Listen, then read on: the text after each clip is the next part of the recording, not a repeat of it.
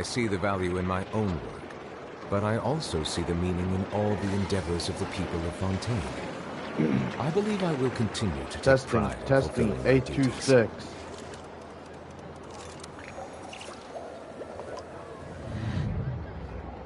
Alright, that's ready. Hello my lords, this is Golden Hexagon here, and welcome back to another video. We're doing a live stream right now, and today we're gonna be continuing playing the Not Cry Archon quest, Act 7 and 8. I believe that's what we're doing. Let me see. I'm just gonna... Yeah, so it's gonna be Act 7 and 8. The Song of the Welcome, of course. And honestly, you guys, I just don't enjoy doing Archon quests at that moment, so...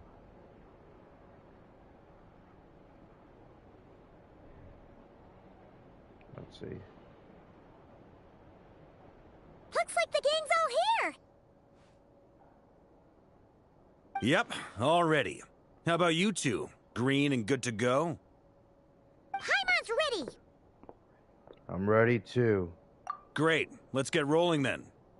Great. Well, first things first. Wait. Someone's here. We heard your footsteps. Although... You've been here for a while now. I take it you followed the Traveler, but I don't sense any ill intent in you. Come on.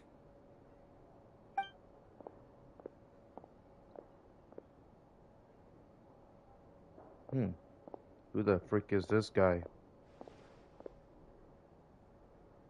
I figured it wouldn't take you long to notice me. I come bearing news from my lady, the Knave. Dottore went through the motions of returning to Snezhnaya, but it was obviously a facade. However, he is not Rocky Experimental Design Bureau, nor has he made an appearance in Nasha Town. Well, in that case, he'll be in his lab way up north. I always wondered why he applied for his own private pad. He was planning this all along. Tell them that Sandrone and I will go on ahead. If they still intend to pursue this matter, they should meet us at the research center in the northern tip of Krai. Nice of Columbina's two best friends to think of us. We appreciate the heads up. Our sincere thanks to the Fatui for your aid. Lady Damselette may have left our organization, but at least some of her colleagues remain genuinely concerned for her well-being. Not to mention that the Doctor's increasingly cryptic conduct gives us great cause for alarm. We have crossed swords many times before, but it's not personal. We're just on different sides. We don't lack humanity. And so, as fellow friends of Lady Damselette, it's only right that you should be in the know about this. Arlecchino's situational awareness has saved us a lot of trouble. I'll leave the map here with you. If you do decide to head to the research center, please proceed with caution. And remember, at least while you're in Krai, Lady Arlecchino's subordinates are your comrades if you want them to be. This is very accommodating of you. We can't thank you enough. Just doing my duty. I shall take my leave now. If you need us, you'll find us at the Experimental Design Bureau.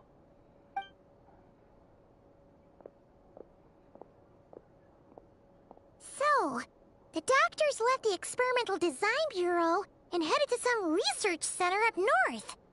Marionette seems to think he's been planning this for a long time. But when did it start? Before he even arrived in Krai? It seems his loyalty to the Tsaritsa is lip service at most. Behind the scenes, he may even be working against her. Whatever his motives, we know that he's decisive and incredibly ruthless.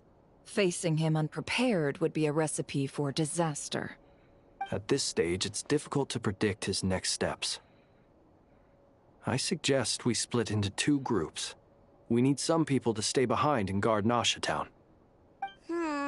Well, as much as I'd love to help, infiltrating research labs isn't really my area of expertise. But at least take Cool Your Jet's Ducky with you. It should be some help during the battle. And as for Miss Inefa, I suppose you will stay to protect Miss Aino? Detecting operational logic. Protect Aino. Priority. High. Just in case, Servarka, I think it would be best if you stayed behind as well. You can leave the research center to us. I mean, I would have said the Knight of Berea should probably be out on the front line, but okay, fine. Leave Nasha Town to me. Be careful out there, okay? If things get out of hand, fall back right away. Yehoda will be on hand to assist you. In my absence, she can handle any intel gathering work. You got it, boss. You guys make sure to get back here in one piece, all right? We will. We will. Things are moving fast. We'd better head off soon if we hope to keep pace. This is going to be a very dangerous mission. So, it's infiltrate a secret research facility, or... Yeah, alright. Paimon will help out here instead. Sounds like it's gonna be a pretty intense fight. We all have to bring our A-game here. So, anything you need to wrap up before we leave? Okay. While the Archon class is in the special phase, certain systems and function will be unavailable. To ensure you have the best experience, it is recommended that you experience the next part of the story when you have ample time to complete it. So nope, I'm good to go. Then you'd better get going. I mean, there's no way I'm gonna... Very well. There's no way I'm gonna try to complete other things like... All these side broken quest. machines on the ground. Someone got here before us. Could it be Arlecchino and Sandrone?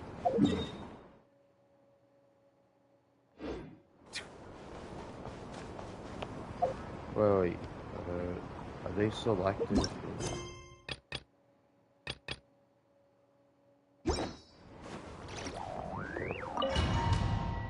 So we're just gonna go here, okay?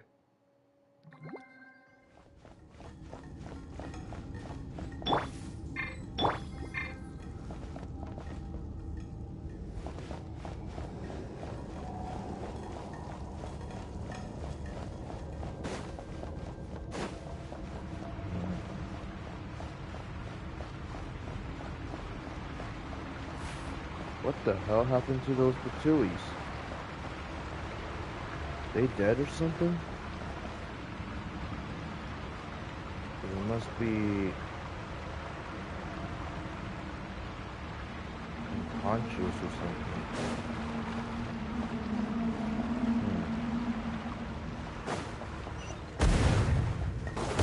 That's quite a welcome party.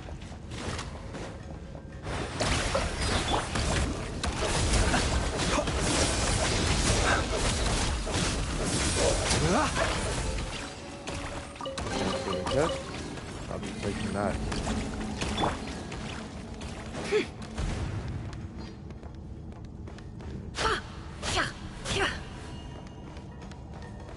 Wait. What? Wait, can I not? Oh, there's another entrance. Close your eyes.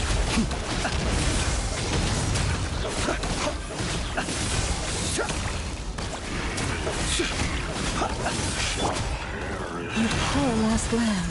Can't hide the truth.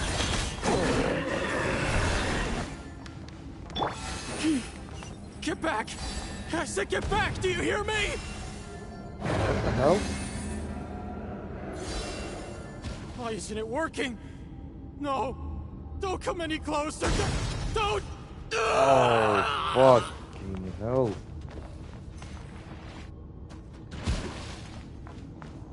I guess they might be dead or just unconscious. I mean, I see their bodies just good as new, but I'm not too sure if... No more lies. Observe. Leave this place. Beware the creatures of the night.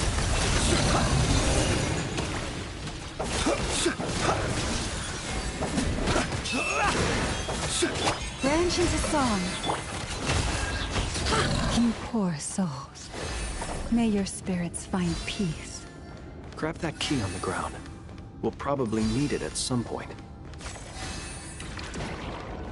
I guess the archon.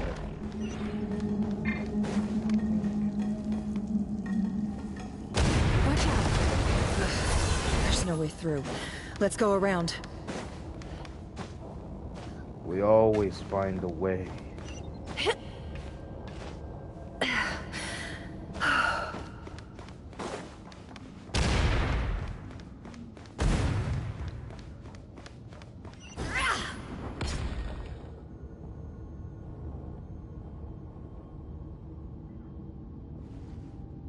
What the? Trespassers? Here? What's wrong with you people? We're looking for the doctor, and we understand he might be here. I see you're fleeing the facility. You looking to settle a score with the doctor? Good luck with that. I don't think you have many chances left. Perhaps. But you might have a chance to live if you start talking. 2 other Harbingers had the same idea as you. They're already inside. But what good is it gonna do? The doctor wouldn't do something like this unprepared. Seems to me that you're not too thrilled about being his subordinate.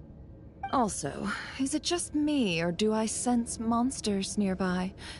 If you'd prefer their company to ours, that can easily be arranged. We need to know what the doctor is up to. Please, if you know anything at all, tell me. This is about more than us versus the doctor. His actions could have consequences for all of Krai. And perhaps even your homeland, Snezhnaya.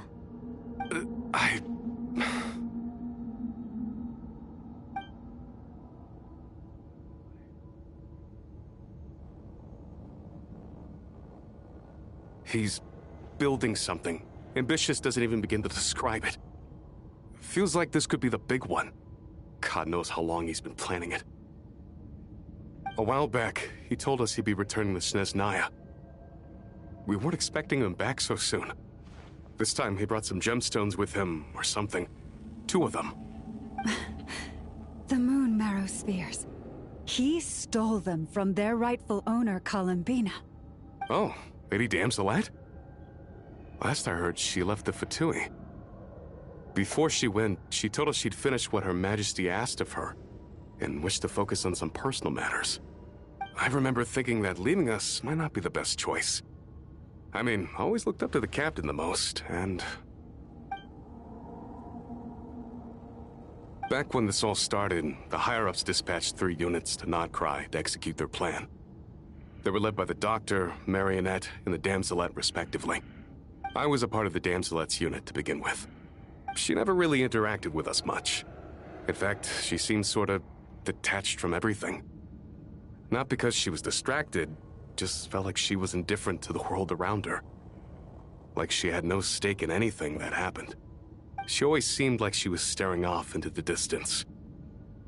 Almost as if she didn't see anything worth living for in the present, so she had to look further afield. That's right. She always used to stare up at the sky. The Doctor used to stand nearby and watch her. Apparently they got along well at first, but somewhere along the way, she grew wary of him, started avoiding him as much as possible. After she left, everyone in our unit merged with the Doctor's. He's similarly indifferent to the world, except when it comes to the moons. He seems to have big plans for them. Right now, obtaining the 3 moons is his #1 priority. He even said, if he can only get his hands on 2 of them, he'll create a 3rd one himself. How would he create an artificial moon marrow? Maybe the knowledge he gained from the Hyperborean phantoms has something to do with it. Thank you for cooperating. We appreciate the level of detail. I get the sense that you'd serve under Columbina again if you had the chance. Would that be fair? No, she's no longer a Harbinger. As a member of the Fatui, my loyalty will always belong to the Tsaritsa. I'm only telling you all this because I don't completely trust the Doctor. His actions do not align with the goals that first brought us to Krai. I understand. We'll do everything within our power to stop him. The Knaves unit is based at the Kuvaki Experimental Design Bureau. Maybe you can seek refuge with them. Well, now we know what's going on here. Artificial moon marrow. He's likely well on the way to completing it. Dottore technology far more advanced than I thought. I fear this could get ugly. Everyone, prepare yourselves. You know, I kind of wish that they can have a settings in order for us to get all those stories, because I just don't want to do all that kind of shit. Seek within.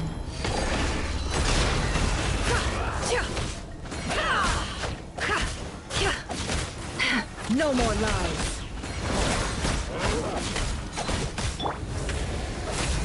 Go! Can't hide the truth. It all falls into place. It all falls into place.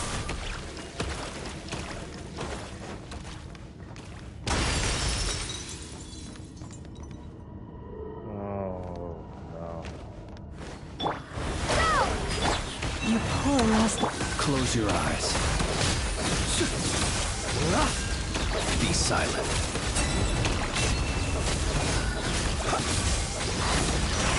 Observe.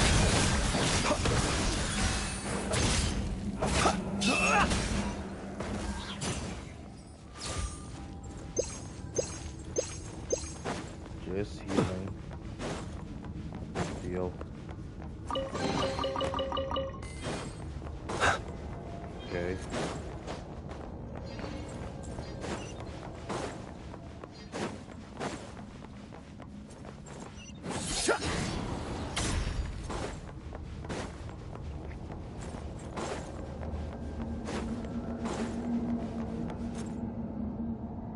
The doctor. Welcome, one and all. I've been expecting you. I hope my humble research facility is to your liking. Yeah, we really appreciated fighting our way in through a horde of monsters. The gall. You expect us to believe you've just been patiently waiting for us? Of course I have. Should I be worried about something? Everything seems to be going quite smoothly so far, and you've shown up right on schedule. First Sandrone and Arlecchino, now you. Ah, quite a surfeit of guests I've had today. If you were looking for them, I should probably mention that Arlecchino disappeared as soon as she entered the facility. As for Sandrone, why, she stood right here only moments ago demanding answers from me at the top of her voice. Hardly out of character. She never was one for basic courtesy. But I have to admit, I was a little surprised to see her showing concern for someone besides herself. Does everyone you associate with undergo such a change in temperament? Speaking as a researcher, I have to say, it is not a change for the better. It threatens one's ability to remain objective. Well, since you ask... So you've got your hands on the moon marrow, and now you're claiming godhood. Don't you think that's a bit of a stretch, Dottore? I must protest what you are insinuating with that phrase, claiming godhood. I am not claiming anything. I am stating a fact. You're a researcher. I'm sure you appreciate the distinction between the two. Huh? Wait, you really think you're all that? You'll excuse me if I'm not being a polite little lady for you. We're colleagues. We both know what kind of person you are. By the same token, I knew you'd respond along those lines. You and I both understand that facts speak louder than words. To that end, I've had my people send you a small gift. It should go some way toward helping you understand my present position. What gift? Where have all your troops gone? Who knows? Perhaps they are already marching toward a new world. following in the footsteps of an unknown god. As vulgar and arrogant as you may be, dear Sandrone, I have no intention of taking out my displeasure on your subordinates. They will enjoy equal rights to my own.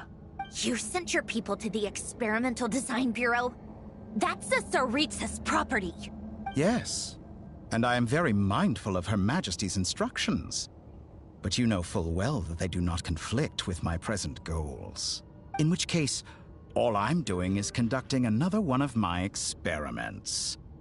Is there a problem with that? Now then, you have a judgment call to make.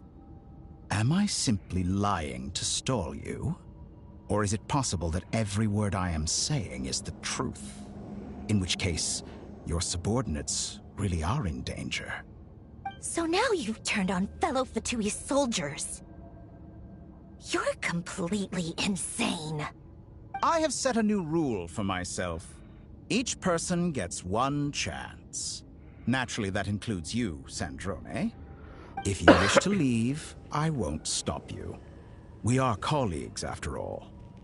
Scumbag!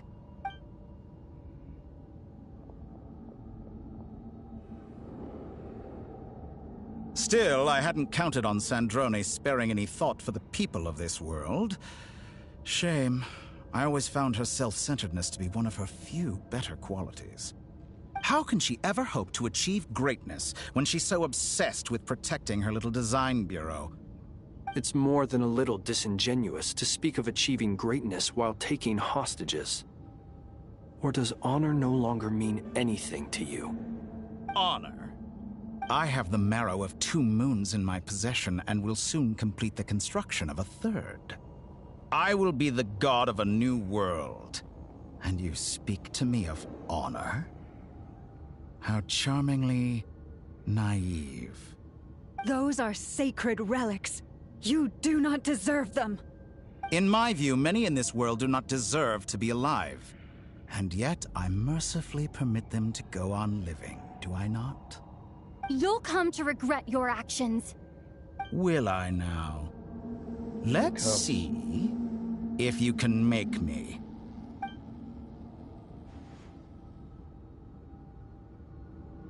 Alright.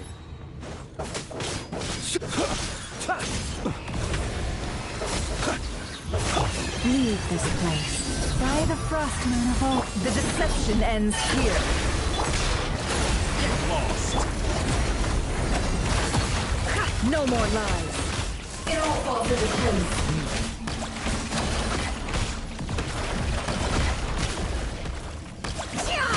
It all adds up. Let's see what you're made of. Forest, protect us. Close your eyes. Go! Bombs away! The long sleep beckons.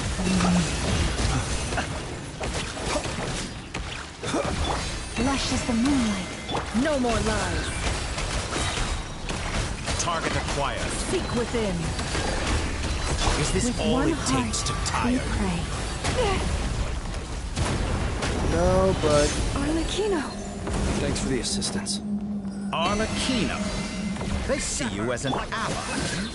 What a farce. You're clearly here to destroy my research, not me. I'd say your research is more valuable than your life. Am I wrong?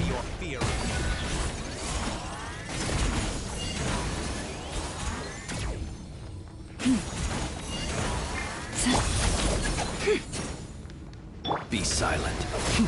Receive my blessing.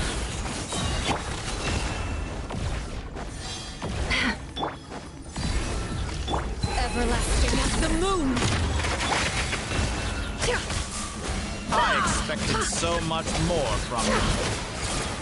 How's this? Close your eyes.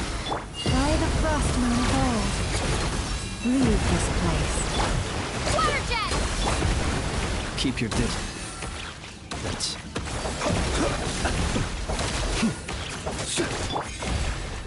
The mystery unravels. Is that the best you can do? Oh, interesting.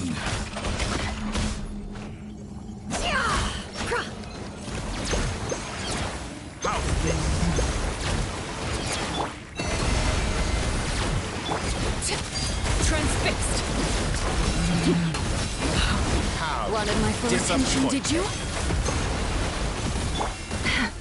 It all adds up. I expected so much The toy is too powerful with the artificial moon marrow in his arsenal. Fighting him is futile. Quickly. How's this?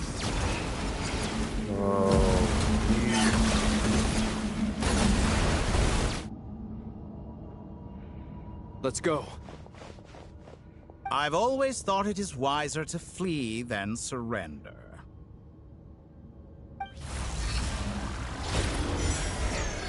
Watch out! What the? No! They trapped me in. Forget about me! You should... Where's the Traveler?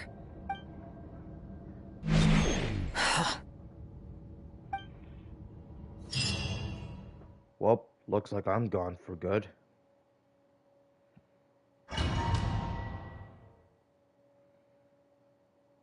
Huh? Wait a minute. This is logo?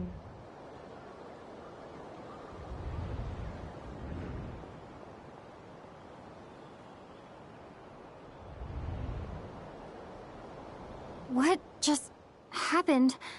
Nasha Town? How did I get here? Strange. I remember being trapped by Dottore during the battle. And now, all of a sudden, I'm here. And here I thought I Something weird is going on. to another place, but I guess I'll start by exploring the area. Huh? Traveler? What brings you here at this hour?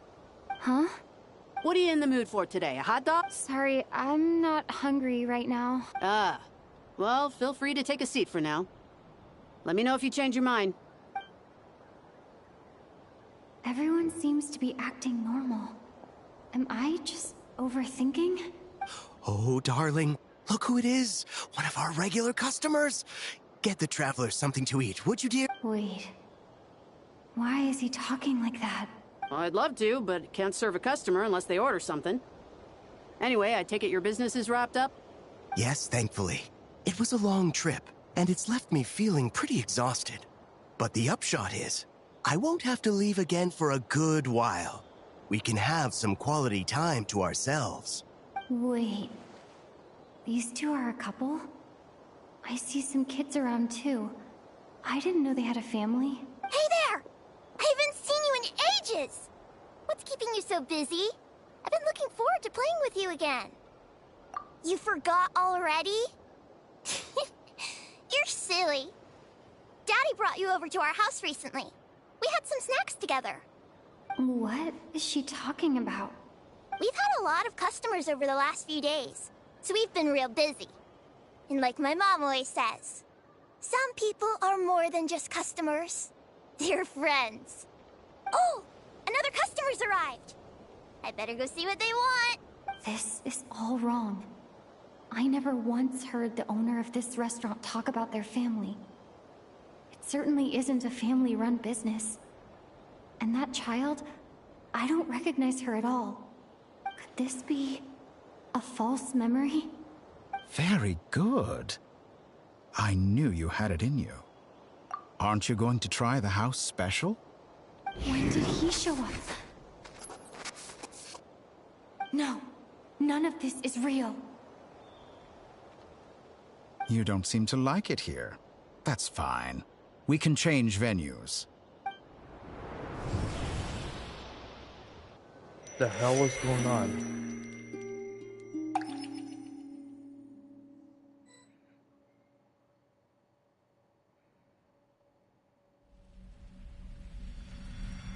Columbina. I'm still alive. Where is this place? It took all my strength to open the moon gate, and then I leapt into it. So this is the moon's reflection? The mysterious realm beyond the gate?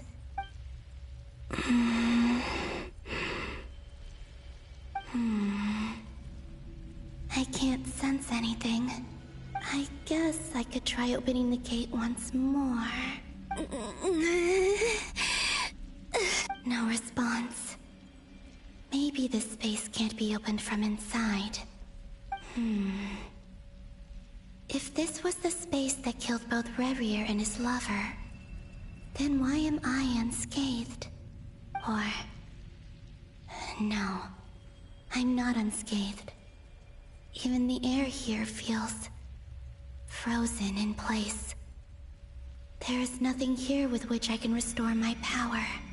I should conserve my strength and proceed with caution. I don't believe Dotori's scheming will stop just because I escaped. If there is any chance that I can get back to the others, any chance at all, I must return.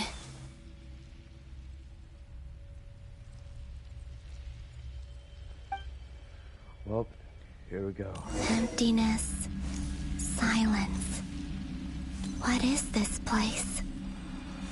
Or maybe the real question is, what is it for? What's this? Looks like it responds to my power. Golden. Like Kuvaki. Is it some sort of guide? And why does it feel so familiar? I might as well follow it.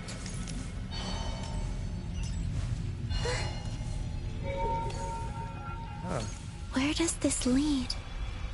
Could it be the exit? Check it out. Oh, this is here in Nasha Town. Welcome home, Moon Goddess. Is this... Nasha Town? But... isn't Moon Prayer Night over already? I mean, it sure is, but... I guess it was supposed to, like... Oh, so this is the place I Goodbye for now, remember. Columbina. I hope you have a wonderful night. I will. Llama, everyone else, and... me? Are these... my memories?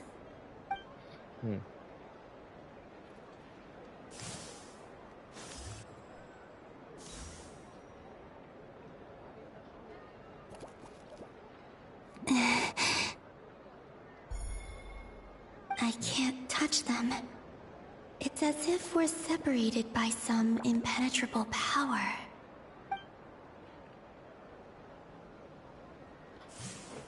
Over here! Over here!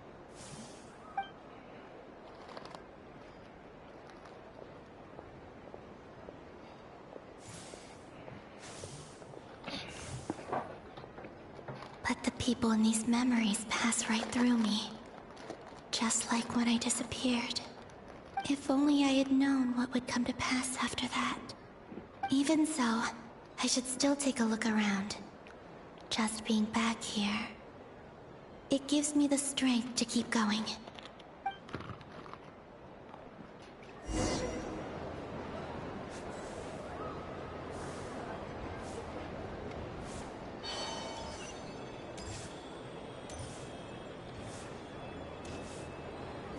Welcome home, Moon Goddess. Oh, you're the genuine article. Alice was right. This Moon Prayer Night was worth watching after all. Oh, yes. That was the fortune-telling stall run by Barbeloth from the Hexen Circle.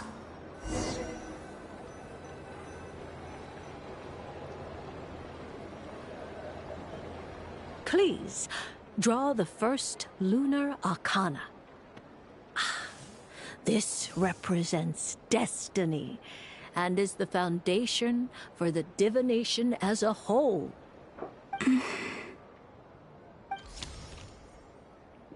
My destiny. I believe the card I drew was the moon. Now that I think about it, I doubt it. Barbeloth's divination was absolutely right. It's almost time to draw the last card. The one that represents the future.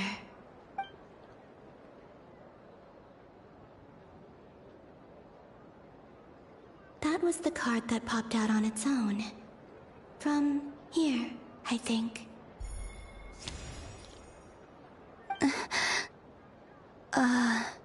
Kuvaki Pulse? What? Fascinating. I've never encountered this before in my role as a diviner. What's going on? Did that card leave the deck? Because of my influence? All I did was try to touch it, and then... Maybe this memory space is not untouchable after all. Are there weak points in the barrier? Or... is it possible that there's more to this space than my memories alone? This card is death. I need to get to the bottom of this. I'll try touching something else.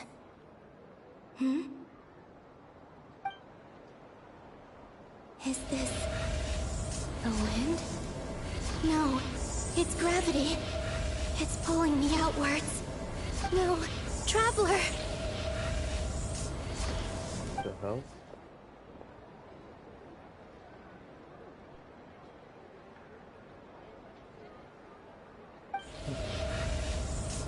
They can't see her, but they can always see the real her.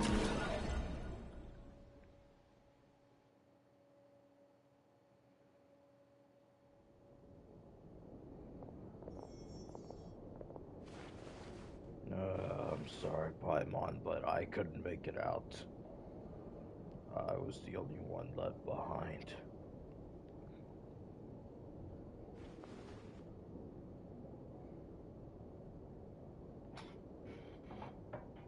Paimon, listen to me. From the bottom of our hearts, we are so sorry. We completely understand how you must feel. The Traveler is trapped, and we all feel responsible for it. Don't say that! Paimon's not a little kid! You didn't leave her behind on purpose! There was nothing you could do! But... she's all alone in there! What if something happens to her? What are we gonna do then? We've barely spent any time apart since we met. Is she gonna... die? I'm not We gonna must find a die. way to rescue her. We were all involved in the operation where she was captured, and we do not abandon our comrades. That being said, it won't be easy. Through conversation with the others on our return, we've arrived at a basic idea of what we're up against. Dottore's lab has clearly been in operation for a lot longer than we realized. We found many monster samples stored there.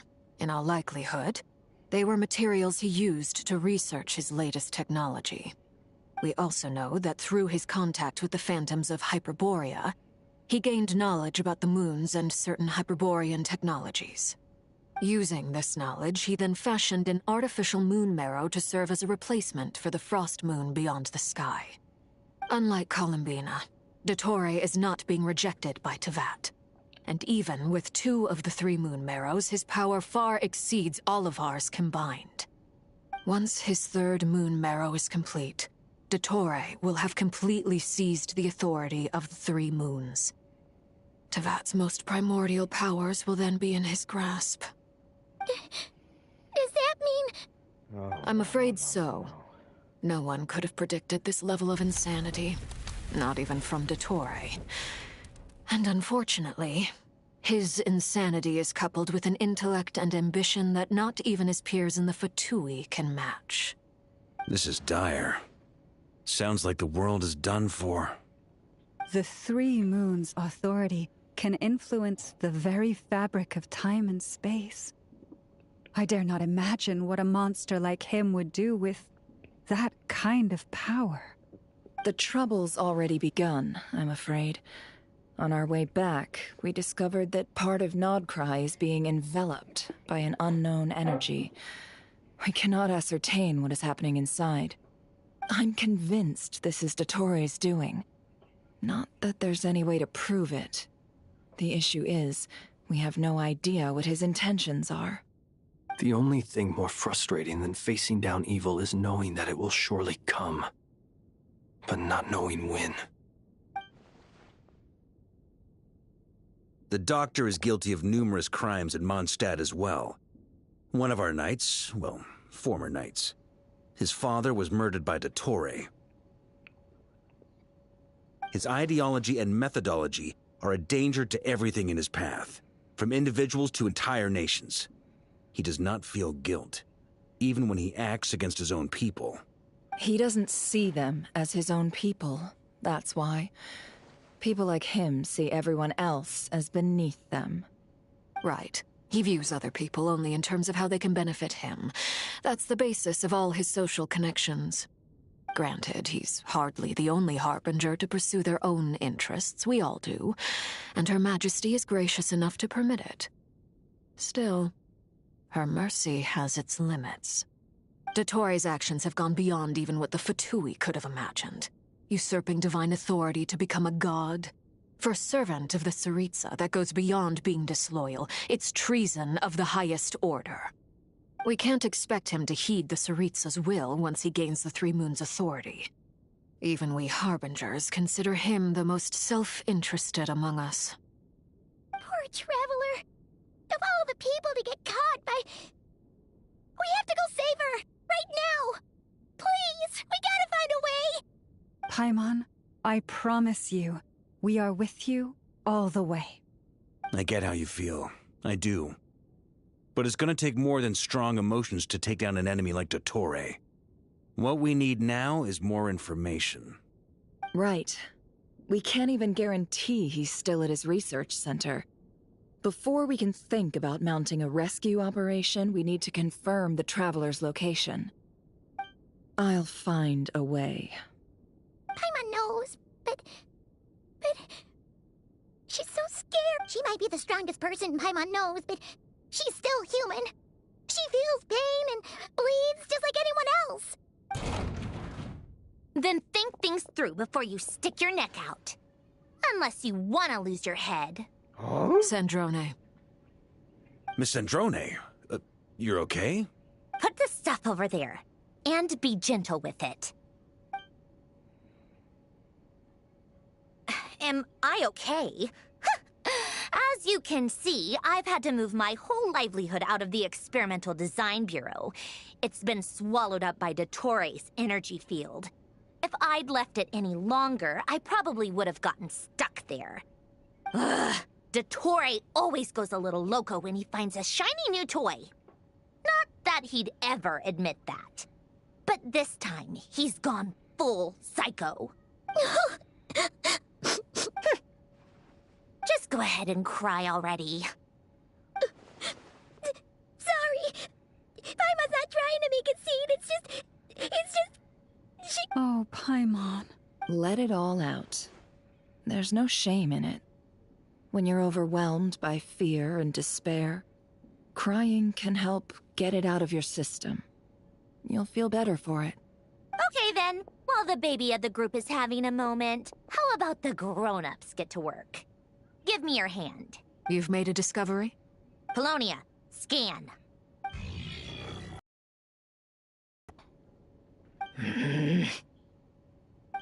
You, hand, now. Oh, I thought you'd never ask, my lady.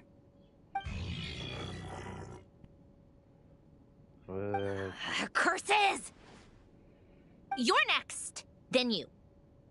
What is going on? Dottore, you son of a... He's done something to us! Everyone who entered his research center has been implanted with some sort of curse. I don't feel anything unusual at the moment. Does that mean it hasn't activated yet? Is there a way to figure out its purpose and what might trigger it? My best guess is Dottore created it using the Moon Goddess's powers. 1 second, analyzing. Ugh! That friggin' maniac! So, what twisted game is he playing this time? The moment I analyzed the energy composition, some encrypted text appeared in my mind's eye. And when I deciphered it according to the Fatui standard encryption protocol, I got the following message. Feel free to run, or you will perish in Nod Krai. He's mocking us. Yep, he loves to toy with people. Only in this case, there might be more to it. But I didn't detect any murderous intent or malice either in the message or the curse's energy. As if this is him at his least malicious. Or perhaps all people are cowards in his eyes. Maybe he thinks the threat alone will be effective. What a despicable person. And he has the Traveler in his grasp. If I may, as unhinged as Dottore may be, he has always exercised great patience with the objects of his interest. I remember a comment he made when we first arrived in Krai. He said, "This world is, on the whole, an exceedingly dull place. But at least there are a few intriguing features, such as the gods, or the Traveler. Presumably, they interest him because they're unknown quantities. He wants to understand as much as he can about them."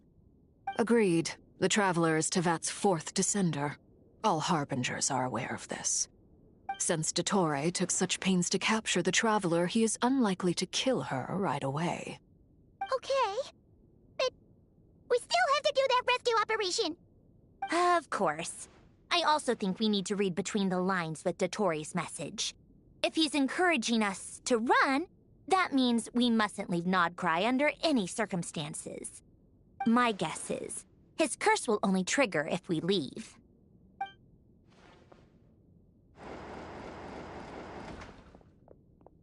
We've discovered multiple energy fields. Albedo is still attempting to analyze their structure. He told me to report back first. Each field is slowly growing, swallowing up more of the surrounding area in the process. And the pace of their expansion has increased since we first examined them. He's probably trying to swallow Krai whole. His nefarious ambition knows no bounds. If this continues, the whole of Tevat will be in trouble, not just Krai. The loss of Columbina could not have come at a worse time. Do we think she's truly gone for good? She entered the space beyond the Moon Gate, knowing what became of Rerir and Thalindus. I'm sorry, but I fear the odds aren't good. Don't be ridiculous. If I know her, she's busy finding a way back as we speak just so she can annoy me. She isn't dead. Whatever has become of her, the fact remains that we are two comrades short on the eve of a decisive battle. We need to find out the Traveler's location. But there is also other work to be done. Agreed. Whatever Dottore's planning, we have to get the local populace somewhere safe. So, as well as a rescue mission, we have to organize a mass evacuation at the same time. It would be best if someone could approach leaders of neighboring nations and negotiate emergency asylum for Krai's inhabitants. Can anyone handle that? Snezhnaya is one option. I'll see what I can do. This would be so much easier if the Traveler was here. No! Stop thinking like that, Paimon. Paimon will join you. She's pretty well connected thanks to the Traveler. Maybe it'll come in handy. Either way, that's what the Traveler would do if she was here. Yeah, but the question is, where am I now? I mean, I know I might be in a simulation, but... Back here again. That gravitational force that pulled me back. Is this where it came from? When I saw that memory of Moon Prayer Night, I think I influenced reality. Was it just a coincidence? Or... if only I could have sent the others some kind of warning on Moon Prayer Night. Maybe we could have stopped Dottore. I feel... so heavy. Well, even so, I have to keep moving forward. Back to emptiness and silence again. I should try and find my way back inside that memory.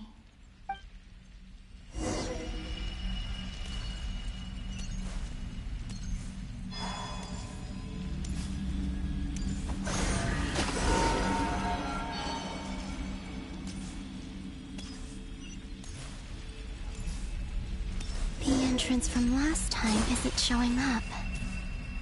What am I missing?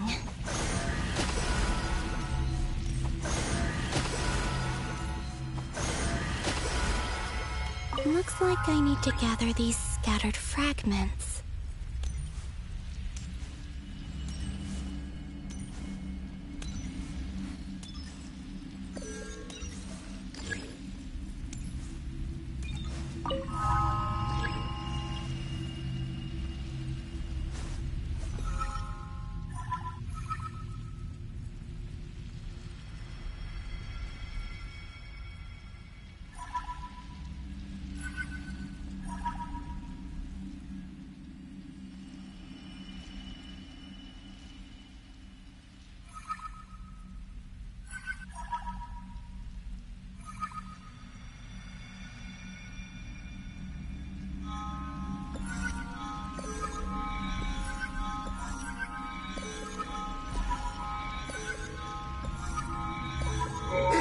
It worked! Hopefully I can stay inside for a bit longer this time.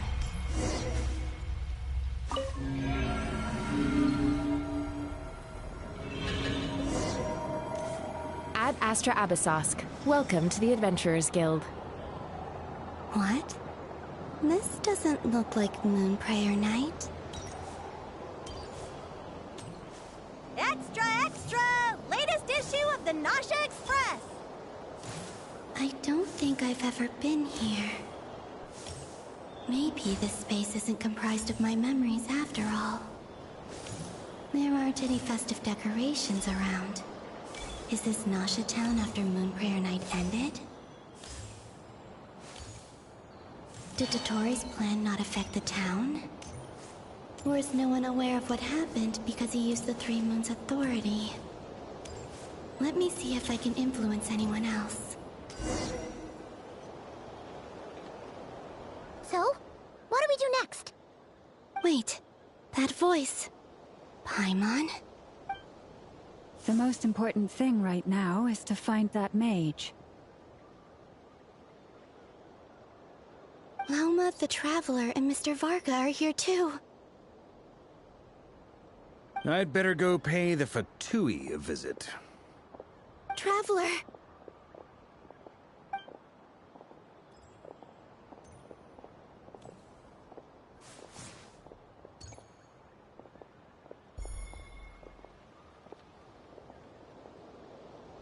Huh? Columbina? I made contact. It's me, Columbina. Huh?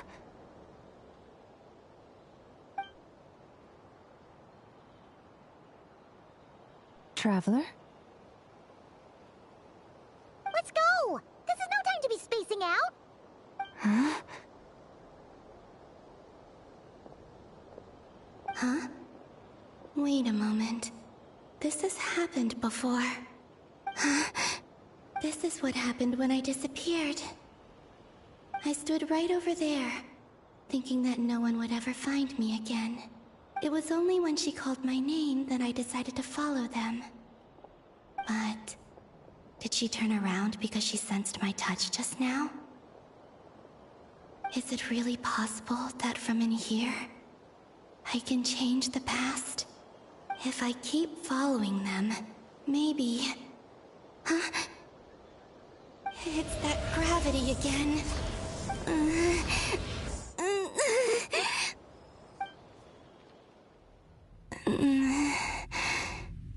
Every time I influence reality within that space, this force intervenes and pulls me back.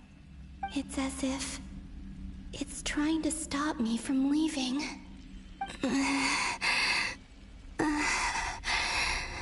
I'm getting weaker and weaker. I'll just have to try another approach next time. Come on, Columbina. Keep going. You have to tell everyone what happened.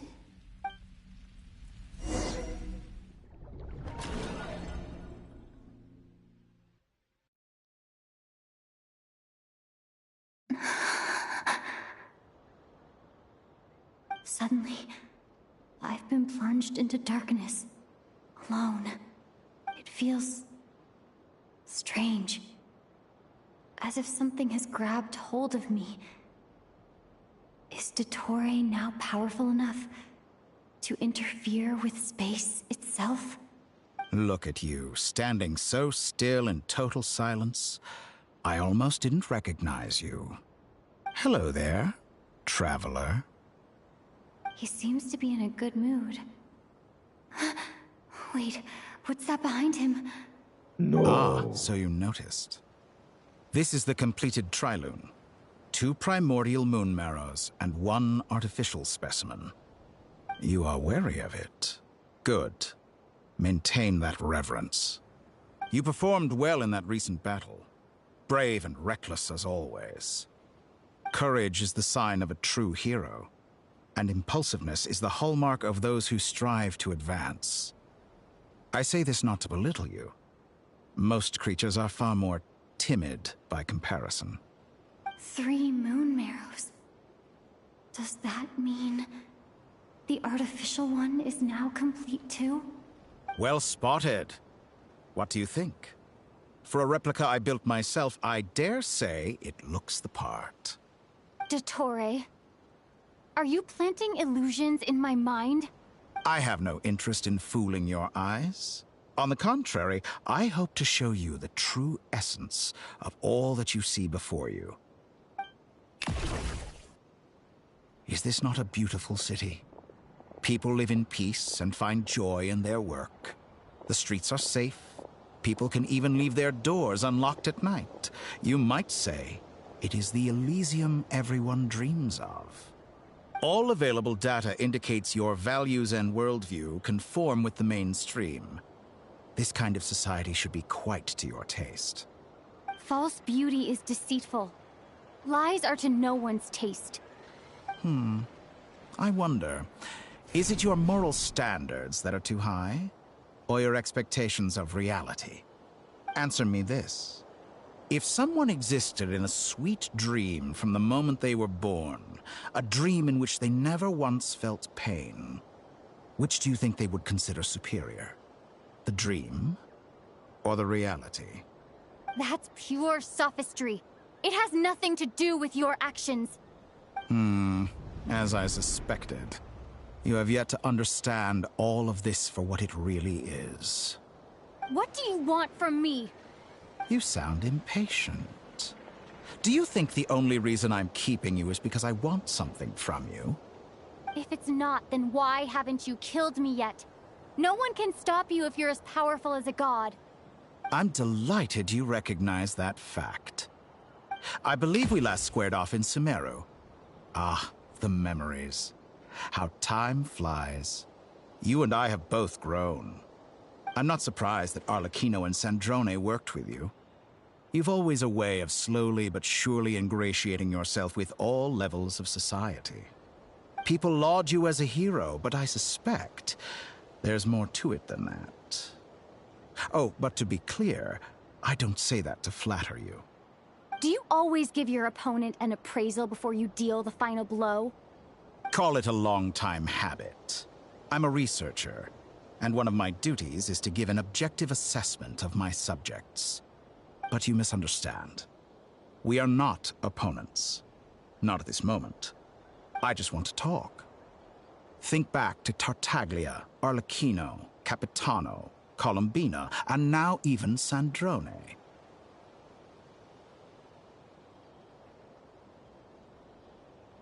Those are the guys I remember. You've worked with each of them in the past.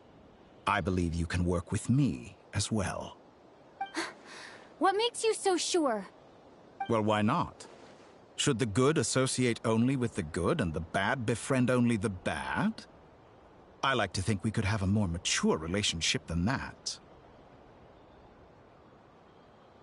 Surely you don't think all your relationships are grounded in friendship or shared ideals? People come together because it benefits them to do so. If you think of the people you admire, you must surely admit that they have provided some benefit to you. Morality, ambition, dreams.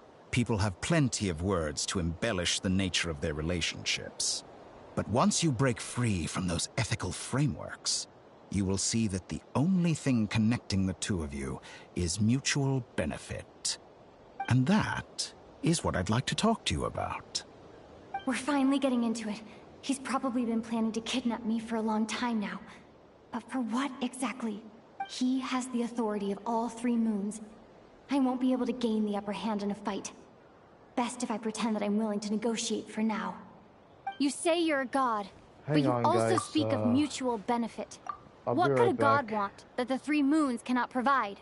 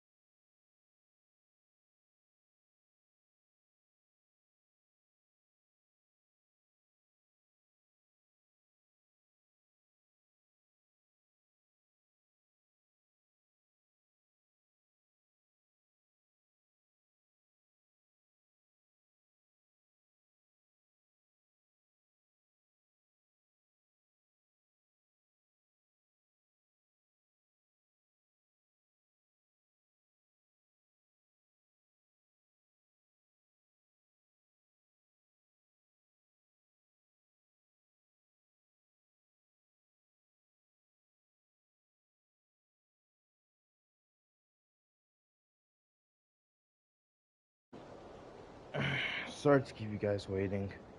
Had to answer the door, so... Excellent question. But before I answer, I would ask you the same thing. Gaining Columbina's allegiance was a rare and extraordinary feat. But the Moon Marrows are now in my hands, and I have the edge over her. For this artificial moon is not being rejected by Teyvat. Her identity and lineage may have been a thing of glory in the old world, but they were also shackles that prevented her from ever integrating into Teyvat. I, on the other hand, you may view me as a thief, but I have overcome that limitation. So what is it that the Three Moons cannot grant you? What stops you from negotiating with me to get what you want? I don't make deals with lying psychopaths. That's quite an accusation. Are you expecting me to get angry with you? Well, this is one aspect in which my personal growth has served me well. In the past, my less mature self might have been disappointed, perhaps even angry, over a small setback like this. Like when you and Lesser Lord Kusanali joined forces to oppose me, for example. But things are different now. Just as the rich do not quibble with the poor, I no longer find myself perturbed by these trivial affairs. Human relationships end with conflicts of emotions and interests. But relations between humans and gods are different. And ours is even more unique. I have ascended to the highest heights and laid claim to unprecedented horizons. And you were no ordinary person to begin with.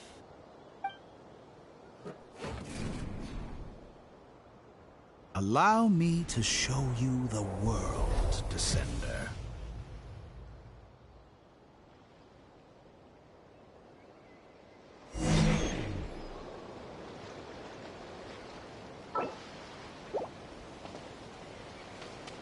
To stand, walk, jump, sit, and lie down.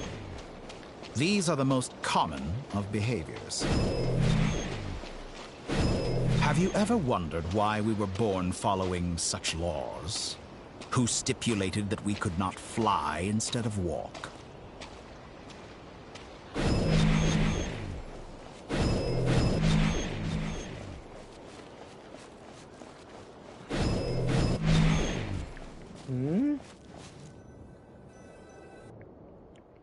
Someone of your talent and experience must surely know of the 4 great rulers who serve the heavenly principles.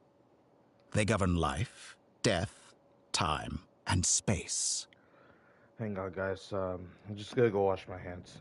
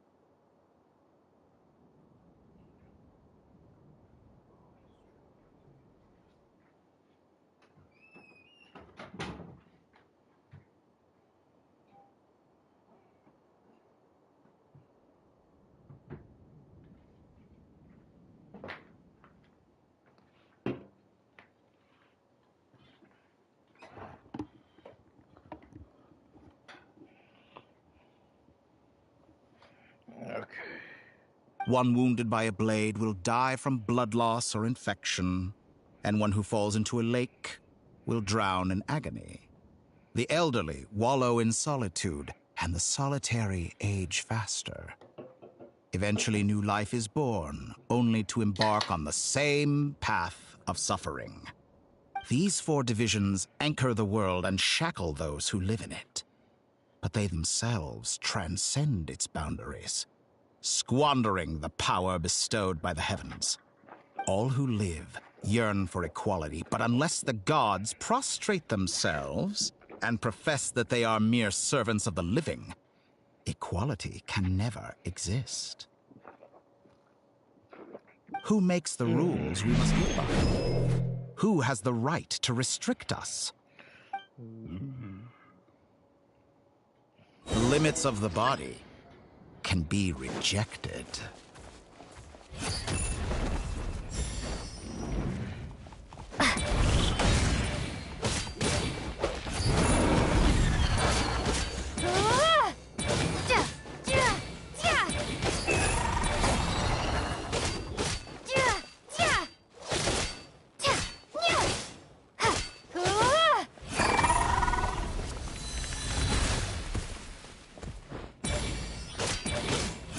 How does it feel to be among those with absolute power? You cannot conceive the extent to which your flesh hinders your mind and spirit.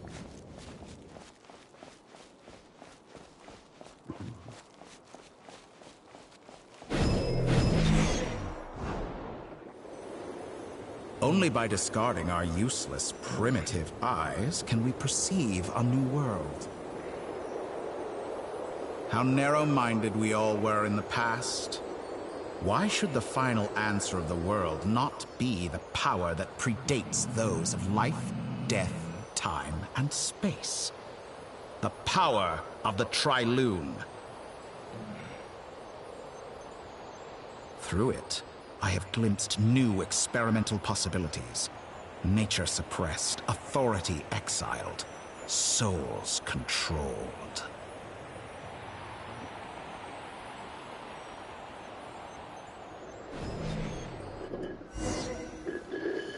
You know, I heard recently that a group of critics reviewed countless stories and drew an interesting conclusion. They found that it is more often than not the villains who strive tirelessly to push the boundaries of progress. In fact, long before this, someone voiced a similar idea in an academia editorial. I felt a great affinity with this perspective. I have never been afraid to step up and play the role of the villain. Fanatics are trampled down for their transgressions, and those who transcend are rebuked for their audacity. And so, the majority of creatures are too timid to follow my lead. But all sacrifices made during my experiments have been worthwhile, as you can now see. I can offer you something new, something unique, precisely because I am a villain. Think about it. We are eternally bound through mutual interest. Can you truly say you would never turn to malice if it could give you the life you dream of? After all, what value do perfection and purity really have? They are fragile and feeble things, utterly tedious. I say, better to be governed by a flawed humanity than a gnosis. The true seeker of knowledge is the villain who undergoes countless tribulations in pursuit of their goal. I'm sure many people have told you that you're different.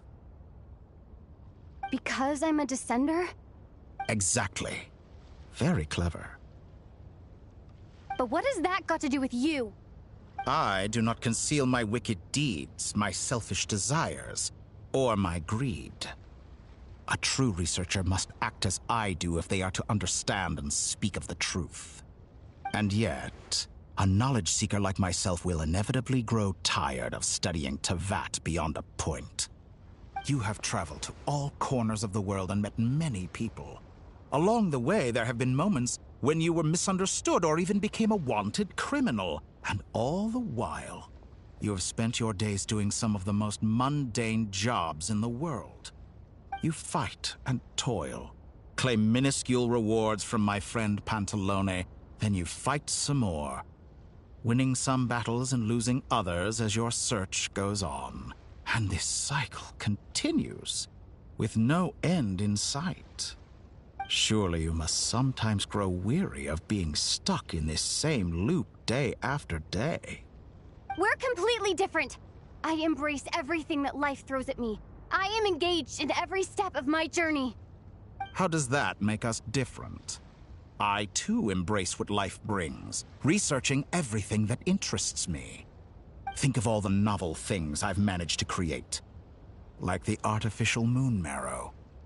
Don't you see? As unique a specimen as she was, even Columbina is not irreplaceable. Take that back! She's gone because of your actions! I didn't say that to anger you.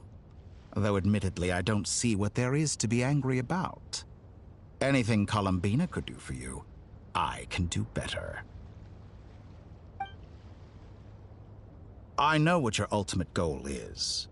You wish to walk the path your brother walked and seek answers from him at the end of that journey, don't you? Someone like you could never understand what it feels like to care about another person the way I care about him. Perhaps not. But that doesn't mean I can't help. I could find your brother right now, bring him before you, and make him give you the answers you seek. Don't be so presumptuous. You'll never begin to understand the situation between us. Oh, no. This is no presumption. I'm only offering what I know is possible with the power of the Trilune. But it seems like you would sooner continue with your journey through this world. Why? Do you truly desire this journey? Or is it simply a necessary process from which you cannot escape? Think of all the time and energy you have spent, everything you've had to endure just to make it this far. Is this really what you want? Or has your hand been forced by the promise of that final answer?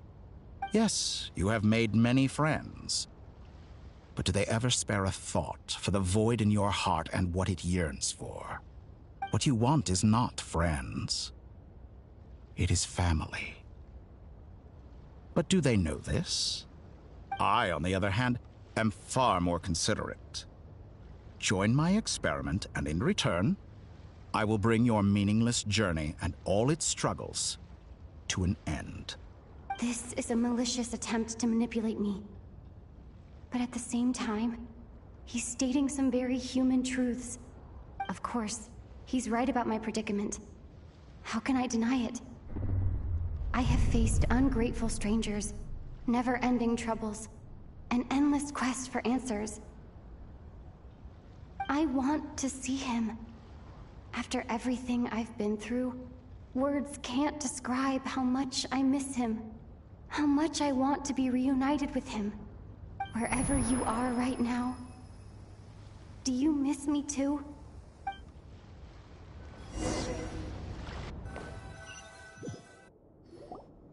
All right, everyone. Our next mission is clear. We need to contact all the major organizations, explain the situation to the public, and then begin the evacuation. The residents of Not Krai are quite dispersed. The two most populated areas are the Southern Isles and Pyramida. Miss Lauma, I will leave Hisi Island and Nasha Town in your hands. I will liaise with the Fatui and Pyramida. Agreed. We will reach out to Natlan and Snezhnaya. Anyone found north of the Experimental Design Bureau should follow the Fatui to Snezhnaya. As for those dwelling south of that line, I will ask the Voynich Guild to help persuade them to leave. Then I, Mr. Varka, and the Frostmoon Scions will escort them to Natlan. The Voynich Guild has dealings with the Curatorium of Secrets. I will send them a letter vouching for your credibility. Yehoda, you should help Lauma. This is too big of a task for one person. My wish has come true. You're willingly lending me your most capable employee for the day. Well, good for you if all this only takes a day. Of course, if it takes any longer, I'll be charging a fee. Boss, wait! Don't I get a say in this? Oh, I'm sorry. Something to add, Yehoda?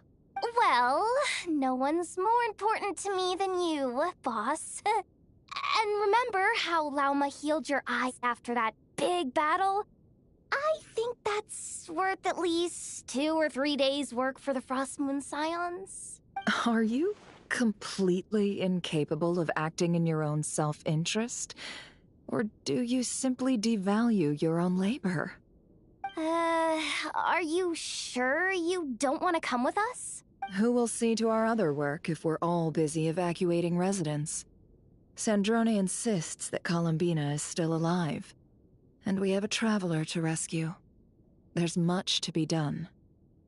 But boss, I'm just worried that... Well, Nefer, I'll link up with you once my tasks are complete. What makes you think I'd need you to do that? I'll need it. And considering the way you approach certain matters, I think you'll be better off with me present. That's quite enough. Just focus on your work first. I bet we're in for an uphill battle here. But we can help out too. Inefa and I are gonna help Nasha Town's residents carry their stuff. Loading schedule. Store essential local research data and technology samples, then escort the people to Natlan. Understood. I will execute this to the best of my abilities. Great stuff. Thank you, ladies. I've contacted the Lightkeepers. A colleague of mine will join us shortly.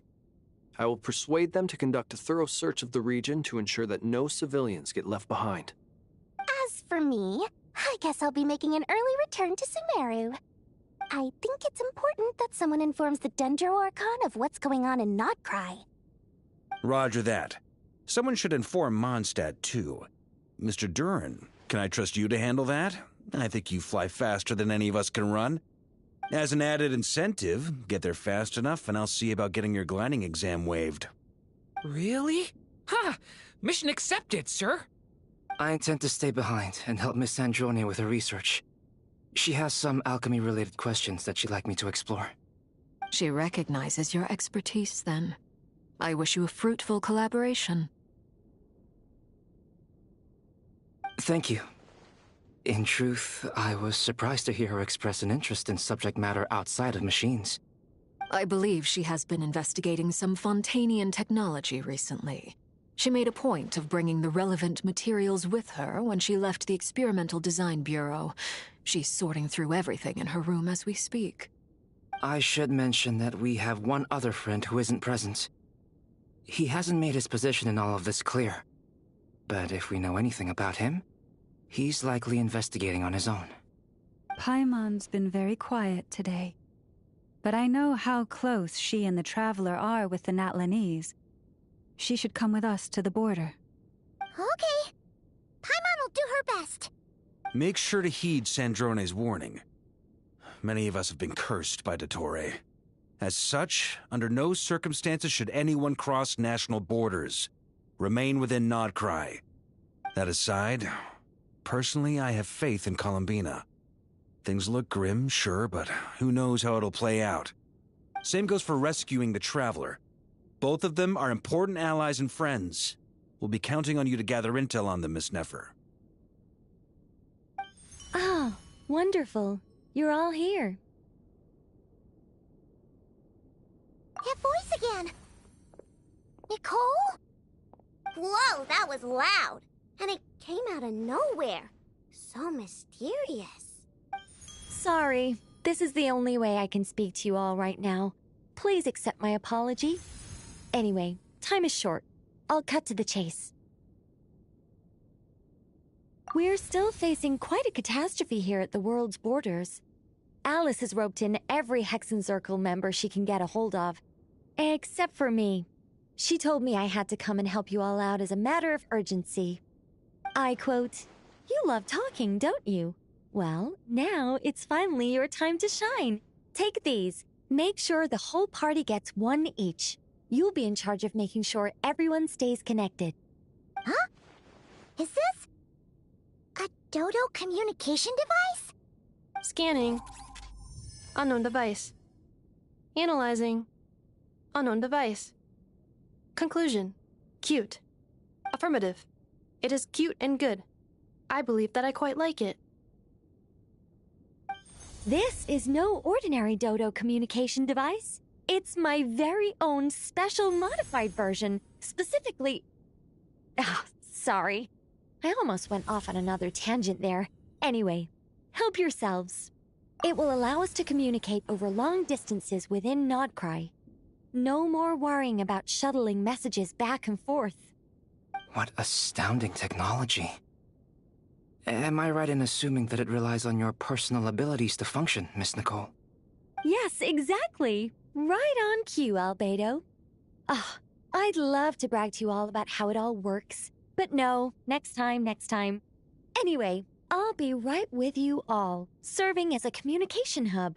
That's all from me. Head off as soon as you're ready. I'll be staying here to keep watch, and I'll be sending you my blessings.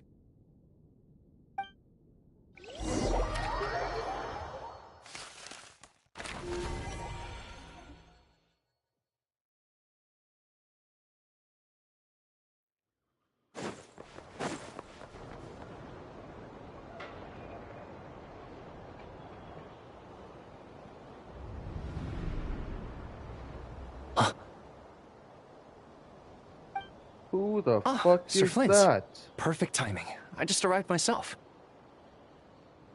You are most considerate, Master Ilua. But in fact, I know you have been sitting here for quite some time. If you saw me, why didn't you say something? I was curious to see how long you could sit still for. Also, shouldn't you have managed to sense me approaching? That would be a first. You always seem to appear out of thin air without making a peep. Also, how many times do I have to tell you not to address me as master? I don't qualify. I beg to differ. Why should a young man so well versed in social graces as yourself not be worthy of that title? Please, Lord Flint's... Sir Flint's. I'm begging you, don't flatter me into complacency like you do with everyone else. You understand me better than most. My newest acquaintances tell me I love complimenting others. What do you think? I think they don't understand why you do it. You just love puffing people up till they're a big, happy ball of hot air that floats away into the sky. In all sincerity, I can only hope that they bring good tidings when they come back down to Earth. Is the situation that bad? We just held a strategy meeting. Let me fill you in.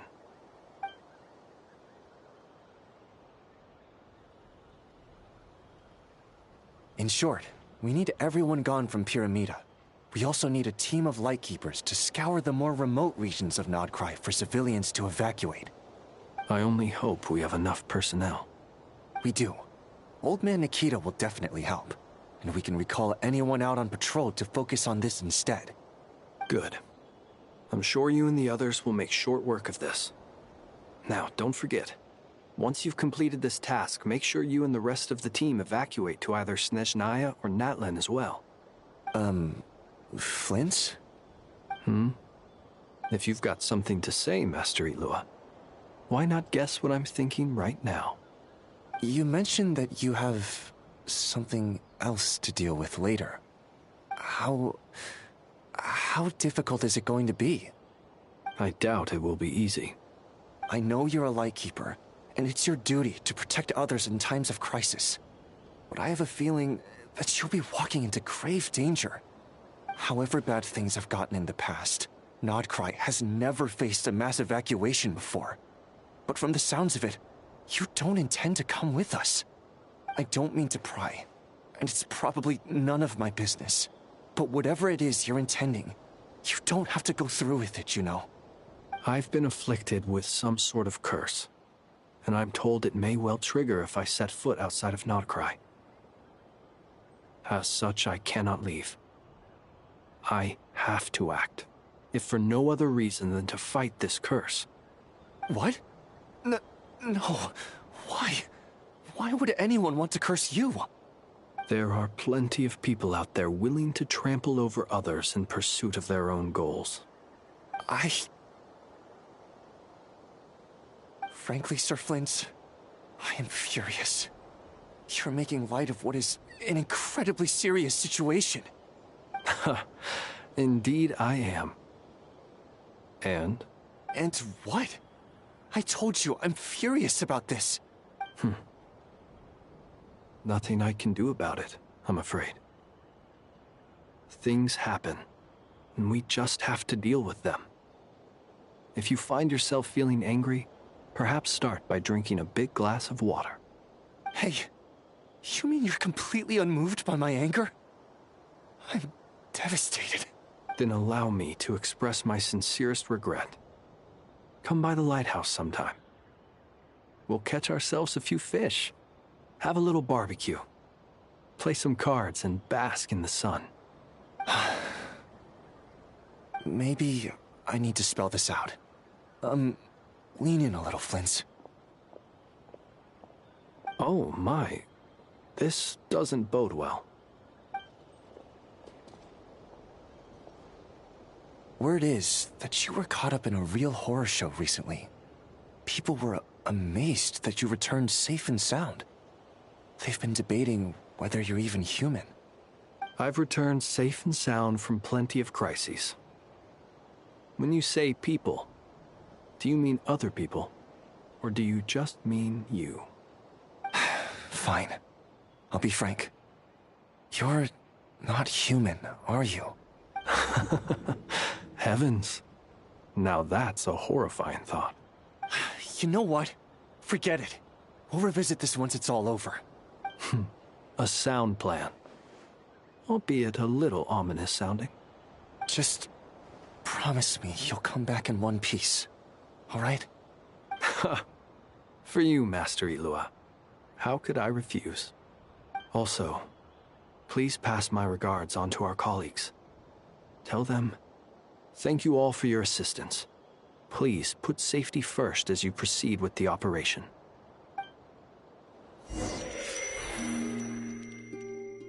And here it is again. Jeez, how long is this, I have to keep searching for a path toward reality. How long is this archon quest gonna take? I mean, I thought it's gonna take a short time, but instead, they just keep making it longer. Why not just make it shorter? I don't want to hear any more detail. I just want to play the game fair and square.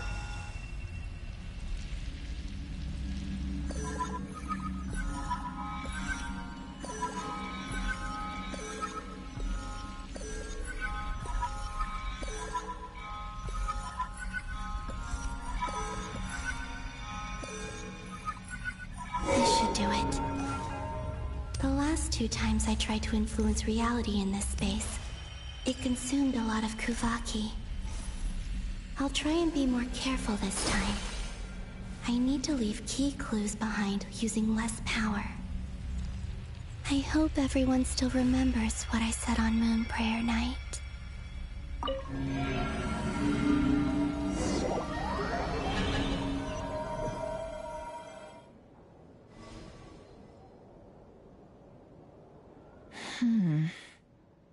Nothing here either.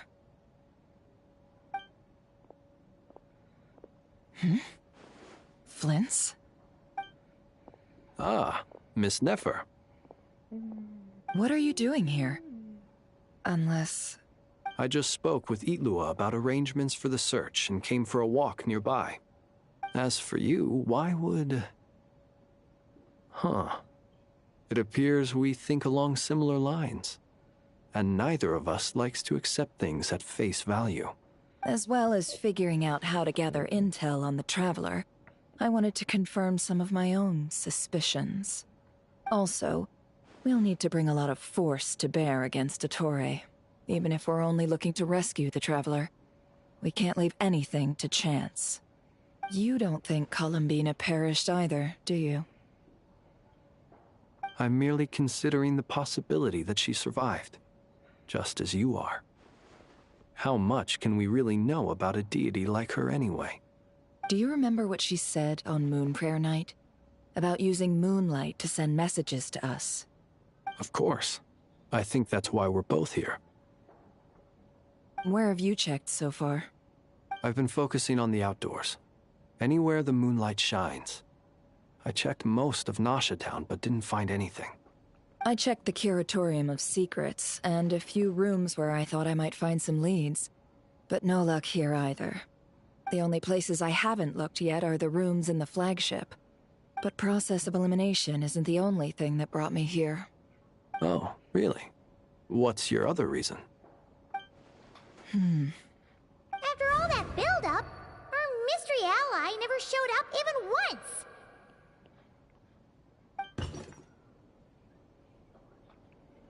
Huh? Am I imagining things?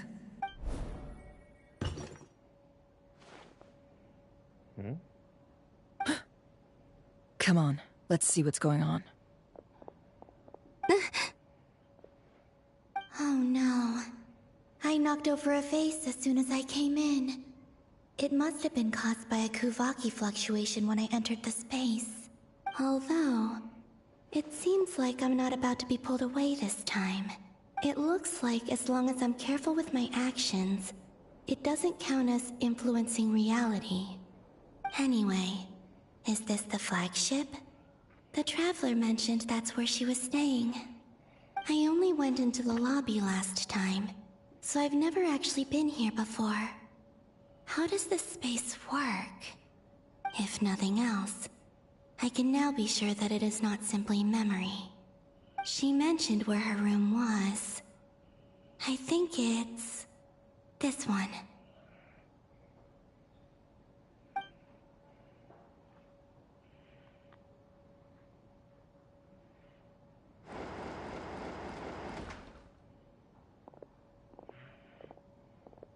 The door is closed. But if this is anything like when I disappeared, then maybe...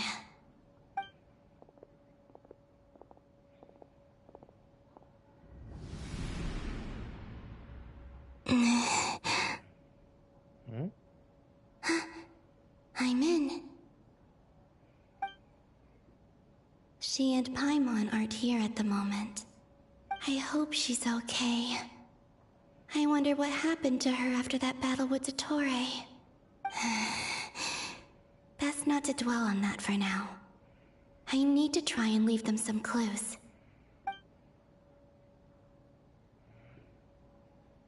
Please, Traveler. I really hope you find this.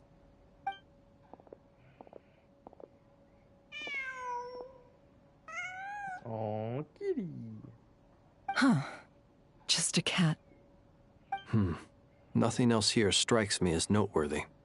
Didn't you stay here for a couple of nights once? Before Rerir showed himself, yes. It's also where the Traveler and I first met. Did you notice anything unusual during your stay? I remember thinking how much noisier the flagship is at night compared to the graveyard.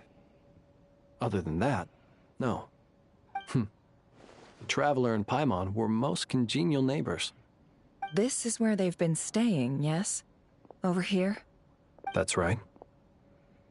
I wouldn't usually condone breaking and entering, but we can make it up to them later. Focus now. I have to write a message on the wall using Kuvaki, just like I said on Moon Prayer Night. Simply open your windows on nights when the moon shines bright, and the moonlight will naturally flow towards the words I have written. Here goes. I'll need to carefully control my strength. Okay.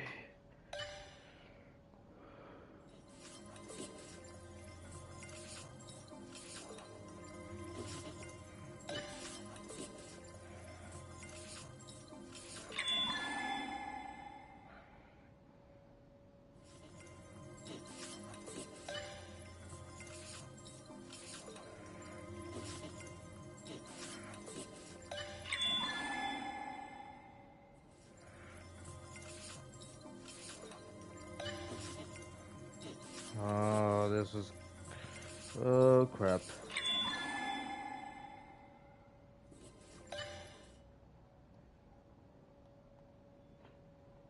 Come on.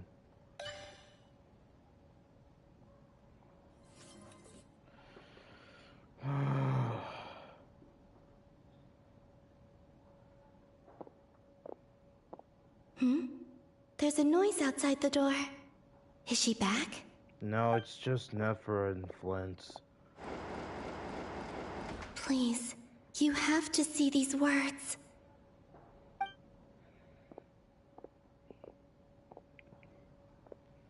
They can't see it, can they?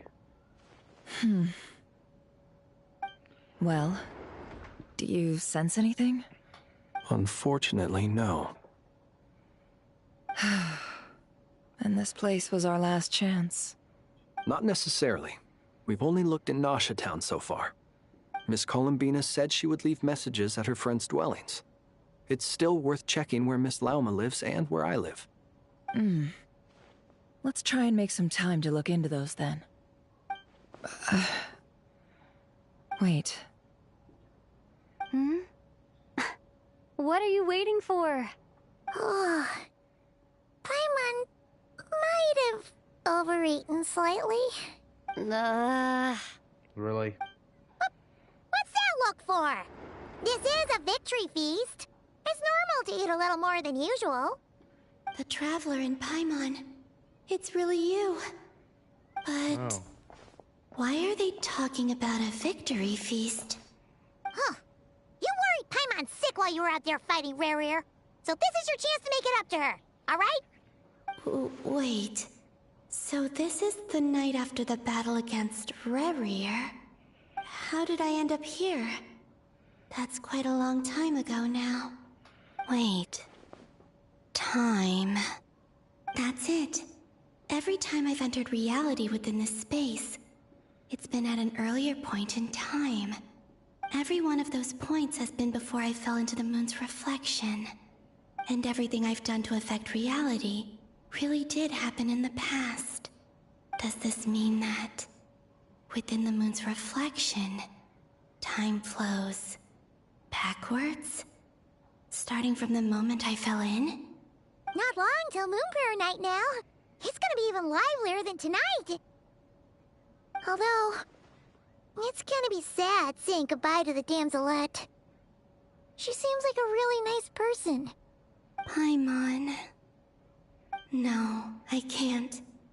Even if I make contact, they probably won't understand what's going on.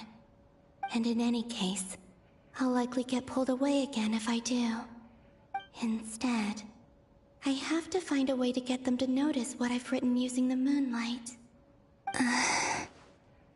Wait, even I hadn't thought of doing that before Moon Prayer Night. They'd never conceive of that possibility. Is there truly no other way? Don't lose heart. We'll find a way somehow. Huh?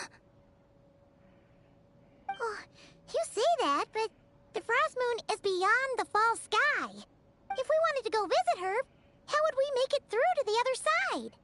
We might not have all the answers now, but I'm sure we'll find a way one day. Huh.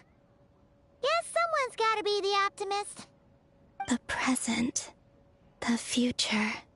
That's right. There are still things I can do. What's your plan? Flynn's, when you were staying next door, did you ever open the window? No. The rooms here are dark and damp. And there's such a buildup of dust on the windows that the moonlight can't even get in. I didn't think it was worth the trouble. The moonlight? Ah, I think I see where you're going. One moment. I'll see if the owner is available. Don't bother. Time is of the essence.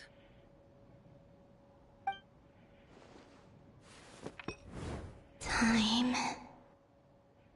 Even if no one sees what I've written at this moment, maybe someone will remember what I said after Moon Prayer Night. I need to write down as much information as I can. And maybe one day... Huh? What's up with you? You can't even hold your cup steady. Are you getting tired? A little. Well, you should probably hit the hay then. You've had a really tough couple of days for you.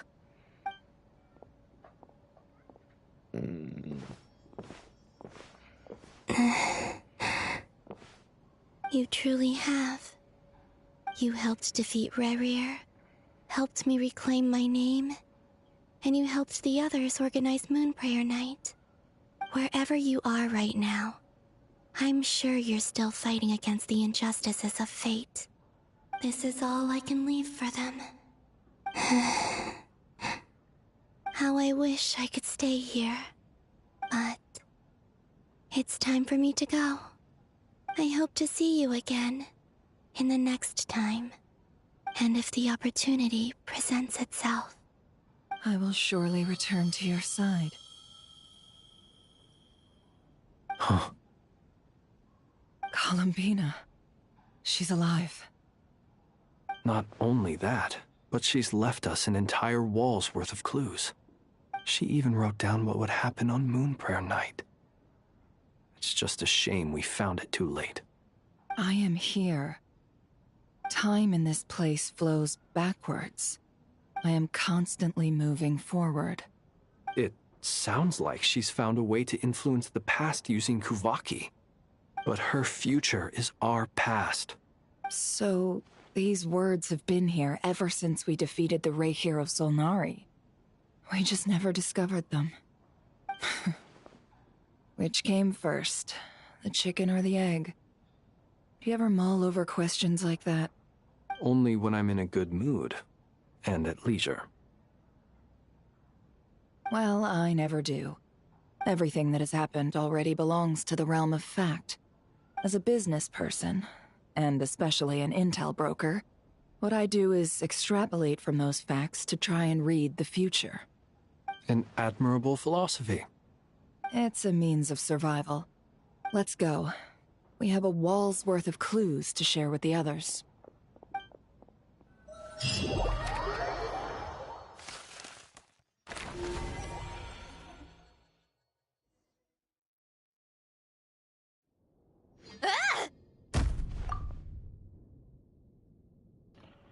Give me a moment, you guys. I'm gonna be right back.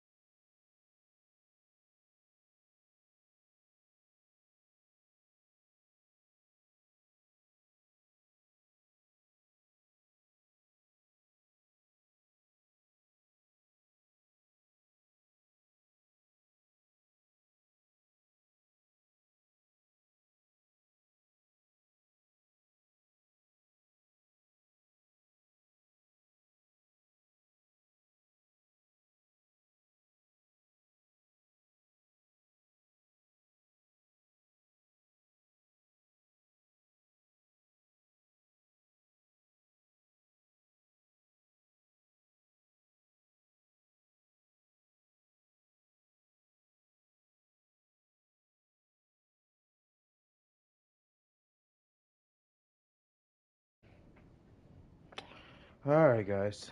Sorry to keep you waiting. Anyways,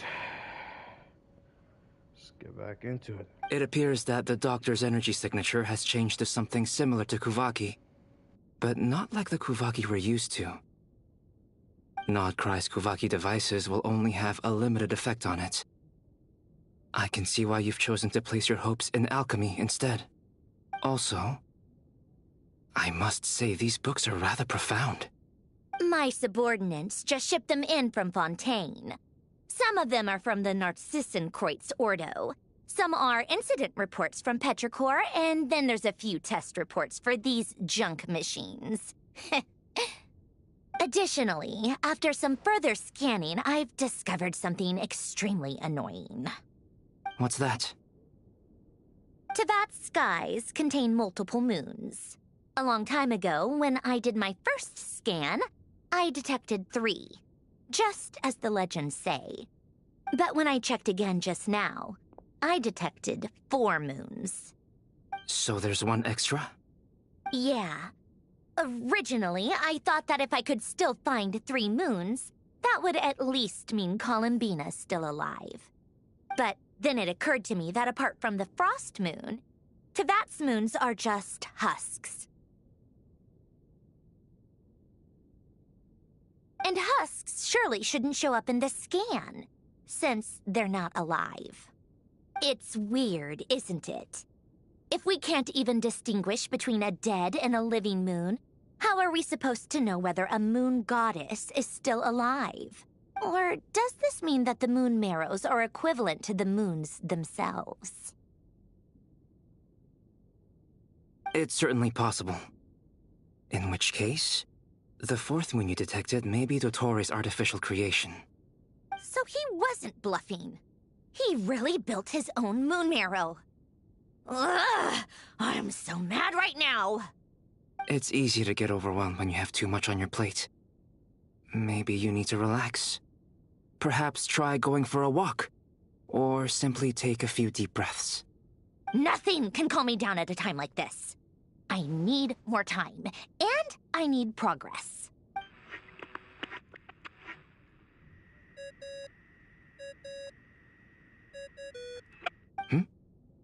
It's Mr. Flynn's. I really hate that ringing tone. Ugh. First the 4 orthants of the Narcissenkreuz, then moon marrows. Now what? Oh, sorry if we're disturbing you.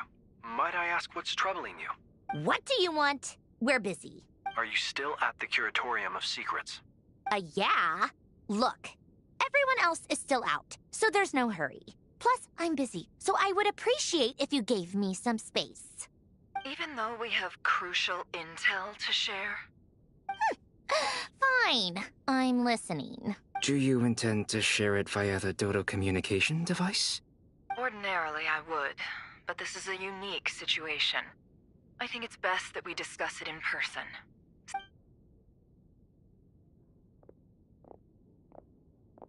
All right, then. So, what's the situation? The rest of the team is still out working on their missions and evacuations, but we've decided to fill you in on the most crucial information first. Sandrone, you were right. Columbina is most likely still alive.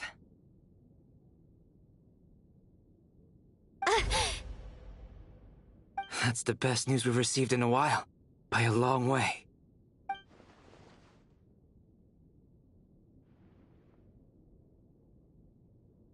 Random locations. Appearing in reverse order? Are you serious? So not dying isn't enough for the moon goddess, huh? She has to show off too. Anyway, does this mean we can deduce her condition from the moon marrows? Miss Sandrone, there's nothing wrong with simply admitting that you're happy to hear the good news. I'm not. And she's the least of our problems. We're facing a huge crisis. If she can't control the flow of time in there, she's just gonna keep moving backwards. Different points in time won't intersect, and she'll never find a way out. Let's say life begins with a drop of water. When did time begin? The moment this planet came into being? No, that's not right. Her final destination would be the moment at which the space she is in was created. But it doesn't seem like we can influence that space from the outside world. So how can we help her? Also, if she's alive, Rerir and Thalindis might be too. But as far as we know, neither of them have come back out. That space may not have an exit at all. I'm afraid I must concur with Miss Nefer in this. Can't exactly argue with that. Let's leave it there for now. I've taken notes on everything you said. Will it help with your research? I doubt it's gonna help with breaking Dotori's energy fields. But who knows when it might come in handy. Better to have it all written down than try to remember everything when I need it. All right, I need to get back to my research. Mr. Albedo has made a lot of suggestions that will require my undivided attention. Sure, I'll stay here. I have things to work on.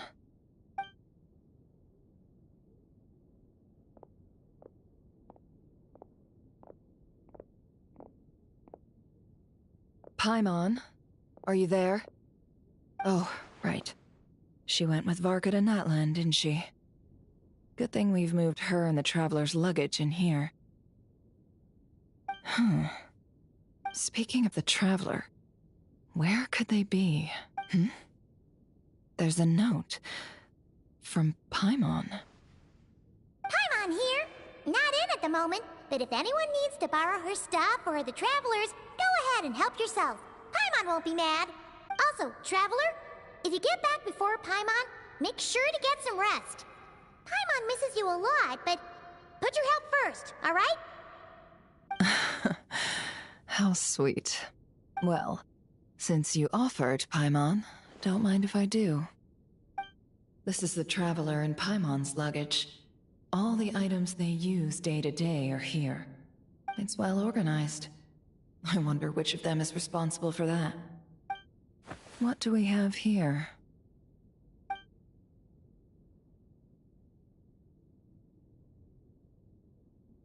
The camera captured a special moment that can only occur between people who are close to one another. You can really sense how the photographer feels about their subject. I wonder why this picture was placed outside. Is it because Paimon recently looked at it?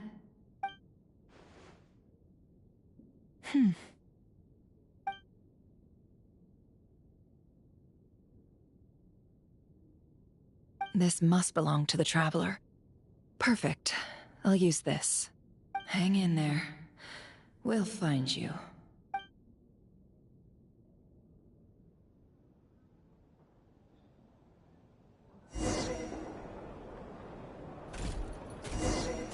Polonia. Search keyword world formula and bring me all relevant books. Huh. Playing as Polonia.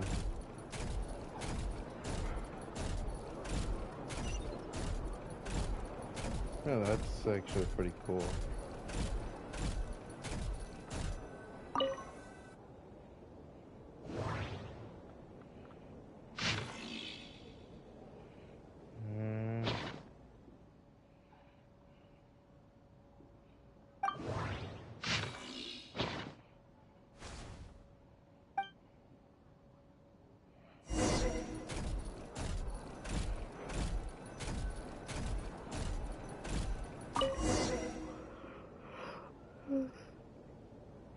Let's see. This one is on Tonki's sermon dictation concerning the apocalypse. I believe that the correct term for this is Fortuna. This was an ancient Romorian technology, a wisdom unparalleled. I never imagined that Romorian ideas would be so similar to the diagram I have named, the world formula. This is strong evidence that human civilization should gradually shed possibilities as it continues to explore and evolve. The end of humankind may well be upon us right now. The sparks of civilization shall run out, unless we consider introducing variables from outside the system. Variables. Surely that can only mean one thing. Descenders? Dottore likely captured the Traveler because of her Descender status. But the Three Moons' authority comes from the world itself. Why would Dottore need anything beyond that? Where does this variable factor in? The world formula calculates the fate of an entire world. Introducing a variable would therefore give us...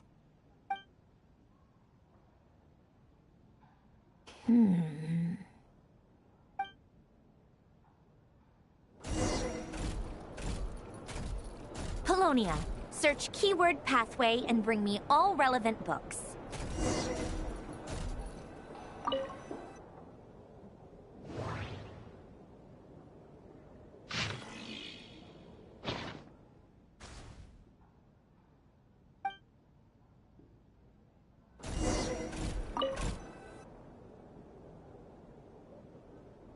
Otonki Sermon Dictation. Explications on the Chemical Marriage. These titles are pretty esoteric. Observe and compute the pathway displayed in the guidance diagram. Deconstructing and reversing its effects could generate potential ideas. So, it's one of Renee's draft lectures. Deconstructing the pathway. I suppose that could lead to a breakthrough.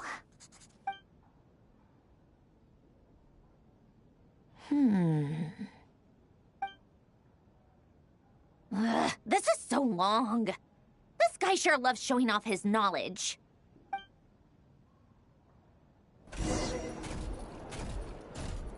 Polonia, search keyword tree model and bring me all relevant books.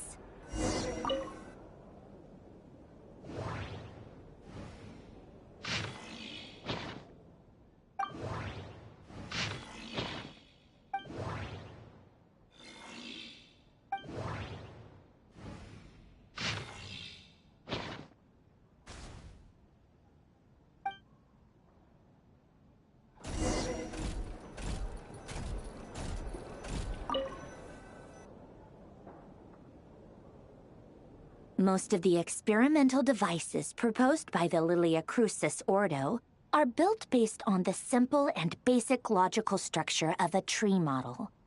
Lilia Crucis. Guess they were trying to cover up the name of the Nautitzenkreuz Ordo? When Duke St. Germanus departed, he said, "It seems that there's no going back."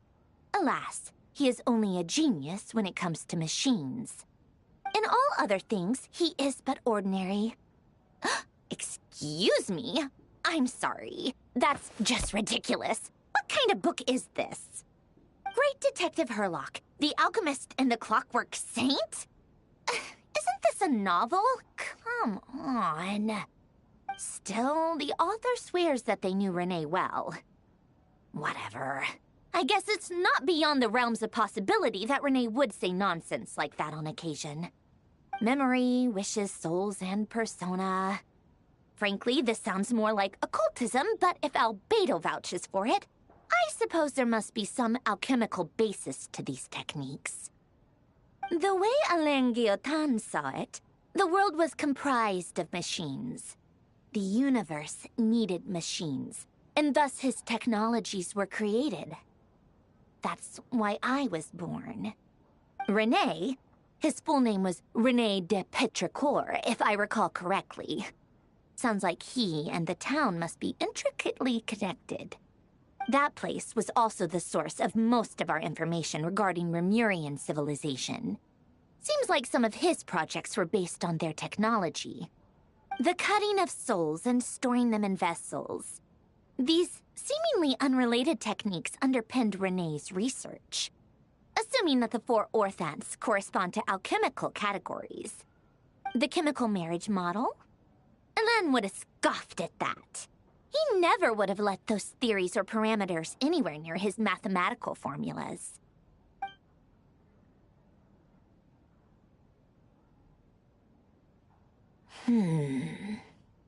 What was Alain's view on René? I know he mentioned the name, albeit very rarely. Oh, now I remember. Alain's old notes are here too. They mentioned Renee once. Renee seemed most out of sorts when he spoke to me. A lack of sweet foods has dulled his mind, I should think. Either way, his words are not to be believed. Yep, my subordinates actually did a half-decent job digging out all these materials. Makes a change. Good for them. Some of Alain's old files are completely consistent with these records. He must have gotten them from the Tower of Gestalt. I never knew he got his hands on Renee's records that early.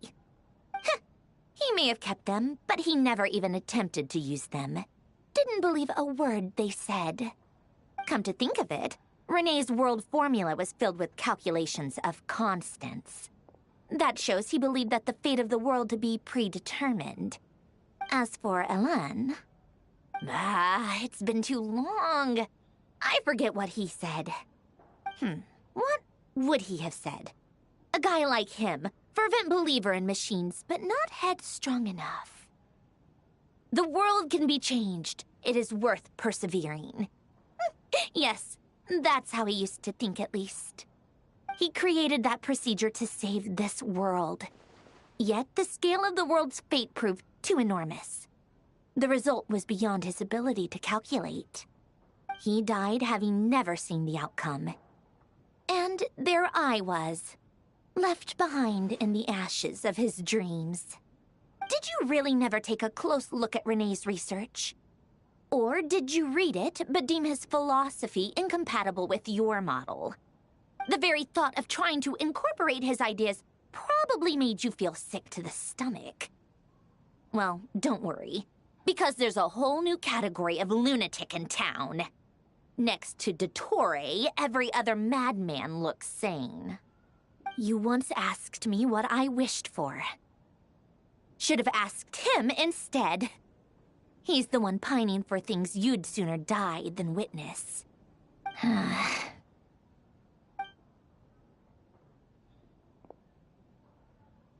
Even the tiniest variable can make big waves in the present. Now then, allow me to put these incompatible fragments together in your stead. First, establish and verify the existence of the Great Circle. Absolute nihil on one end, absolute reality on the other. Now, search between these two extremes. Then, the construction criteria. Variables. The sparks of civilization shall run out unless we consider introducing variables from outside the system. Input variables. Traverse the world, space-time, and civilization. Then extract the essential nodes from the records to determine which variables they point to. The primordial power that differentiated itself from the void. The power of light. Yes, light. Records. Hyperborea. This is horrendously complicated. After all that, I'm still missing a few variables. I need to think this through again. How do you think it looks, Polonia? Like the frenzied scrawlings of a madwoman? Fine, keep it to yourself. It's not like you can talk anyway. I'll assume you gave it a passing grade. I jest. But true madness does often start with trying to save the world. What would Arlecchino and Columbina think if they saw this incomprehensible hen scratch? They'd probably have me institutionalized. So would Rosaline. She's been dead for a while now. When I close my eyes and think back, I can still see her face. And that enormous dress she used to wear. Such a bizarre choice. What possessed her? Oh, and the clack-clack of those heels used to drive me insane. No one's asking me, obviously, but I hope you all know that I never wanted to save the world. I'm not crazy. I don't have delusional ambitions, and that's a clinical fact. The world needs a solution, but I don't need the world's validation. It's the world begging me for answers, not the other way around.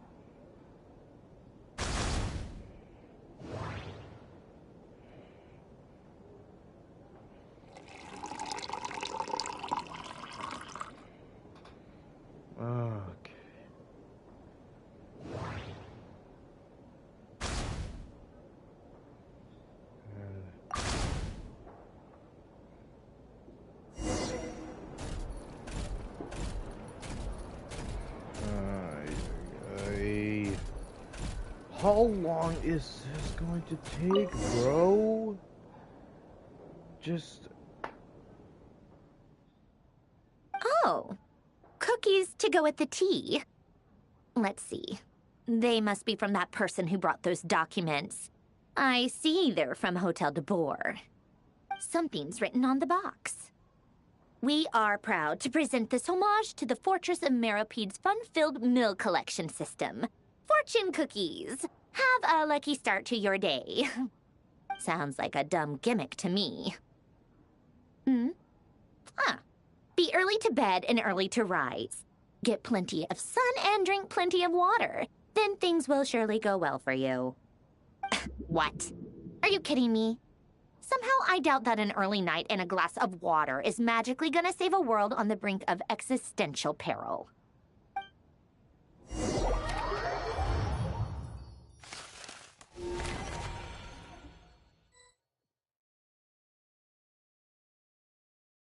Lady Arlecchino, word has reached us that Lady Marionette's troops are all in position. They are ready to act as soon as the order is given.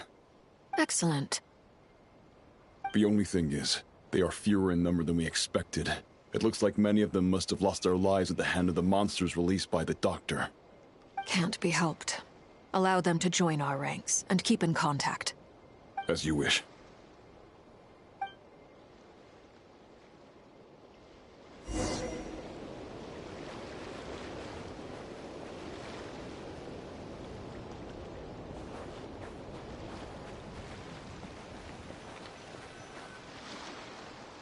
It's been a while, Arlecchino. You look well.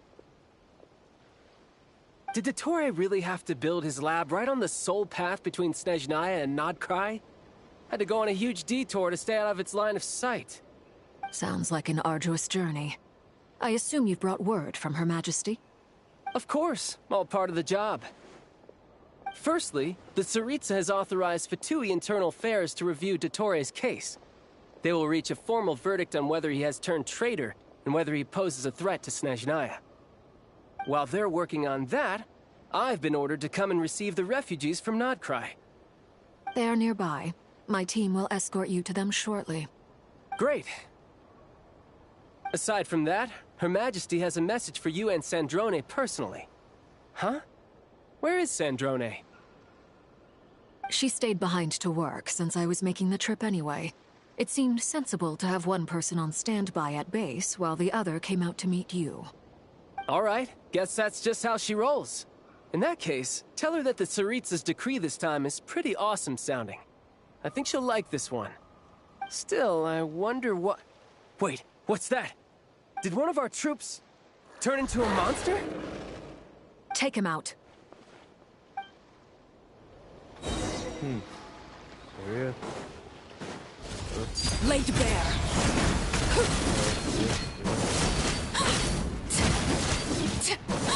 You've gotten stronger, Arlecchino. Nice. I actually like... Stop that right now. I appreciate the praise, but I am not fighting you today. I knew it. Witness my rise.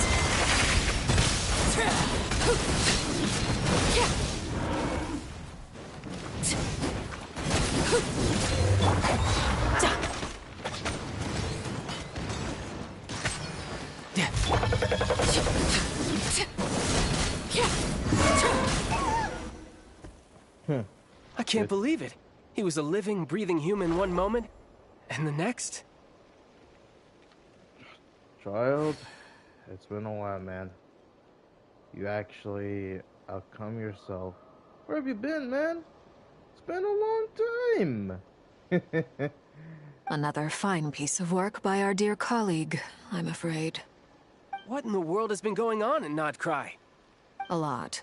But long story short, Dottore stole 2 moon marrows that should have belonged to Columbina, then built a 3rd moon marrow of his own to concentrate the Trilunar Authority in his hands. What? What do you mean he built a moon marrow? People build roads and houses, not moon marrows. What's his next DIY project? He's gonna build a god? You could stand to be less surprised. We are harbingers. The work we are engaged in makes the creation of gods seem mundane by comparison. I tell everyone who asks that you once crossed swords with Rex Lapis while serving as a key supporter. But right now, you're acting like a common adventurer. Then again... It almost sounds... No. I'll stop talking. Please, go on. Dottore is currently still experimenting with his newfound power in ways that continue to corrode the outside world. As for the human mutation, I believe this is simply a consequence of his experiments, and not a strategic move. That radiant beast was once a subordinate of Sandrone's. I suspect he was only allowed to live so that he could become an experimental subject. Also, those of us who fought Dottore have been afflicted with a curse. As such, I cannot leave Krai. This is so much worse than I thought. No wonder Her Majesty's decree is so extreme. While these exceptional circumstances persist, the Harbingers are hereby authorized to use unilateral executive powers. Should Dottore pose a threat, Arlecchino and Sandrone are permitted to eliminate him. My thanks to Her Majesty. I will pass these good tidings on to Sandrone. Her Majesty has also declared that she will refrain from launching an attack on the now evacuated Krai due to the presence of unretrieved research material. A wise decision.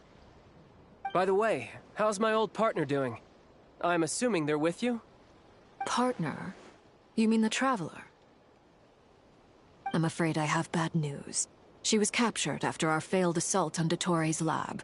Her whereabouts are currently unknown. What? Why? Since when does Dottore have a bone to pick with her? That is indeed the question. I'm not sure he does.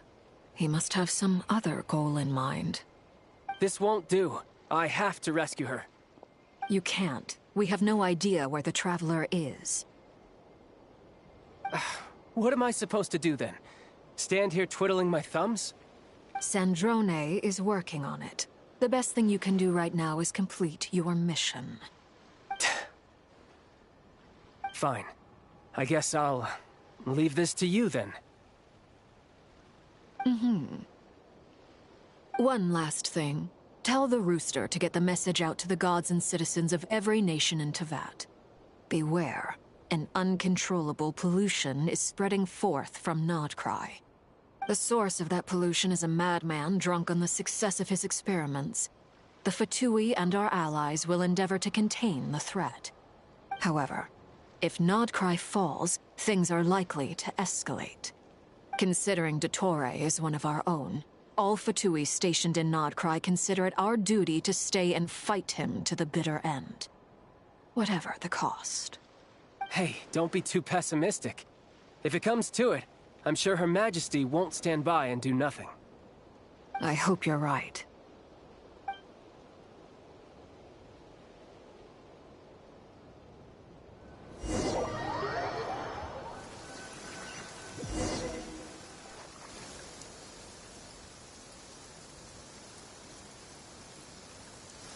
You're right on time. Thanks. Hey, do you think I'll get that gliding exam exemption? I made sure I was on my best behavior in Mondstadt. I landed well outside the city and walked in through the gates. I'll help you apply, don't worry. For now, let's see what we have here. What are the doctor's energy fields even made from? The usual attract and repel principles that govern Kuvaki don't seem to apply to them. They are very mysterious. But ultimately, they appear to be comprised of energies from the three realms. Thanks to research by Master in the Hexen Circle, we know that Teyvat's 7 elements are derived from the more primordial power of the Light Realm, which is antagonistic with the power of the Void Realm. Since you have the power of the Dragon Durin within you, I'm sure you can already tell that this energy field contains no abyssal energy. That's true. It's not abyssal energy. It's something pure, wild, and untamed. I've been thinking about something. Do you still remember the device that Dory supplied from the Academia when you and Miss Columbina fought Rarier? That was one of the most marvelous feats of ingenuity I've ever seen. The design, the craftsmanship, the material selection. I couldn't fault any of it. Not to mention the operating principles. Surely the most ingenious feature of all. Dory didn't go into detail on how it functions, but I have a working theory. The clue was that Miss Columbina was somehow able to use the pyro energy that you provided, despite the fact that, as a moon goddess, she should only be able to use light realm energy in principle. Now, all elemental energy is, of course, derived from light realm energy to begin with. Hence, I suspect that the device works by restoring elemental energy to its original state. This presumes a theoretical model of the 7 elements akin to that of light refracted through a prism. Perhaps it is no mere analogy. Maybe there is indeed a prism in this model. I almost wonder if the idea for the device was conceived based on direct observations of said prism. It would explain how such an ironclad design concept was achieved. It is at once a masterwork of engineering and a groundbreaking application of the Academia's latest elemental theories. I suspect only Lesser Lord Kusanali herself could have devised such an ambitious technology.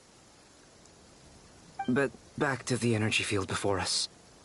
If this is pure light realm energy, its relation to elemental energy is one of integration versus division. Or you could say that the former contains the latter.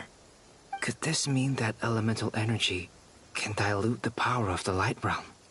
Should we give it a try? We should.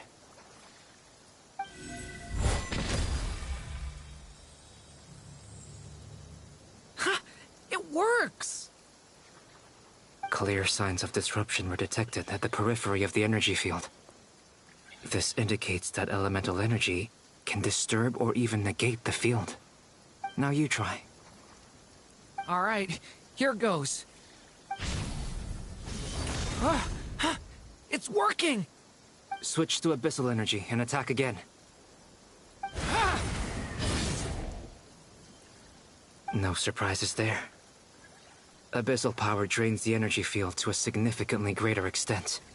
I now feel confident in asserting that the energy field is indeed pure light realm energy, and that elemental energy can dilute it.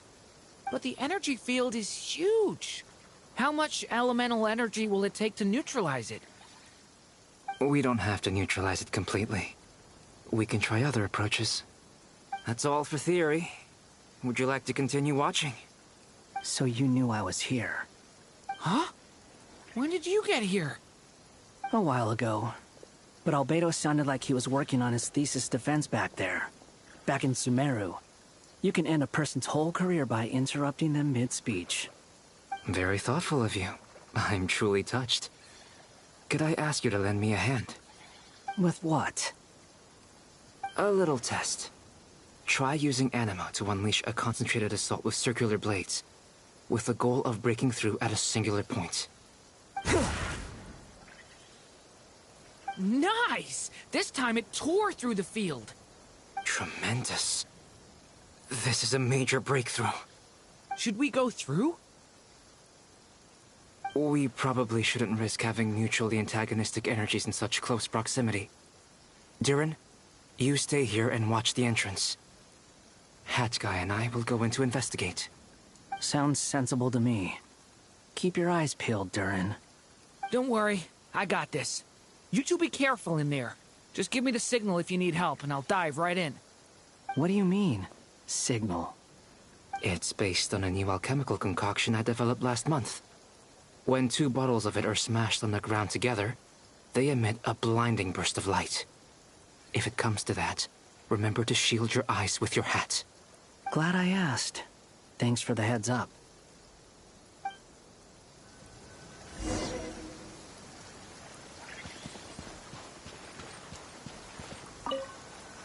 Like I thought. Beyond a certain distance, we can't see the opening where we came in. Okay. Maybe that's to prevent people from escaping. Sounds like Dottore style to me. Not much has changed. Things are basically the same here as they were before the energy field appeared.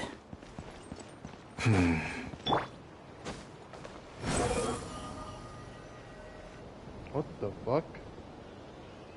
They have no heartbeat and they're not breathing. We can only assume they're dead. But there are no visible wounds.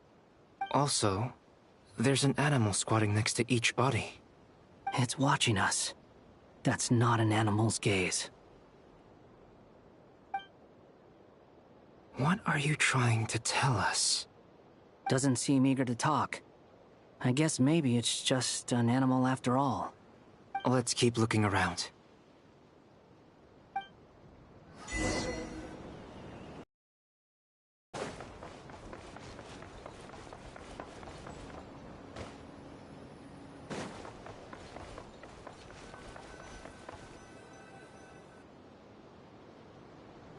Same situation everywhere. Not a living soul in sight. Just countless bodies with animals standing watch over them. Well, I think we can safely rule out the possibility that they're all pets. Is skirting around the topic your way of showing consideration for other people's feelings? Just being cautious. I don't doubt that you can handle the truth.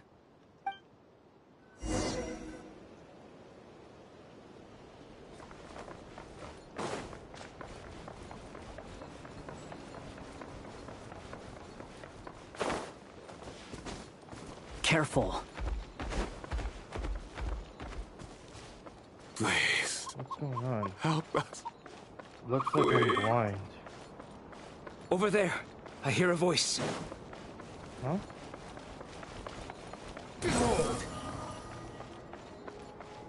Wait, I can just... The wind rises. I can just do that. Wait, what? Bro.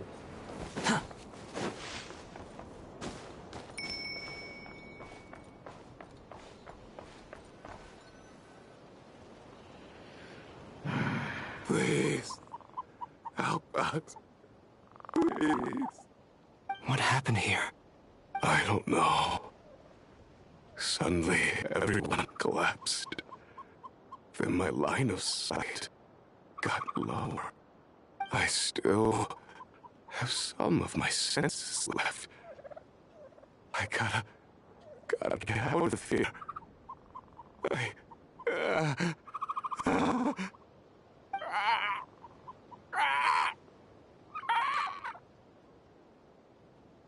What the fuck? It looks like there's a huge experiment going on inside this energy field. Maybe each energy field is its own giant experiment. Vile. He's swapping human minds with those of animals. Even without the other circumstances, this would be an extremely radical experiment. Those people may have lost their sense of selves, but they are not fully animals either. If they were, they would have left. But instead, their instincts are driving them to remain by their dead bodies. We should go. No sense in sticking around here longer than we need to. Agreed.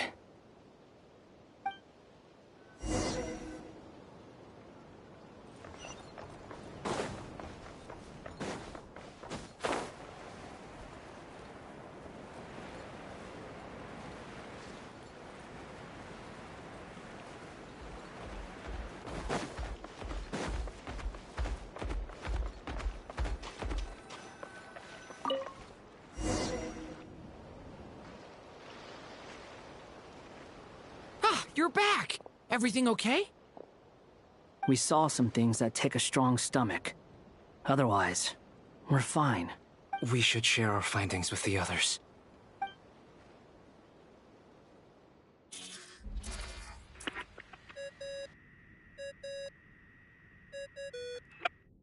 Yes? Who is it?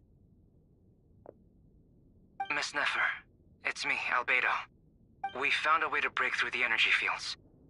With enough control, it's possible to tear them open using elemental energy. Also, we managed to take a look inside. Dottore is carrying out his cruel experiments on an immense scale. Any residents who have failed to evacuate in time will likely meet a grisly end. Sounds like he's living down to our expectations. Might I ask how things are proceeding on your end? I'm just about to get started. I'll be in touch once I have a result. Understood. Stay safe. I will.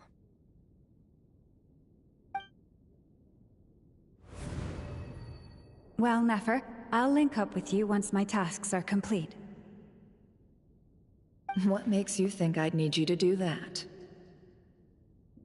I'll need it. And considering the way you approach certain matters, I think you'll be better off with me present.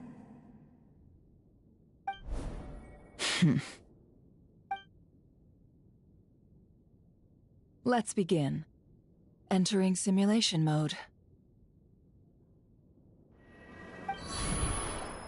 A vast wasteland. Is this the Traveler's inner world? I was expecting something more vibrant, to be honest. Wait, someone's there. What are you looking at? In that case, I'll look at it with you. I want to know all about everything you've seen and experienced. Is there somewhere I should return to? Or should I stay here and be the hero everyone says I am? I don't dislike my current life. Roaming the land, fighting battles, accomplishing missions, earning a living, looking after Paimon. It's not so bad.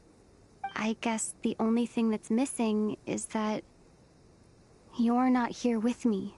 This is the conscious layer, which contains a person's true feelings. It is filled with both longing and kindness. I suppose anyone who lives long enough ends up wishing for someone who can't be there. Maybe it's the only way we can feel truly alive. Time to delve a little deeper.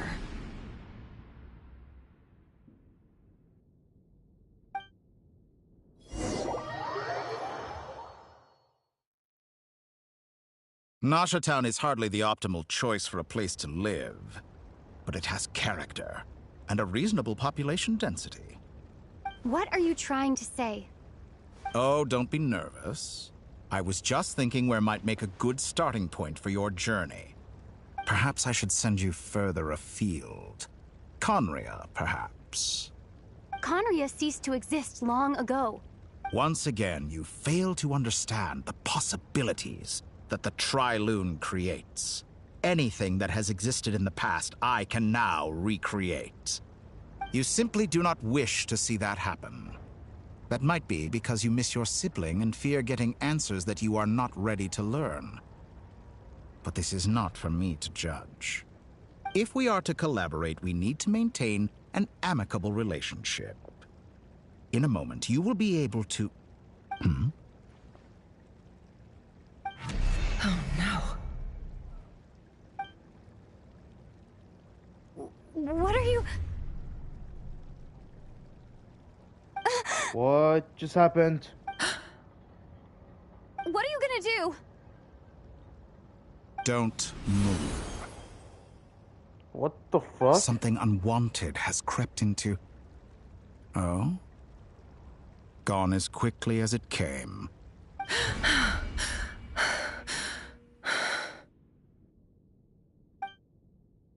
Did you save me? If I hadn't cut the connection, Dottore might have caught you from the other side and destroyed you. This was a good idea, but once is plenty. You were exceptionally brave. Excellent work. Thanks, but now's not the time for that.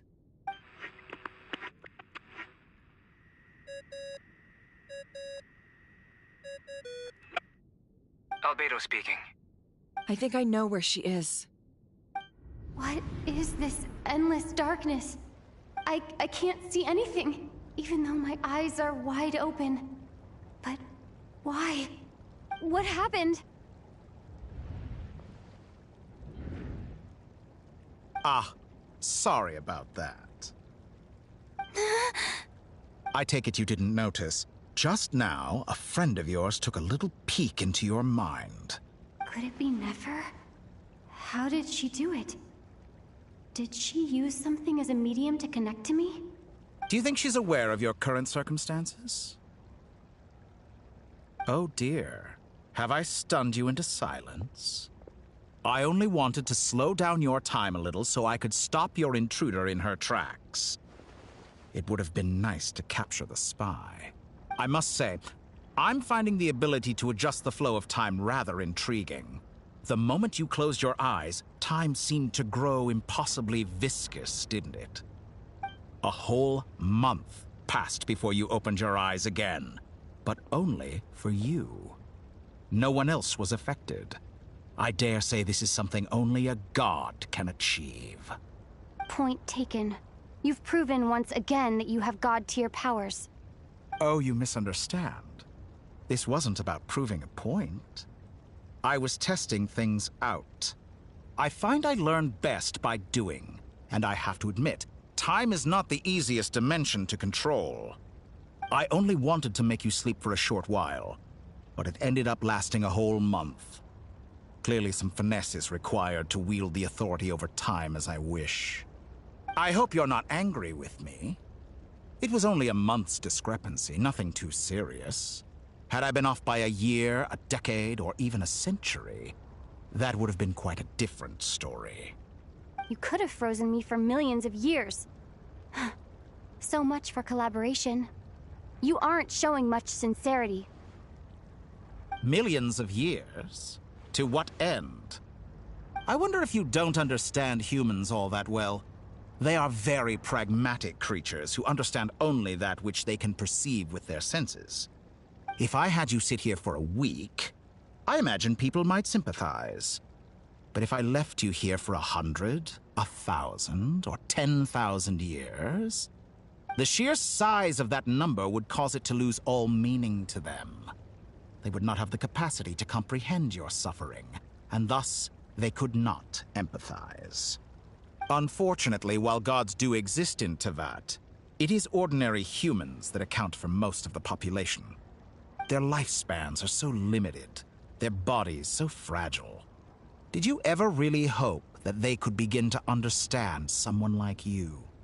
Your long life and unique origins make you fundamentally different from them. How long will it be before they start to treat you like the alien you are?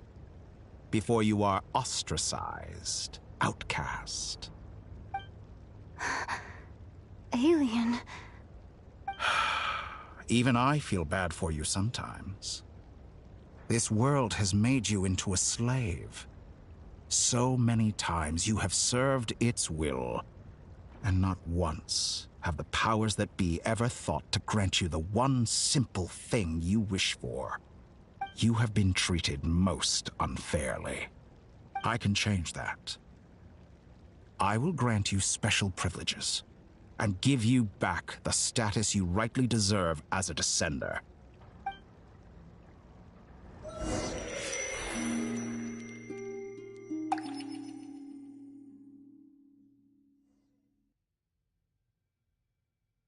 I've entered the past 3 times at this point, but I still have so many questions.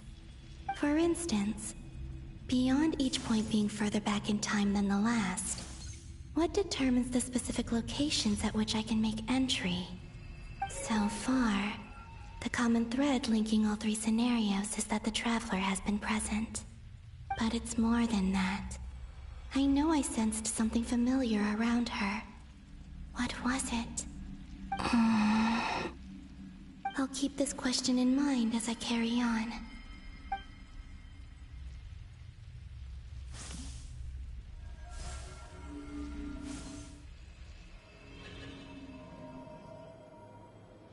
Humans, you never change. Always trying to use powers you neither comprehend nor control. This looks like Star Sand Shoal. Was this before Rerir regained his physical form?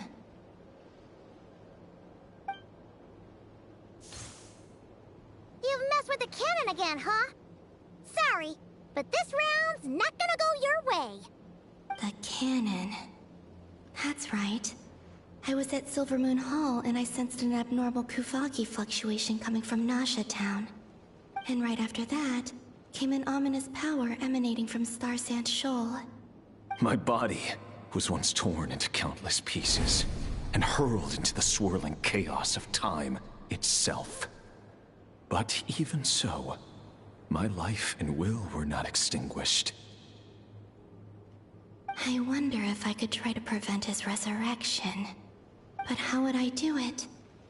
What can I do, here and now? Traveler. Behind you. Look at that light.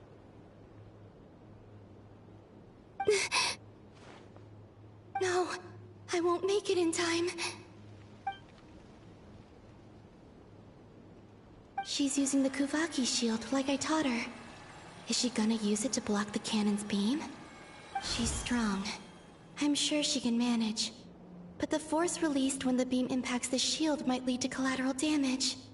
EC Island. The Frost Moon Scions will be exposed to lethal levels of Kuvaki. A question, if I may. Kind Miss Columbina. When the cannon's Kuvaki beam was deflected earlier, I saw several bolts of energy streak toward Hisi Island, only to be blocked. Did you also have a hand in that? Maybe that really was me after all. Well, future me. But I don't know if I have enough power left. Sigi sato pasa sax, niti ipotuftos. There's no time. Osestikos paratin tiran to risu iku, topir to aithion feraton. I have to make it. Oh, Frost Moon. Oh, great land. Oh, slumbering moonlight of Krai. If you can hear me, if you can sense my call, then please, heed me once more!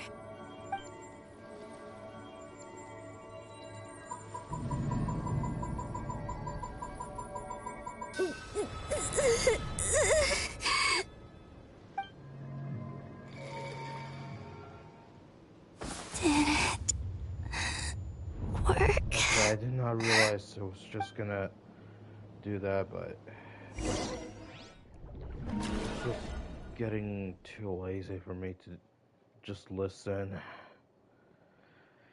Hey, wake up.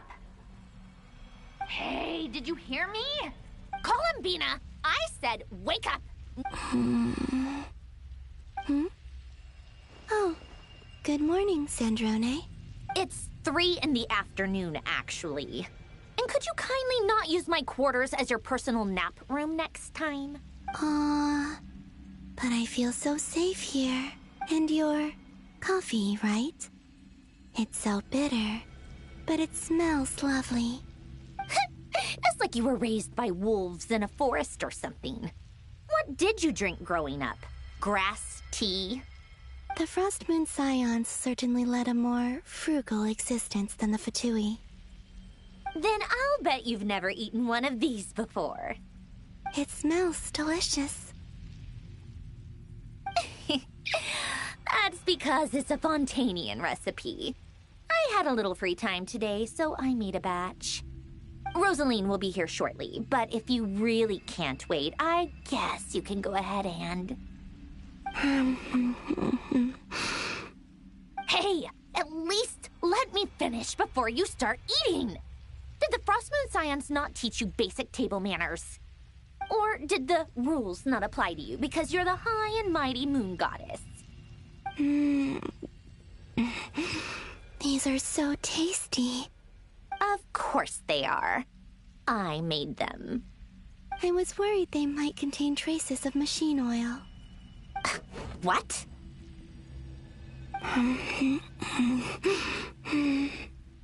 You know, there's something I've always wanted to ask you. Why did you leave your old home and join the Fatui? I mean, I'm sure their food was awful. But there's gotta be more to it than that. Well, life there didn't go quite how I imagined. What were you expecting? You're a god. Your followers are gonna make some demands of you, right? Surely you can just answer a few prayers here and there in return for the free food and drink. How bad can it be? Well, would you help other people just for free food and drink? The doctor told me that you were created by a great mechanic. Lord something Fisher. The Lord Artificer. Ugh, some people can't keep their mouths shut. Oh, Lord Artificer. And didn't he have something to do with the, narcissist? Narcissenkreuz Ordo. Yes, that was it. Narcissenkreuz Ordo. So, would you try to fulfill their wishes? You must be joking. I wouldn't go even if they paid me. I don't even know them. Exactly. Well, I felt the same way. I did not know the people who made demands of me. Huh. What do you know? We're on the same page for once. In his later years, Alain did ask me if there was anything I wanted to do. If I had any wishes of my own. Well, I don't. And I'm not in any mood to fulfill someone else's either. Who's Alain? He was the... You know what? Never mind. You're not gonna remember. Anyway, the point I'm trying to make is, neither of us is the self-sacrificing type. Let me ask you this. What sort of place would you like to live in, if you could choose? A place where people don't ask me for things I cannot give them. Where they don't worship me, or fear me, but just want to chat with me like a normal person. I'd also like the freedom to come and go as I please. And ideally, it would be somewhere with the smell of coffee and snacks. Not to burst your bubble, but no such place exists in the world. Now, take your snacks and scram.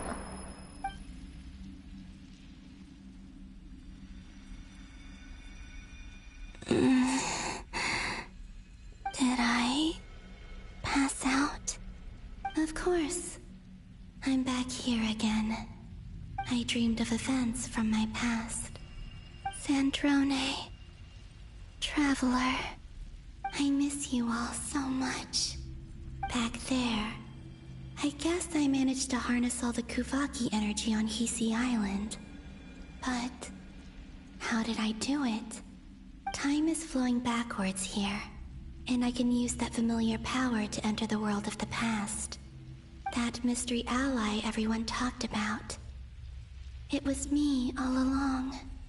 I can sense that there isn't much more power remaining up ahead. What lies at the end of all of this? Will time keep flowing into the past? And will I ever find my way back?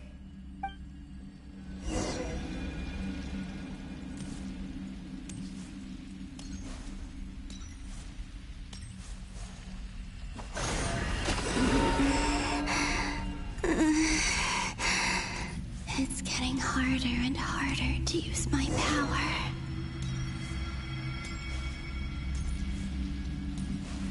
I'm no match for the Abyss in this state. I need to avoid the contaminated fragments.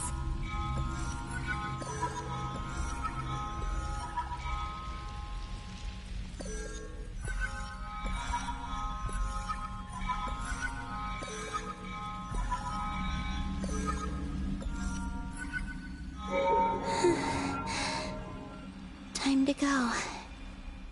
I wonder where I'll find myself this time.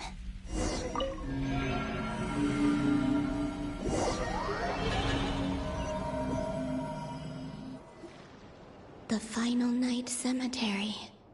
This is where Flint's is based. Or not! How are we supposed to read through this many files? Difficult, yes. But it is also our most efficient option. Seems like they're searching for information. Oh, I remember. Flint's and Varga talked about some files on the Wild Hunt. Was this my doing too? To expose the true intentions of this Rarir, we need to dive into Notkrai's history. Are my actions changing the past? Or are they simply completing a process? Is all of this inevitable? Or am I the one making these decisions? If I choose not to help them now, will it change how things turn out? Hope we don't land on our heads then. They're my friends. I can't not help them.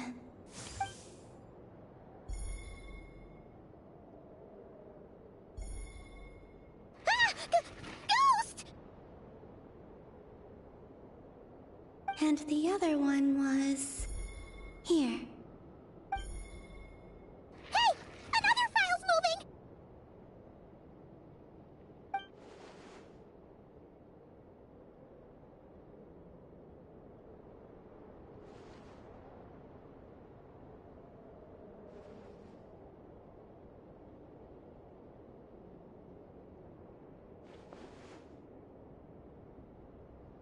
That should do it.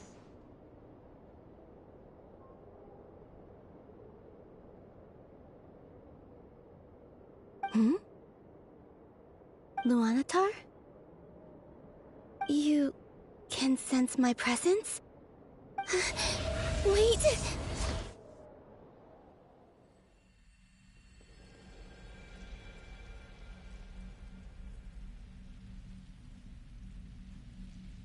Luanatar. So she's that familiar presence I've been sensing all along. She's always been by the Traveler's side. That explains why the Traveler has been there each time I've entered the past. But why Luanatar?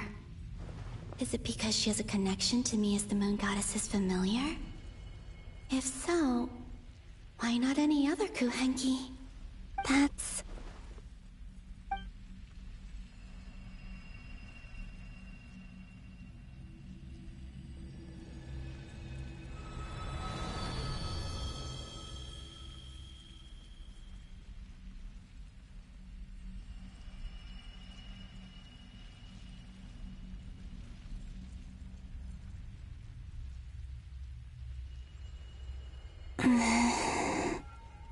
I cannot sense any power up ahead.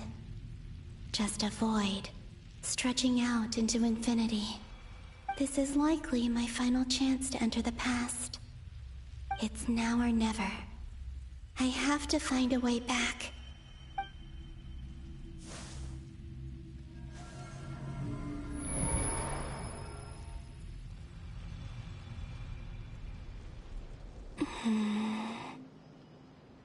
Easy Island? How far back in time is this? Where's Luanatar? I can't sense her presence this time.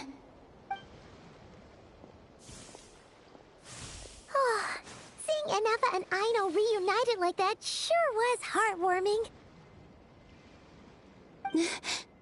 Traveler, Paimon. No, stay calm. I don't have much power left to change things. I don't even have that much time left here. Think, Columbina. How do I find a way back? A way back... to where? Do I go back to Moon Prayer Night? Or to the future that followed?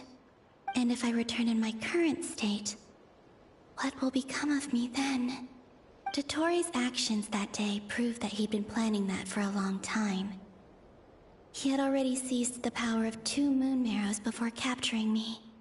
Even if I managed to get back, how can I fight against him when he wields the Tri-Lune Authority? I can't. If I go back like this, I'll be playing right into his hands. I have to find some way of rivaling the power he has usurped. Wait. Time flowing backwards. The Tri-Lune Authority. Does that mean...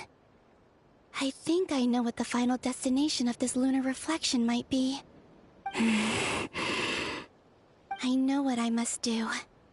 Speaking of homes, we must already be close to where the Frost Moon Scions live.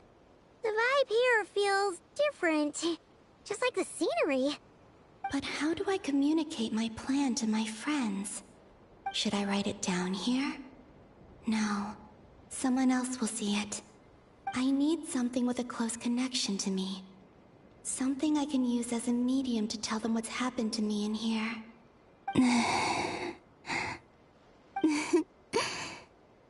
That makes sense.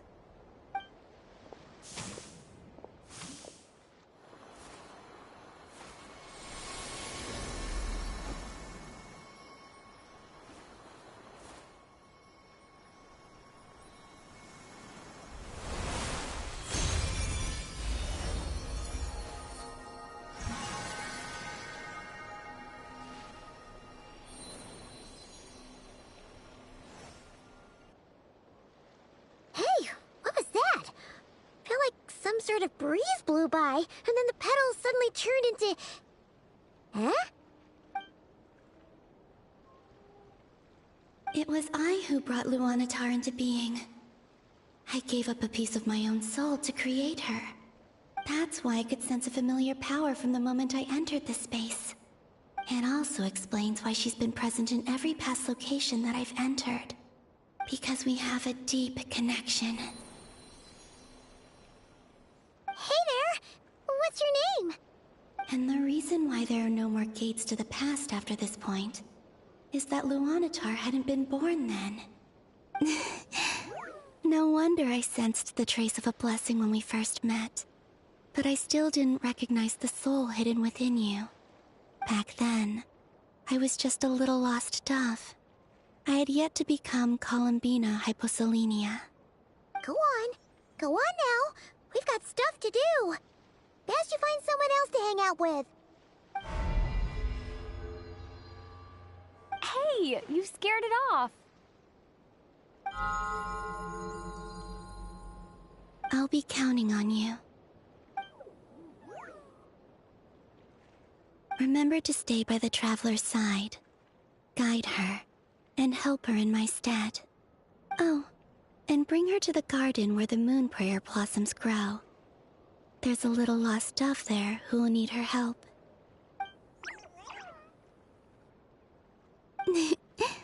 Go on.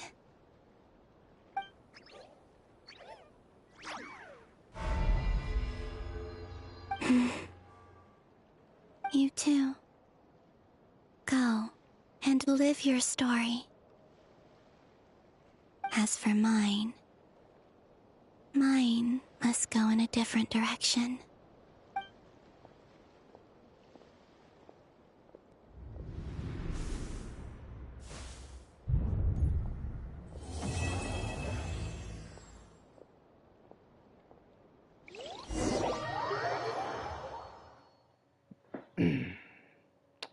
Well, that quest is over.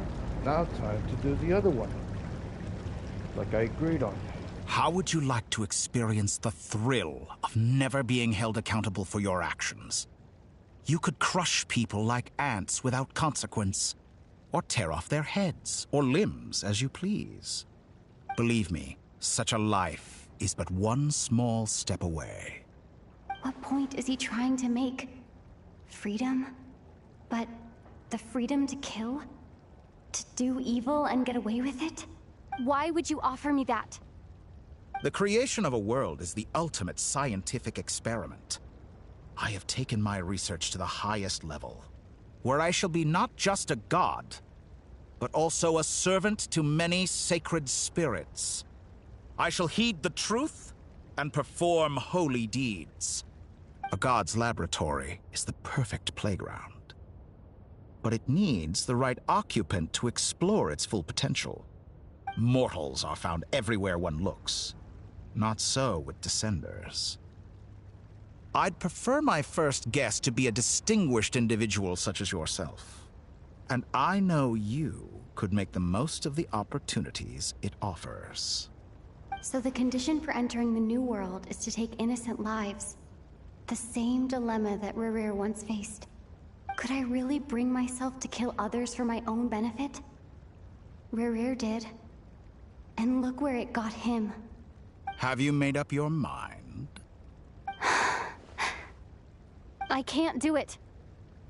Your playground is no place for me. You're putting your hopes in the wrong person. But we both know I'm not quite the hero you say I am either. I have my own reasons for the journey I'm on. And they aren't all selfless. You've grown a lot since we last met. but there are still things you are unwilling to compromise on. This will only hinder you. Why don't I lower my requirements a little as a gesture of goodwill? I'll give you a little time to learn to be a less noble soul. That'll make things much easier for you. I really doubt I could live that sort of life. And yet you already sound less defiant than a moment ago. The benefits appeal to you because you can read the signs of the times. Why don't we return to my research facility? Your last visit was so rushed. There is much that I have yet to show you.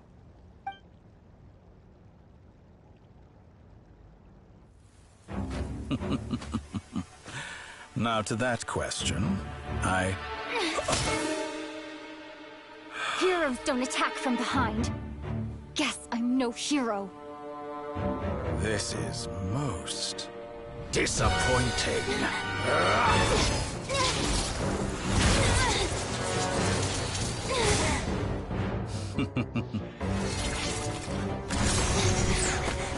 Stop. What's going on?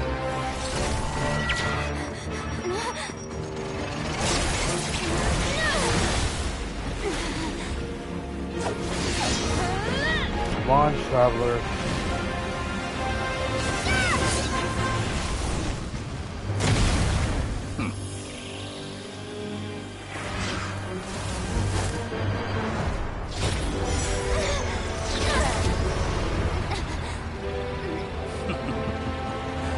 Now then.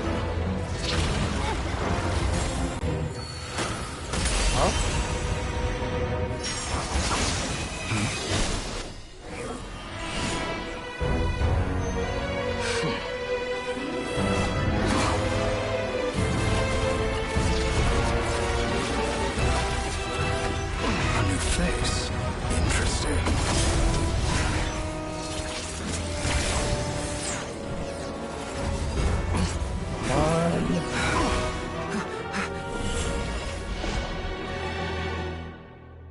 I made it.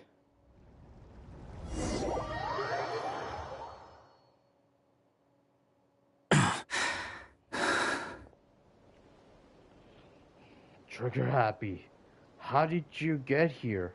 You're still gonna call me Hack Guy after that, huh?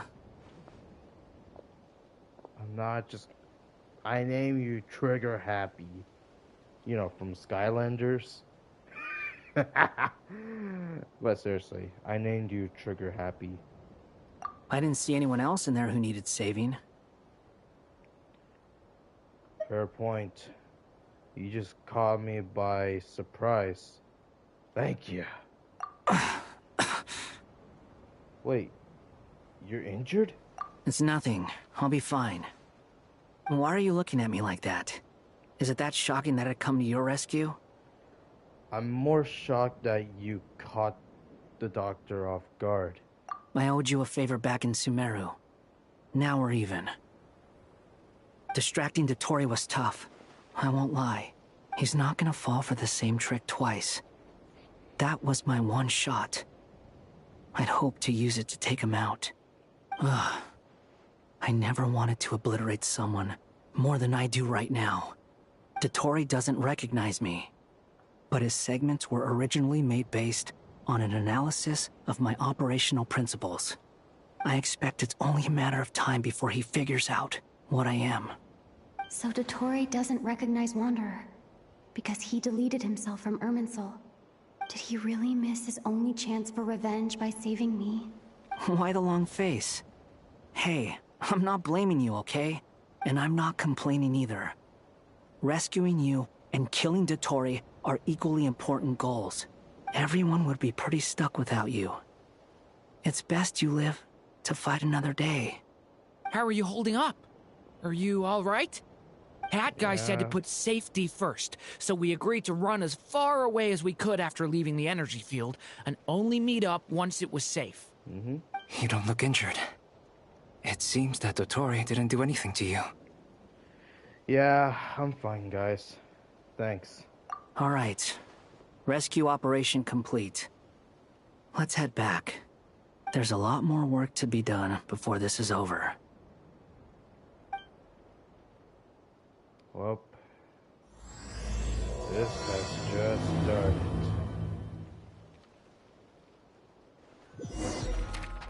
And of course, it's not gonna let me,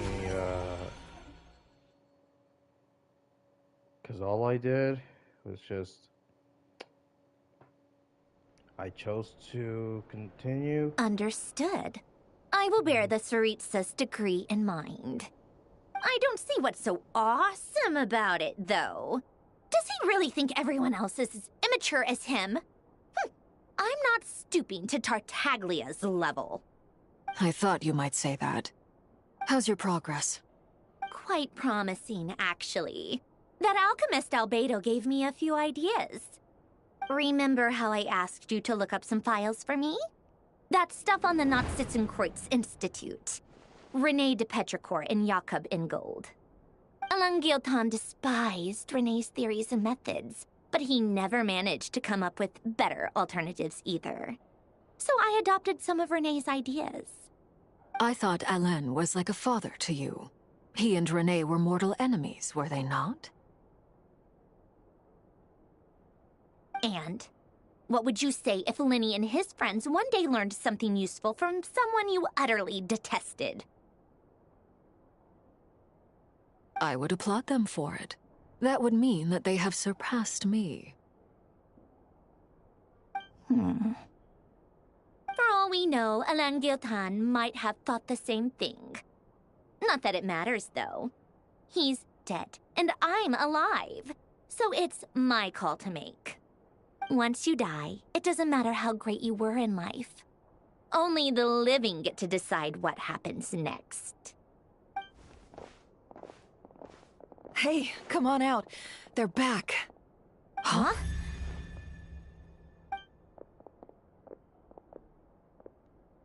You're back? And your head's still screwed on? And you still have all your limbs? Yep. What does it look like? Way to keep your composure, madam. Excuse you. I am perfectly composed. Hey everyone, I'm back. Glad you're okay. Yes, it's a huge relief. Sorry for making you all worry. Worry? Oh, yeah, right. You think we, the Fatui, were worried about you? We were worried sick. Hey! The Traveler and I were already friends. You are free to join this mission in whatever capacity you please. Much like your tea parties. It's a laugh a minute with you guys. I must say, I was quite surprised when Mr. Albedo told me he would need no additional aid. We discussed this on our way back as well. I am rarely so unequivocal, but in this case, we had full confidence in Hat Guy. He said he knew what he was doing. Albedo and I pretty much had to just wait outside on standby. Meanwhile, Hat Guy broke into the energy field and rescued the Traveler solo. You didn't have to mention that. Well, I'm thoroughly impressed. You are a force to be reckoned with, Hat Guy. Is she back? Is she really back? Paimon! It's really you! It's really me, Paimon. I'm back. Oh, thank goodness! Paimon missed you so much! You can finally breathe easy, Paimon. It's great to have you back in one piece! Oh. Paimon's been having nightmares the whole time you were gone! Look at them. You know, once you reach my age, there's nothing better than watching a misty-eyed reunion between friends. It's nothing. Same goes when you get to my age, too. I bet Ino and Anefa would be tearing up as well if they were here.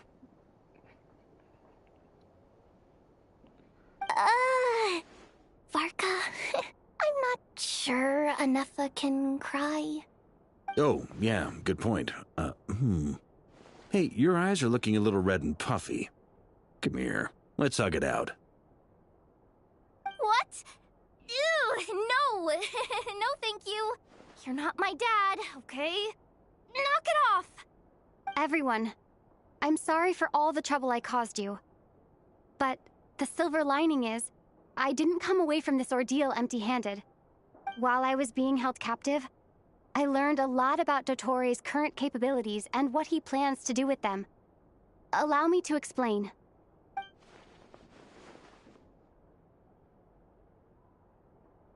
The three moon goddesses were even more powerful than we imagined. No wonder Dottore believes himself to be equal to the gods. Maybe even superior. Utter blasphemy. While everyone was gone, Nefer and I made an interesting discovery. And I believe Miss Sandrone has something to share too. Ma'am, perhaps you could do the honors?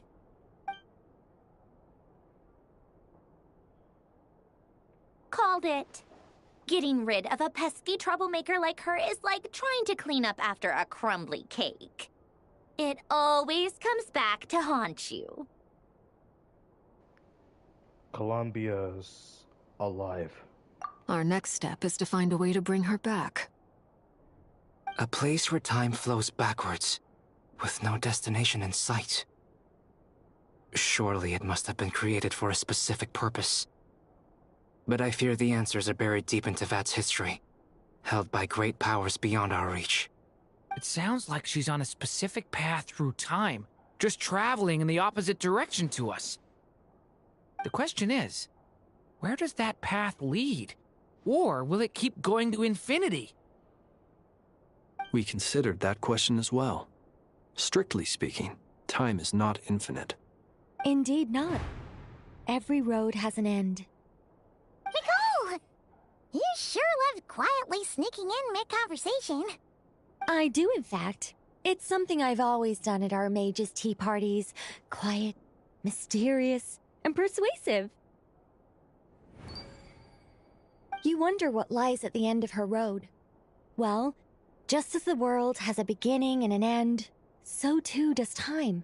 And so, the end of the road is the moment that Tevat was born.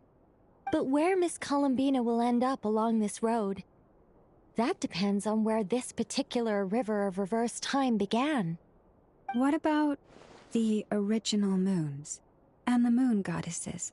Do they have a beginning too? All things do. In the beginning, no moons adorned the sky. It was the Dragon King Nibelung who raised the three moons into the heavens, and thus were the moon goddesses born. They were shadows of the planet, born to wield Nibelung's authority and oversee the world on his behalf. They were extensions of his will, manifestations of his majesty. But then one day, they disappeared just as suddenly as they had once been brought into being. Nobody knew where they had gone.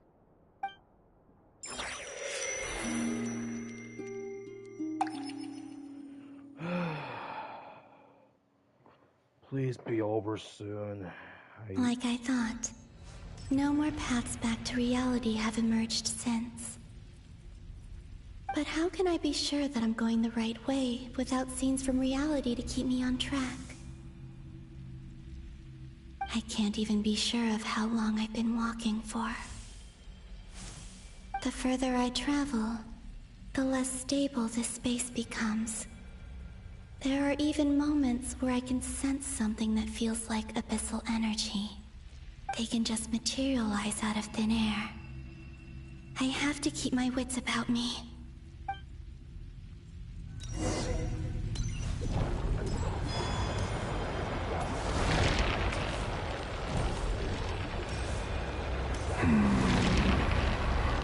Revere? Is that the ray here of Solnari?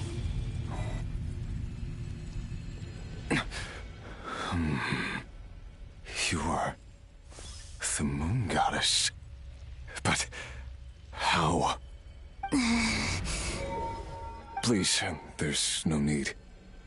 I'm not interested in fighting anymore. I find that a little difficult to believe.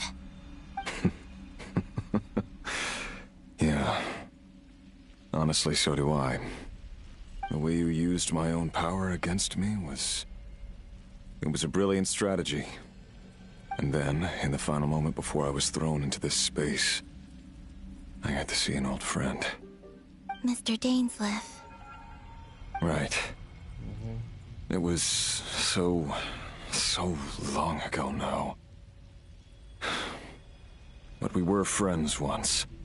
When I first got here, I was filled with hatred, remorse, and rage.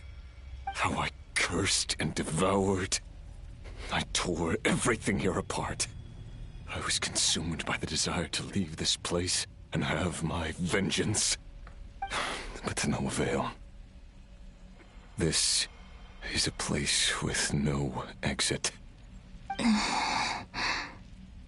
This is the second time I've entered this space. Though I have no memory of the first. I was torn to shreds the moment I entered. But this time I survived. It must be partly because of this new body. And partly because of all the Kuvaki I absorbed in Krai. Are you the source of the abyssal power in here? Not all of it. Some is from when I first arrived here and tried to destroy everything. But there was already a degree of abyssal power here, before I entered. And like a venomous snake baking in the merciless sun, it tried to slither into my shadow. Tried to? So, you rejected it?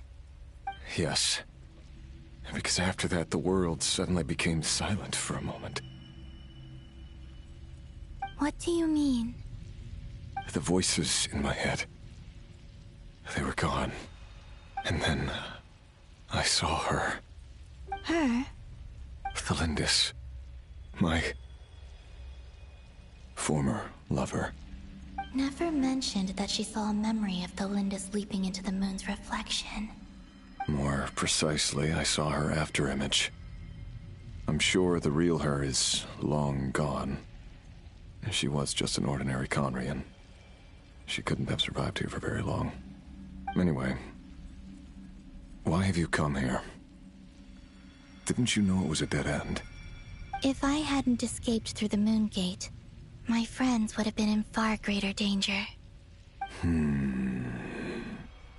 Oh, I see. Because of your power. The power of a moon goddess. What? You'd like to know how I know, wouldn't you? The one who resurrected me said so. I could hear a deep lust for power in his voice. Do you mean... Dottore? Dottore. So that's what he's called. He'd been collecting fragments of my body for a long time. All so that he could resurrect me at the moment of his choosing. I had no interest in his research. But being as corroded by the abyss as I was, we were aligned as far as hunting the moons and recovering my strength were concerned. So that's why the Wild Hunt suddenly became so active in Krai. When I left the Fatui in my weakened state, Dottore must have felt that his time had come. Moon Goddess, could I ask a favor of you? What? I know this is a lot to ask, especially from someone who tried to kill you. If you refuse, I won't fight it. But this is the only thing I desire now. Nothing else matters. What do you want? I'd like you to take a message to Thelindis for me. Thelindis? But... Yes, she's dead. But like I said, I saw her afterimage. I can sense that some part of her soul remains here. Far, far ahead. Why don't you go and speak to her yourself? I can't. I don't know why, but I can't move freely in this space as you can. All I can see is a glimpse of her, walking away. Just like the moment when I last saw her in life. In return, I will clear these abyssal obstacles for you. No, not in return. I'll clear them for you, whether you want to help me or not. It feels like something I ought to do. Why? Yeah. Why, indeed. I've been asking myself that question a lot recently. Why did I do the things I did? I'm tired of it all. Tired of the person I became. People used me. And then I turned around and started using others. I hurt a lot of people. I think I grew tired of it long ago. But I wouldn't admit it to myself. And ultimately, that's how I ended up here. What do you wish to tell her? All of it. My past. My mistakes. Everything that happened after we were separated. Is it okay if I give her the abridged version? Yeah, I'm sure there's plenty you can skip over. Just tell her the important parts. Whatever you think that means. Like the part where you relentlessly tried to kill us? It's up to you. Love demands honesty. But my relationship with Thelindis was built on lies. We hid too much from each other. But after living my whole life in the shadows, I don't want to hide anything anymore. I will do my best.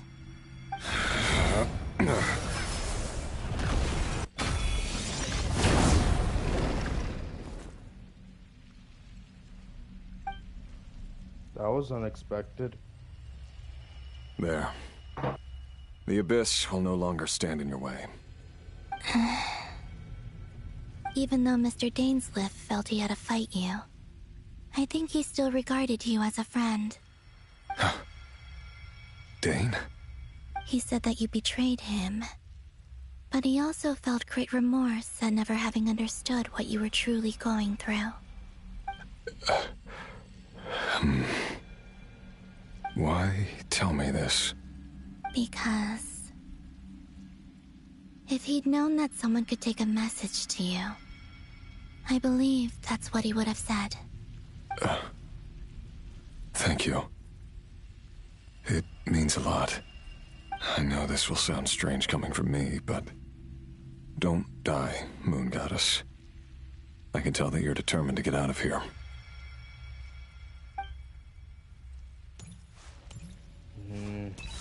I don't trust this guy. But whatever he's doing, I'm gonna trust him once.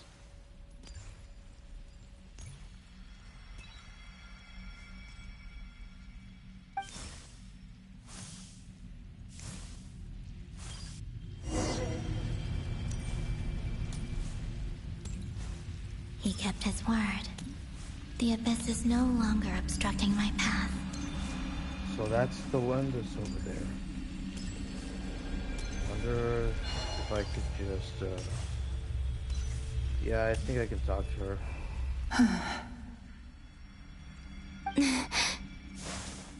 Is that the Lindis? She wasn't far off at all. And yet, they can never meet. Hello, Miss Thelindis. Who are you? How do you know my name? I've never seen anyone else here before. You can call me Columbina. I promised Rerir that I'd bring a message to you. Rerir? My Rerir? Is he well? He's doing better than he was. Better than he was, huh? Sounds like he's had a pretty rough time. Others have had a rough time on his account too. In many cases, their time ran out because of him. And I'm not just talking about the children of the Crimson Moon. So, things got worse before they got better. Could you tell me what happened, Miss Columbina? Are you sure you wish to know? Yes. This is my opportunity to learn the truth. No matter how hard it is to hear, I have to know. I admire your courage. However, time is short, I cannot stay here for long.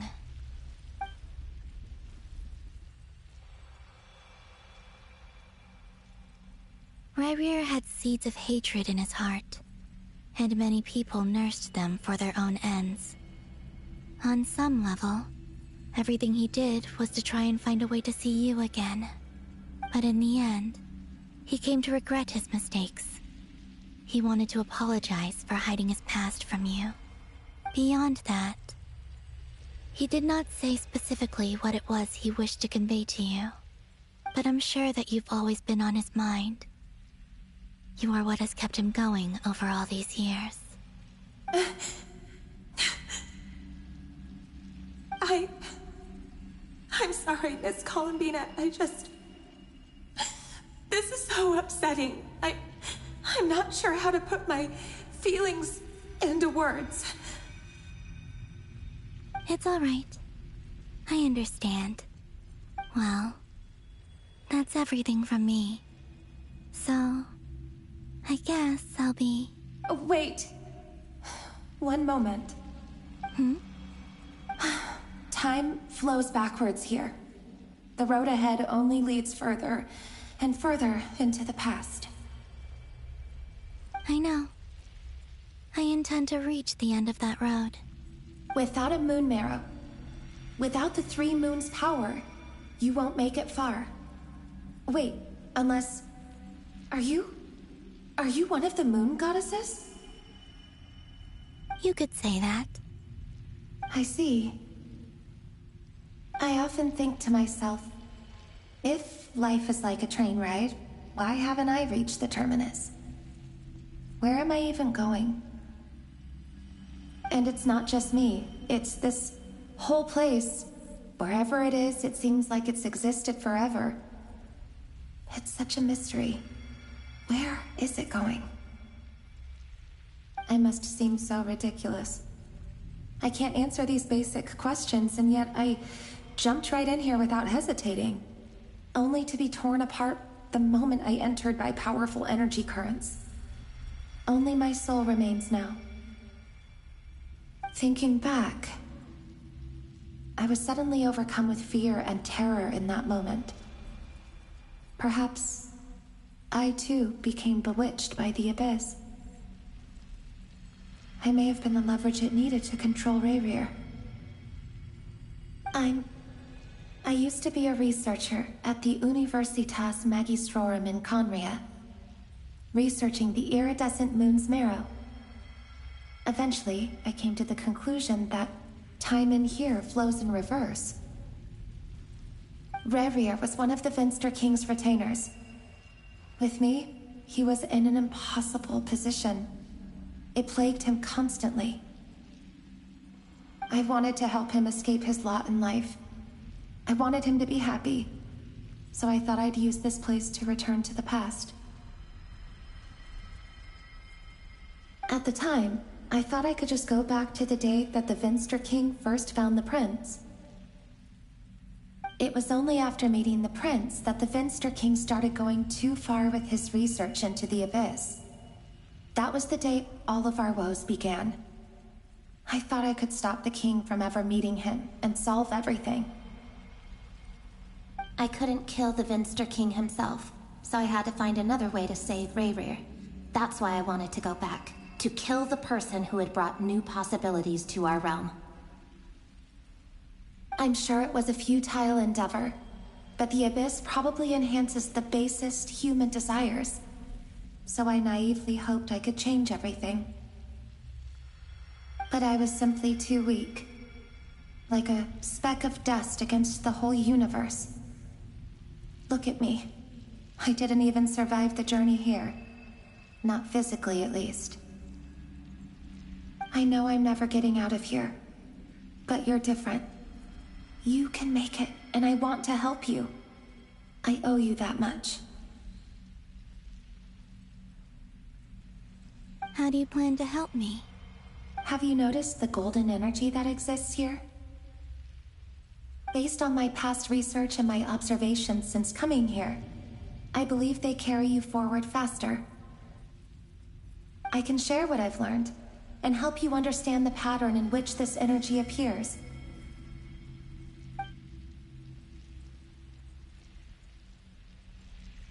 I think you just might... Now, I know you will be able to change the past. Also, I've been speculating about where this phase ends. The documentation was scanned, but from what I know of the legends about the moons, the oldest ones seem to begin with Nibelung, king of dragonkind. I have no way of verifying any of it by this point, but if it's true, you might be able to reach that era if you keep walking. Understood. Thank you, Miss Delindis. I'm the one who should be thanking you. If you hadn't entered this realm of everlasting death, what use would my deductions be? Thanks to you, they have some meaning. About Rayrir, I'm so sorry. For everything. It wasn't your fault. That's not true. Because we both feared bringing trouble upon each other, neither of us ever told the truth. And that dishonesty sealed our fates. But enough about that. I wish you a safe journey, Miss Columbina.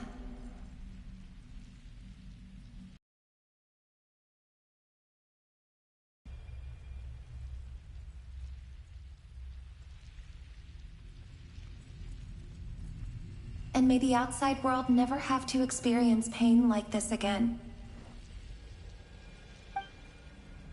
Rayrir, you're there, aren't you? I cannot see you, because you exist in the future. I expect we'll be trapped in this prison of space-time for all eternity. But please, gaze upon the past, and then sit for a while. Let's find a place to sit down together, just like we did when we first met.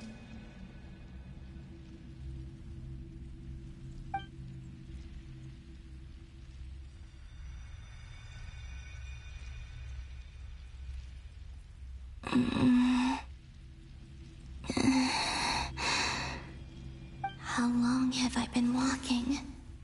How much further till I reach the end? Is there even an end to be found? Everything's getting blurry.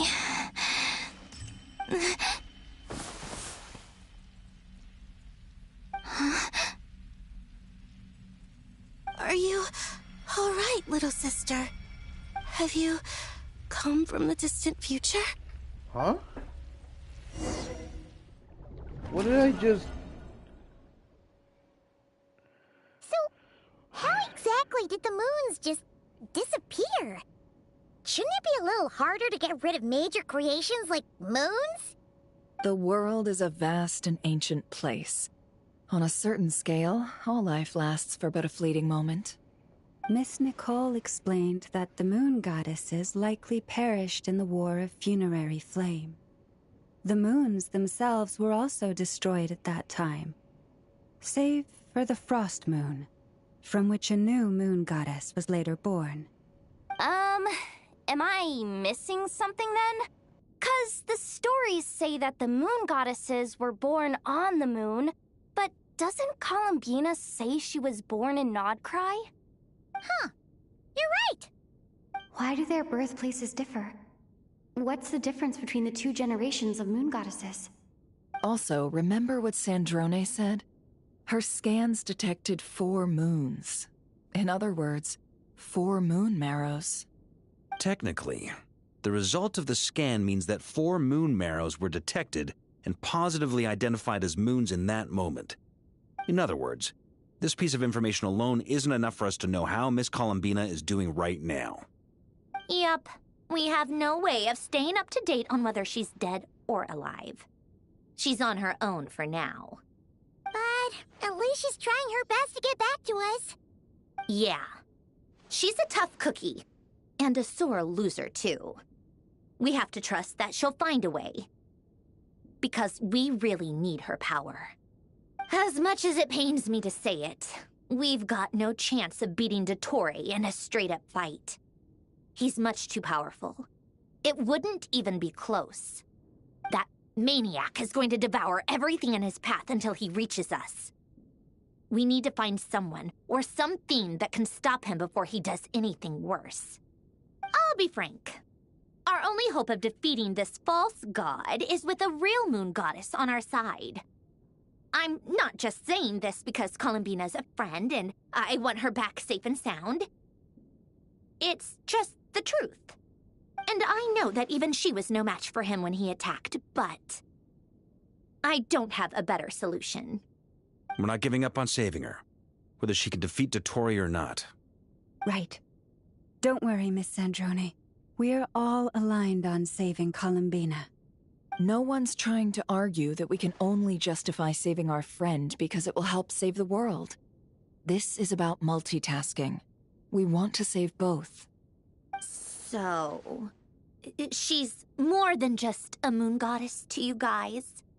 Absolutely. Duh! She's part of the gang! And you are too, you know. Yes, I know. You don't need to labor the point. I knew that the moment I came running over with my documents that I was part of the in-group. I mean, if Arlecchino can fit in, I certainly can. Anyway, as for how we get Columbina back, I've been working on it constantly. But I think I'm still lacking certain information about the moon. I'd probably get there if I could continue my calculations, but the problem is, I've run out of computing power. Computing power? You mean you need more energy? No, the issue isn't energy, it's processing power. There's so much data to get through that the whole process has just ground to a halt. That's a tricky problem. René de Petrichor of the Nazissenkreuz Ordo once foretold the fate of the world. But I don't know how he did it.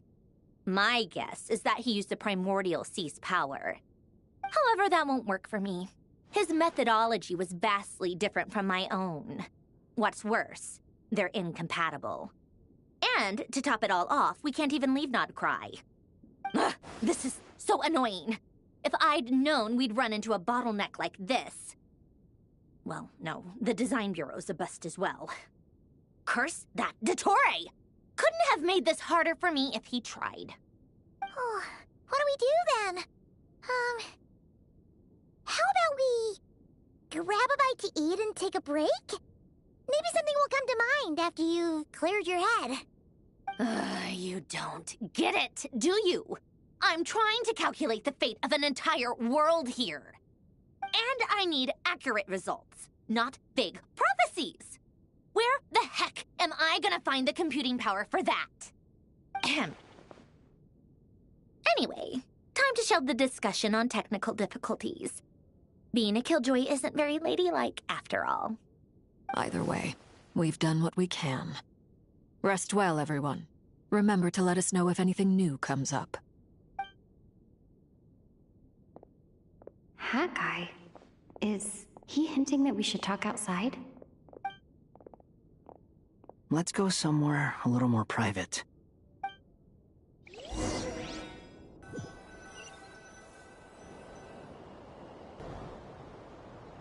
You know that Dory went back to Sumeru, right? Yeah. She mentioned she was planning to head back. Things aren't looking good for Krai. She's gone to spread the word so that Sumeru has a chance to prepare for the worst. From what I know of Dottore, there are two possible reasons why he hasn't made a move yet. One is that he's still working through some kinks in his new powers. The other is, he wants to see how we're going to react. He'll easily devour everything eventually, so I guess he's in no rush to make it happen. The first false god he made was me. Now it's his turn. Even though my records were erased from Irminsul, Dottore's ideas haven't changed one bit. He once told me that becoming a god was like turning yourself into a hungry wolf or giant serpent to devour the moon. Clearly, he began studying the moon goddess's powers long before he even tried making a god. He's always wanted to get his greedy hands on divine authority one way or another. And in the end, he devoured the moon where I failed. In the desert of Sumeru, there is a chessboard built by King Deshret, also known as Al-Ahmar. I don't know if it was a real game, or if he was just trying to challenge his servants and citizens in some way. But creating games and setting rules, gods do that as a matter of course. That's the kind of power Dottore craves. Now he has the Trilunar Authority. His power is leagues beyond the common people. I don't think there's any point in other nations rushing to the front line. They're better off focusing on defense and hoping they can fend off any threats that spill out from Krai.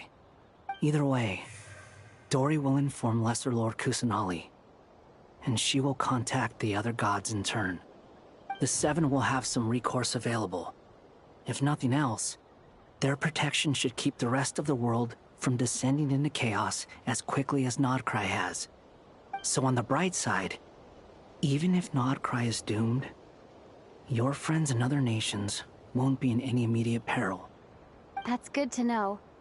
But I'm not ready to give up on Krai yet.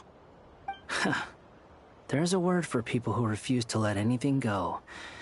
It's called being greedy. Maybe it sounds greedy to you, and probably naive too.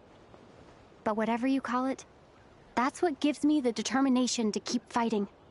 Battles are fleeting, but the will to fight is a long-term commitment. Give up for even a moment, and your resolve will shatter. Why do you always feel the need to do the right thing? No one is born to be a savior. I mean, who's gonna criticize you if you fail, or give up? Don't take this the wrong way, but Dottore said something similar to me. I guess the Fatui attracts people who don't believe in saviors. Not necessarily. It's less about belief for me. I just want to know how determined you really are.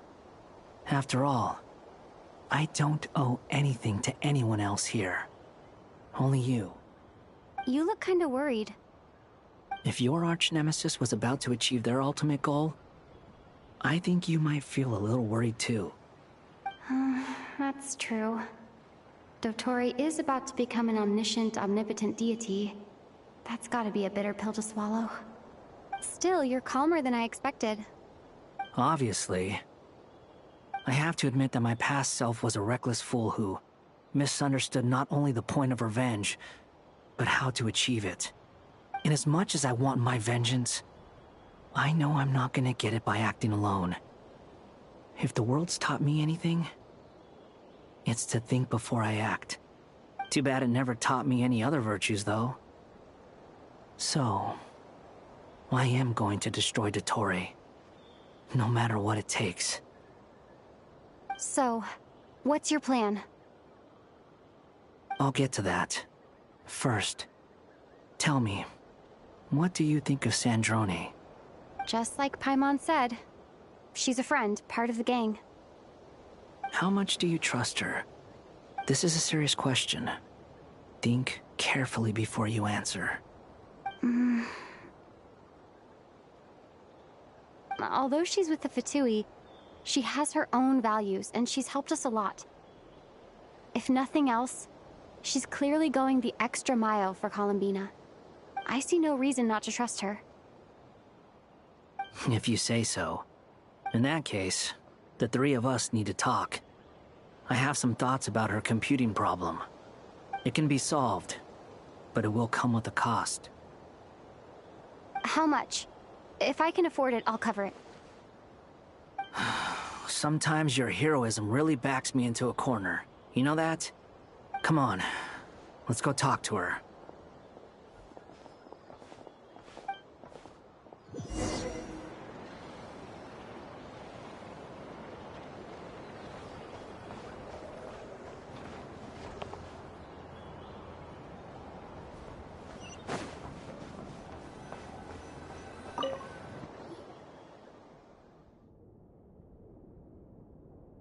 Miss Androne, Traveler. Hey there. Paimon's here too! helping them sort through their things. How did your chat go? That was fast. The call only just ended. Well, you said it was urgent, so we got here as quickly as we could. Albedo, I have some alchemy questions for you. I see. Looks like my knowledge proved useful after all.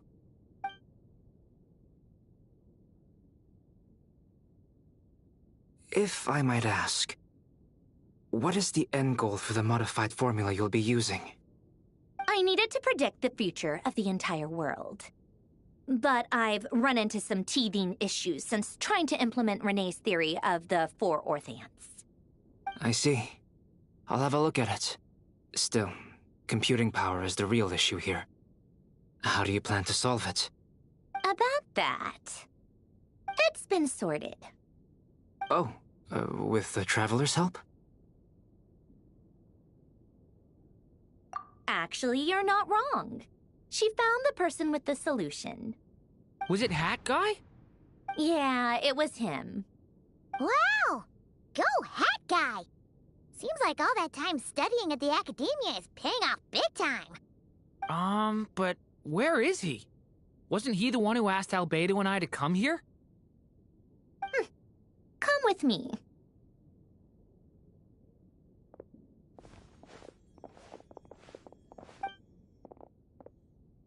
Hat Guy? What's happened to him? Hat Guy! Can you hear us? No response. I guess he's in hibernation. Hat Guy mentioned that he was a puppet. It seems that his functions are currently shut down. I presume this has something to do with the solution to your computing problem. That's right. He and the Traveler came to see me. Wait, what? You have a solution? Would you calm down? Why do you always react so hysterically to everything? Excuse me? How would you know? You shouldn't be so quick to judge complete strangers. It's very bad manners. Oh, please. It doesn't take that long to figure out that you have a temper. Where does a mere student get that kind of confidence? I've actually published more papers than you. Not that status counts for much. Even Paimon's applied for academia admission. Huh? Are you serious? See? This is why I can't be bothered to explain myself. She recognizes no one's skills but her own. Okay, fine. I'll hear you out. So, tell me, how do you propose to solve my computing power problem? This world itself is constantly processing all kinds of information. If it's the world's future you're trying to calculate, you need a processing device that's designed to cope with that volume.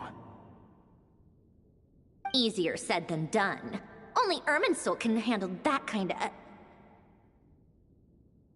Wait, is that what you're suggesting? But surely we can't just plug my formula directly into the ley lines. You should be able to tell that I'm not human, right? Yeah, I noticed. The technology, though, seems pretty ancient. Very different from Fontaine's. It's a completely different system. Conrian, to be precise. I'm what they would have called a puppet. Puppets need an energy source and processing power. The artisans who built them sought out the materials most suited for that purpose. You? Do you mean... The Traveler and I have talked it over. She's willing to vouch for you. So, I'll allow you to borrow my core for your calculations.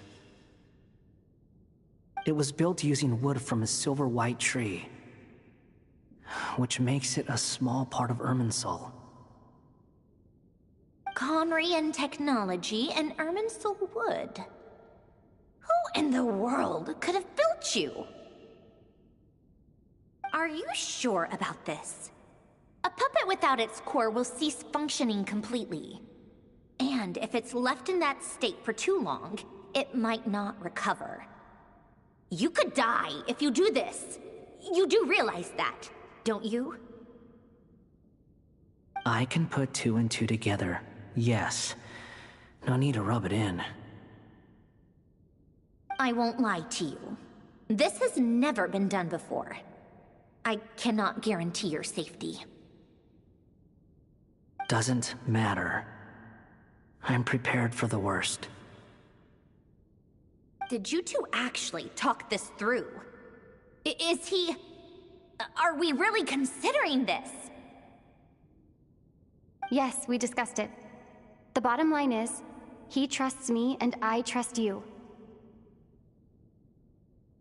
Let's give it a shot, shall we?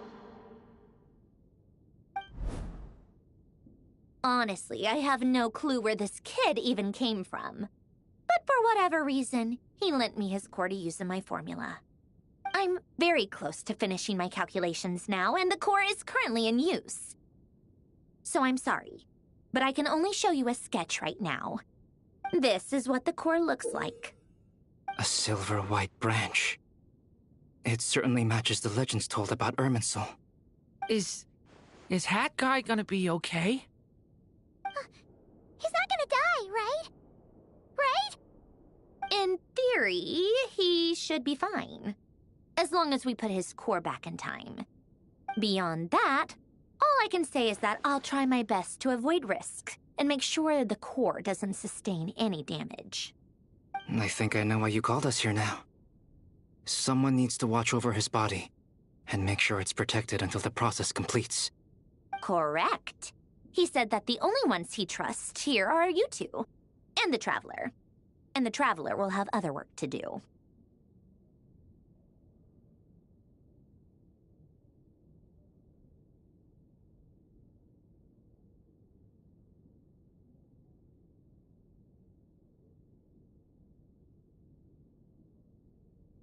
He will have our undivided attention. Aww, Hat Guy. On a more positive note, things are progressing steadily on my end. I'll call everyone in for a meeting once the results are out. Sorry, was I taking too long to respond? Because I was just making myself some coffee, because I'm just getting a little thirsty.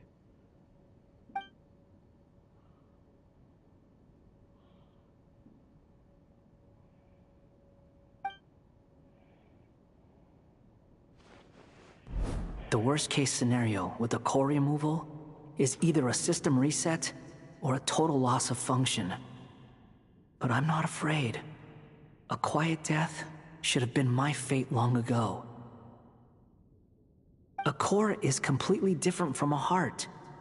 It's like another vital organ entirely.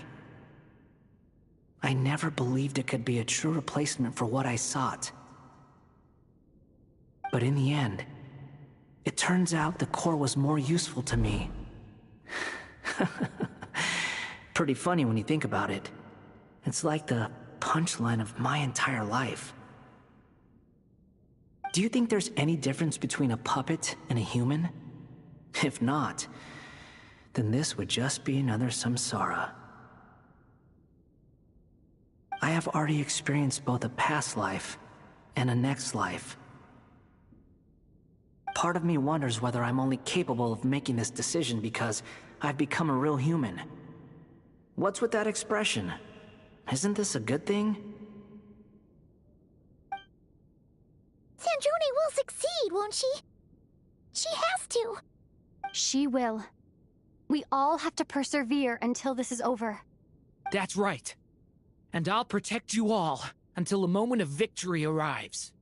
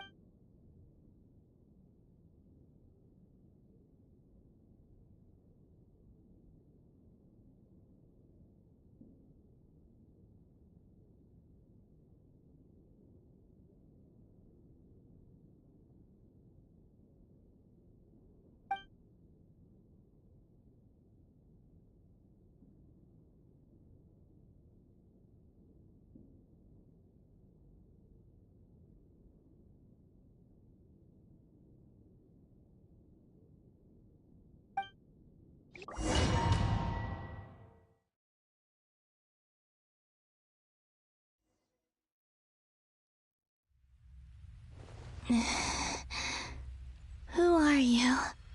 Call me Sonnet. You have the same power as Canon. Sonnet. So, you're the goddess of the iridescent moon? Oh, goodness. You recognize me? Well then, what's your name? Columbina. Columbina Hyposelenia. Hyposelenia? What a lovely name. Did you choose it yourself? It was a joint effort between me and my friends. Friends? You mean your friends in the heavens? Huh? Oh, sorry. You must be exhausted. I apologize. Hang in there. Let me introduce you to my older sisters. Do you mean the other two moon goddesses? Arya and Canon? Wow, you sure know a lot. Hey, does that mean that our story goes on into the future? Oh, I guess that wasn't the best question to ask. It's all right. We were prepared for that possibility. You could say we were too prepared. I can't even remember how long my sisters and I have been here by this point. When did you get here? How long has it been? I can't say for sure, but it feels like it's been forever. I see. Are you feeling all right? You look a little unwell. I can hold out a while longer.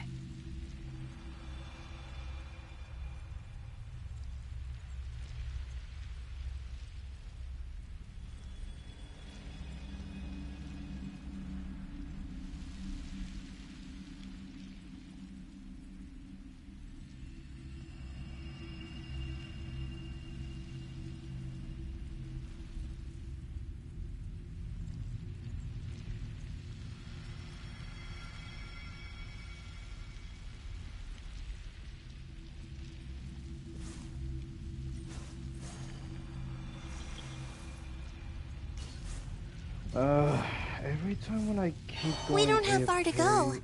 The place where my sisters and I are based is just up ahead. Don't worry, they're both really nice. I'll introduce you. You know, can I... Okay. Look, every time I just don't want to listen to the stories or whatever. Like, every time, they just gotta keep skipping this. I don't want to listen. I just want to keep doing my own things. Playing Fortnite or something like that. Sisters! I'm back! And look who I've brought with me.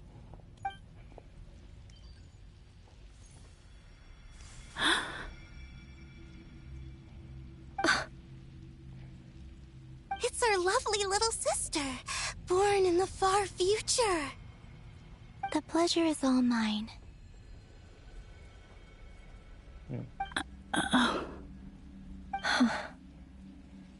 Allow me to introduce you to Columbina Hyposelenia.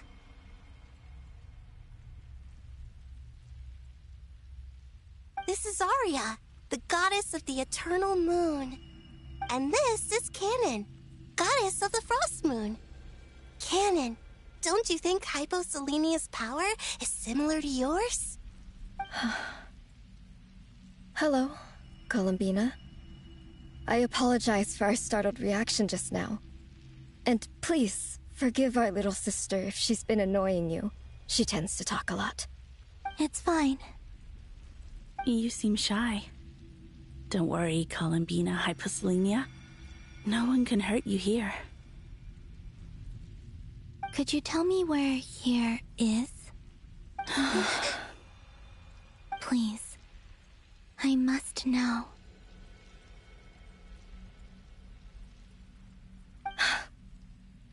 My dear sister, this is where Tevat's original ruler, the Dragon King Nibelung, imprisoned the moon goddesses. What? You're scaring her, Canon.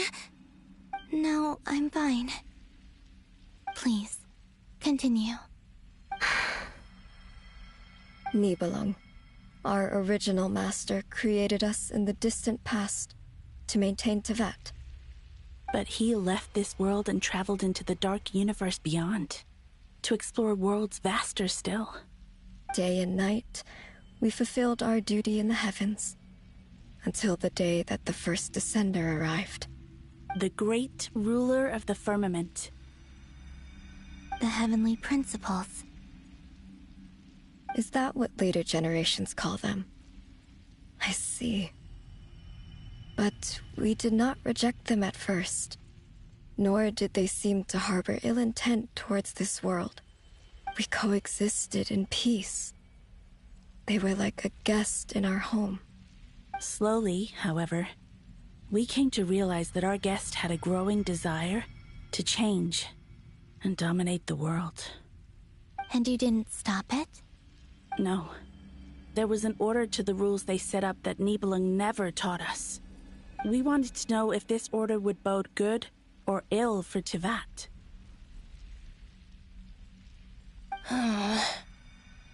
All right.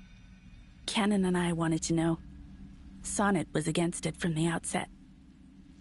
Later, we discovered that this great ruler of the firmament bore an almost paranoid hostility toward the desire of certain life forms to seek power.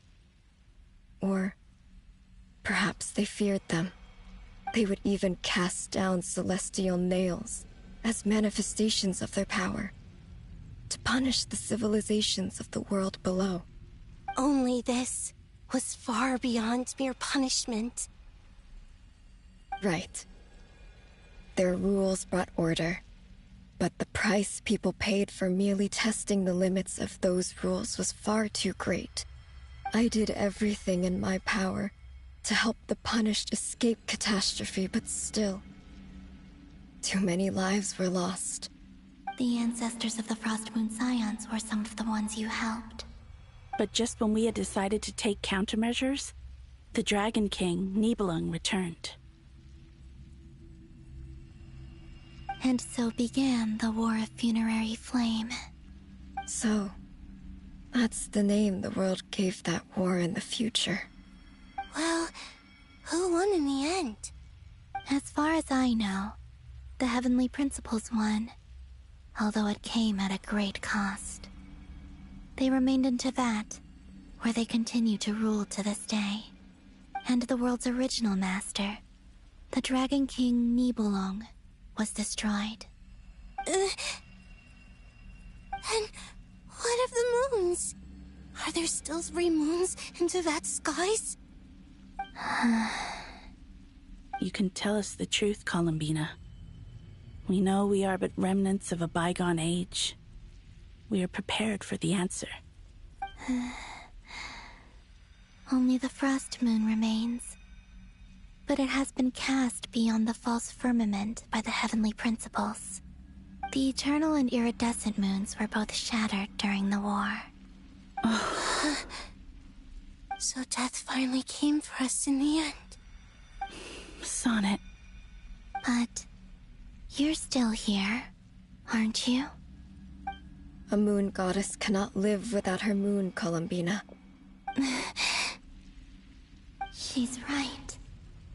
That's why I began to disappear.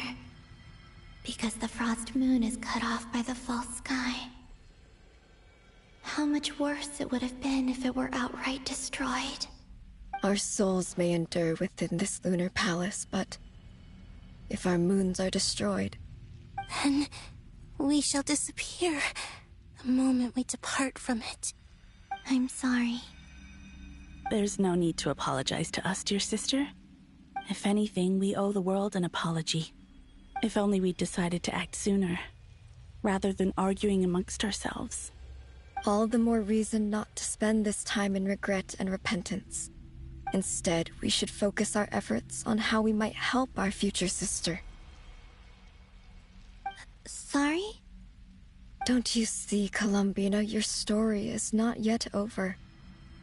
Is that not why you are here?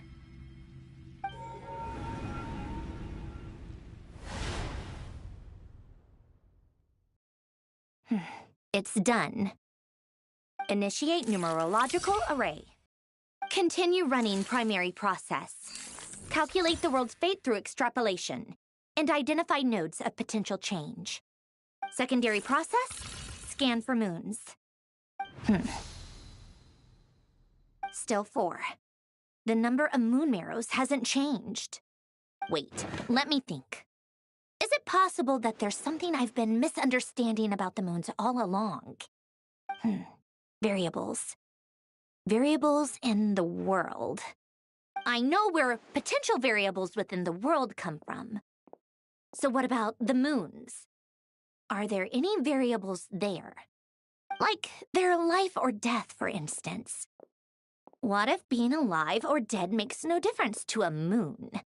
But that's so strange. Even immortal gods can die. Why would the moons alone be... Wait! I've got it! If alive or dead is considered a variable, we might have had this wrong the whole time. No one ever said that a moon marrow equals a living moon. We just made that assumption ourselves. Initiate secondary process. Scan again. This time filtering out interfering perimeter, moon marrow. I don't care if they're natural or artificial. Get them out of my search results! Why?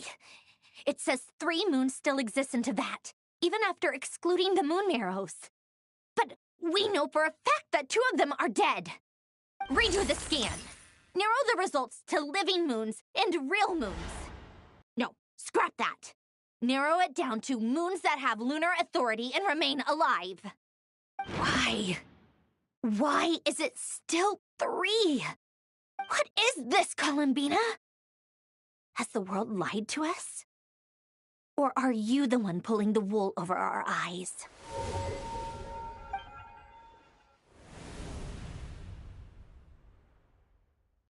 So, you think that the moon's reflection might be where Nibelung imprisoned the 3 moon sisters? Yes, it would explain a lot, such as why that space would respond to a moon goddess's power, opening the moon gate at her command. It would also explain why Miss Columbina has been unable to leave, and why time flows in reverse there. In the messages she sent, Columbina promised us she'd find a way to return, but we have no way of knowing how, when, or where this might happen. The fact that she still has yet to reappear in this world indicates that returning from that place is no easy feat. We cannot afford to simply wait for her. So you're saying, if she could return by her own power alone, she would have done so long ago? Yes, she certainly wouldn't leave it to this late stage when it's so touch and go. I've been giving this some thought, and I've come to believe that Luanatar might be an anchor that she left behind, as a sort of future waypoint. This could also explain why Luanatar is always by the Traveler's side. Sounds like a plausible theory. If that's the case, there must be some criteria we need to fulfill to allow Columbina to return to the present. The question is, what could they be?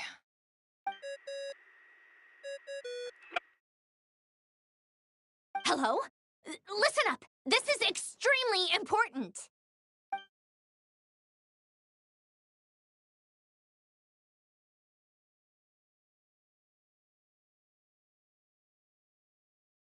Not only is Columbina alive, but she may well exist in a form unimaginable to us. I'm still unclear on the details, but she's done something truly inconceivable in the past. And the clue to what she's done lies in the moon and Teyvat sky. Truly amazing. Oh, I'm so delighted for her. I'm sure we all feel the same. And I'm sure Columbina is ready to get back here and fight by our side. I'll keep my calculations going and try to find some way of coordinating with her. But that's not an excuse for everyone else to slack off, okay? All of you had better keep trying to think of solutions. How can the dead moon still live? And Luanatar...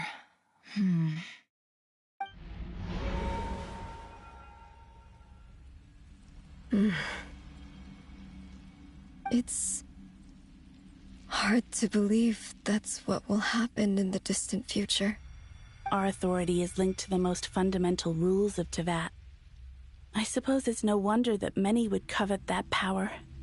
I didn't realize that when you said friends, you meant people who live down in Teyvat. That's so lovely. I always wanted to go down there and have some fun. Have you ever tried leaving this prison? Of course. Between us, we've tried everything. But no matter where we go, this space will eventually bring us back here. It's like the center of a whirlpool. Everything ultimately converges here, at the moment when Nibelung imprisoned us. In that case, have you tried using any of those pathways that connect this space to the real world? Sorry? What are those? They're passages through which you can make small-scale changes to reality by using Kuvaki. Or am I the only one who can use those passages? Because part of my soul remains in reality. Kuvaki. What is that? You don't know? It's a unique kind of elemental energy found only in Krai, the land from which the moons arose. Oh. Well, it's true that the moons first rose up from the part of Teyvat you say is called Krai. But there is no difference in the elemental energy between there and anywhere else. What? Could you show us some of this Kuvaki? Hyposelenia? Maybe if we see it, it'll make more sense. Okay.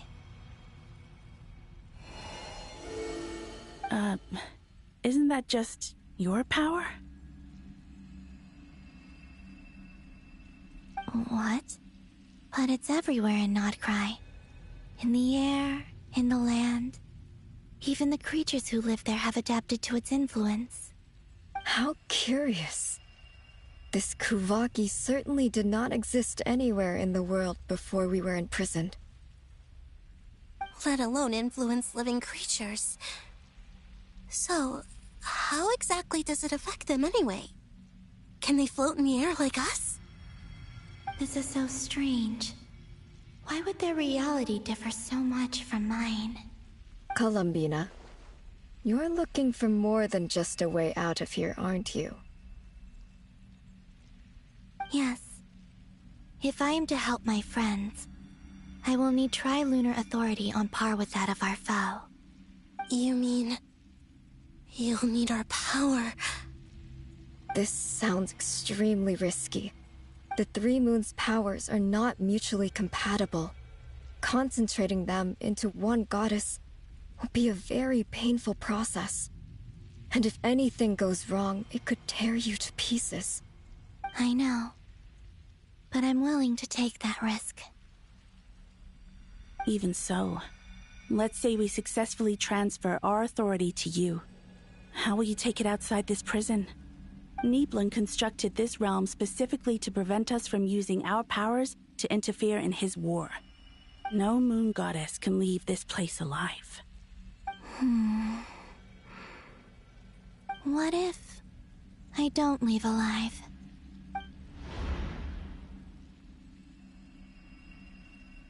Where do we even start? How are we supposed to figure out what we're meant to do to help Columbina?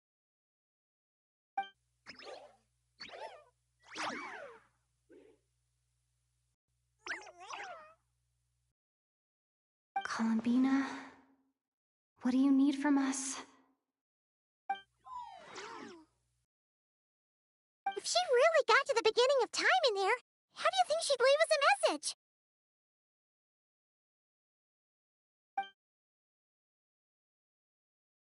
You don't think she'd write it down on a stone tablet somewhere in the hopes that we'd find it, do you? Seems unlikely. Columbina may not talk a lot, but she thinks deeply about issues like this. Let's review what we know. This is the Columbina who fought alongside us against the Rahyr of Solnari, and with whom we celebrated Moon Prayer Night. She knows our personalities, our ways of doing things, even our unique strengths and abilities. So, if she wanted to tell us something from a long, long time ago, what would she do? Oh.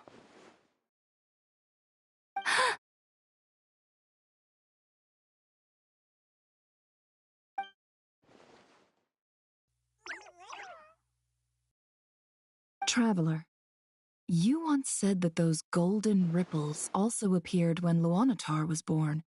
What if Columbina left Luanatar here, not just as an anchor to the real world, but for some other purpose? If she is part of Columbina, and Columbina knows that I can see past events through her... Oh yeah! Like when you peeked into Rarer's past through his heart! Nefer, wait! If you're right about this, and you can really see past events through Luanatar, your eyes, they'll... Oh, I know. Looking at Rarir's past in Conria was already enough of a strain on my eyes. Looking this far back into the past, it'll surely blind me. But it's our only chance. This is the only way. Boss. We spoke about this once, a long time ago. Do you remember what I said, Yehoda? The day I lose my sight, the Curatorium of Secrets will be yours to run. But... What's wrong? I'd be overjoyed if I were you. This day's come a lot earlier than either of us expected. I need to know you'll honor our agreement, Yehoda. Promise me. Yes, Boss Neff. I promise. Are you sure you don't want some time to think this through? What is there to think through? I should have gone blind after our battle with Rarir. Frankly, it's almost criminal that I got away with it for this long. Then at least let me take some precautions on your behalf. And if you really do lose your sight, I'll visit your office every day and make sure you're well looked after. Oh, please, anything but that. I was actually ready to go through with this. Are you trying to scare me into backing out? As if I could ever scare you. I'll assume you're just joking to calm your nerves. All right, enough chit-chat. Let's do this.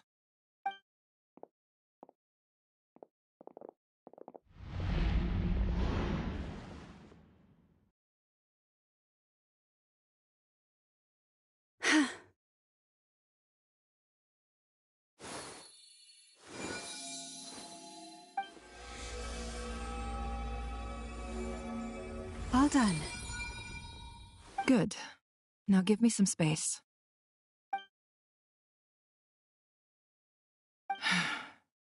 Come on then, little one. Show me what happened in the past.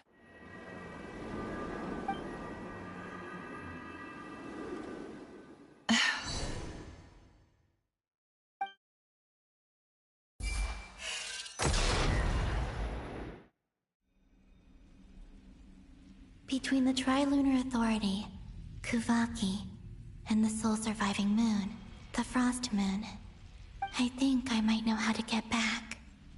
But I will need my sister's help. Time to go talk it over with them.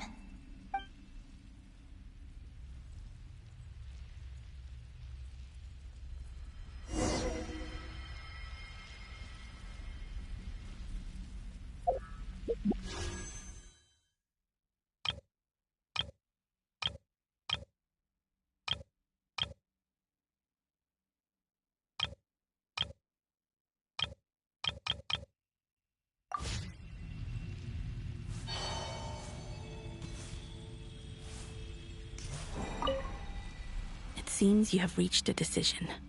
I'm all ears. What do you propose?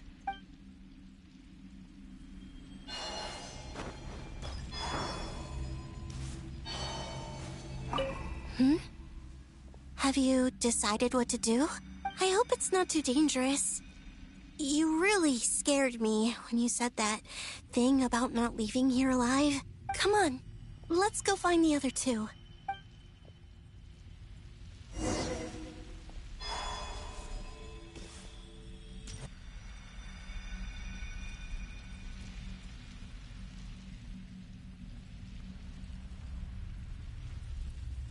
Have you figured it out, Columbina? Tell us. How do you plan to leave this place? I intend to die here, in this moment, and then be reborn in the future with the help of my friends. What? What are you saying? How can the dead be reborn? And how will you inform these future friends of your plans? You can't exactly leave oracles. Nothing can escape this place. Not a single ray of moonlight. And even if you found a way, what if they never find the message you left for them? You'll... No, that won't happen. Come again? They will find my message. I'm sure of it. I'm not following. How exactly will you achieve this? It's quite simple, really. First, I will leave my soul here. I see it. Your soul? You mean your divinity? Yes. I once left a portion of my soul in the future. One so small that this prison barely noticed anything. In this very moment, she can resonate with my soul across time. When the time comes, I believe that she can serve as an anchor to pull my soul from here back to the future reality. Just as gravity connects the world to the moon. Exactly. In the future, where I came from, the moon has been cast beyond the false sky, but I can still feel that it is there. In a similar way, I can feel a connection to the soul fragment I left behind even now. My friends can use it to detect my presence. But how do you just leave your soul here? Is that even possible? On my way here, I met an ordinary mortal who entered this place long before I did. Her body is long gone, but her soul remains. And before that, I encountered an old enemy whose entire soul survives here intact, while the power that once corrupted his body has faded away. So, perhaps this space is specifically designed to imprison divinity and authority, but not the physical body.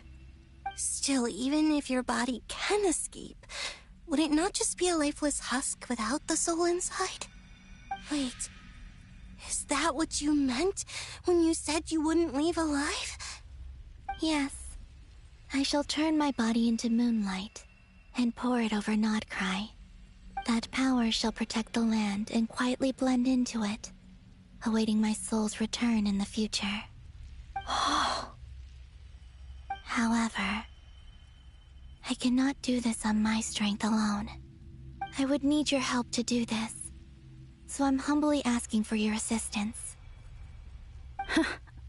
Oh, dear sister, you need not be so formal.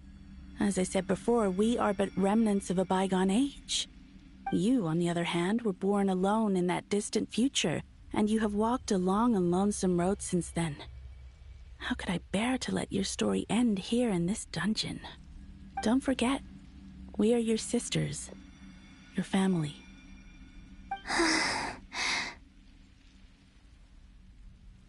Arya's right. Actually, I've always wanted a little sister. Can you imagine how it's been for me?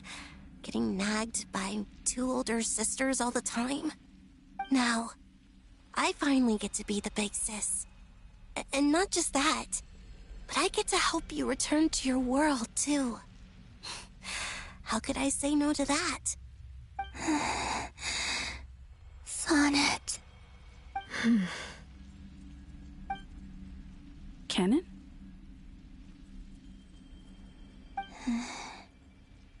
I'm sorry. I know this is a bold request. The Frost Moon is rightfully yours, and it remains intact. Oh, no, please, don't misunderstand me, Columbina. I was just thinking back on the years that the three of us once spent together. You cannot imagine how happy I am to hear of the future world you describe. The Frost Moon Scions, your lovely, kindly friends. For the three of us, whose purpose in life was to maintain the peace in Teyvat, it is a great relief to know that the people of this world live in such an abundant future. If your plan can save them, and save Not Krai, I will gladly give you all that I can. Besides, the three of us have been together since the day we were born. I could never abandon them to live on alone without them. Canon. Still, I do have one question I would like to ask you before we proceed. Certainly. What is it? Why do you cover your eyes?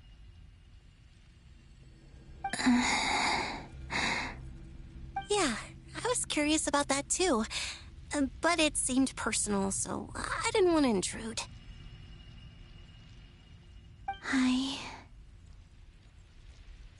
There was a time when I refused to look upon the world.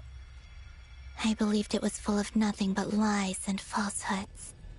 I wished to hide my feelings, seal my heart, until I could return to my true home. I see. Perhaps that decision saved you from ever having to see the false sky again. But at the same time, you likely missed out on many true and precious things, like the smiles on your friends' faces. Promise me this, Columbina. When you return to the future, open your eyes, take a look at the world around you, and see your friends. I'm sure that you know this already, given that you long to return, but that is your true home. Give me your hand, Columbina. Aria, Sonnet, you too. Okay. All right.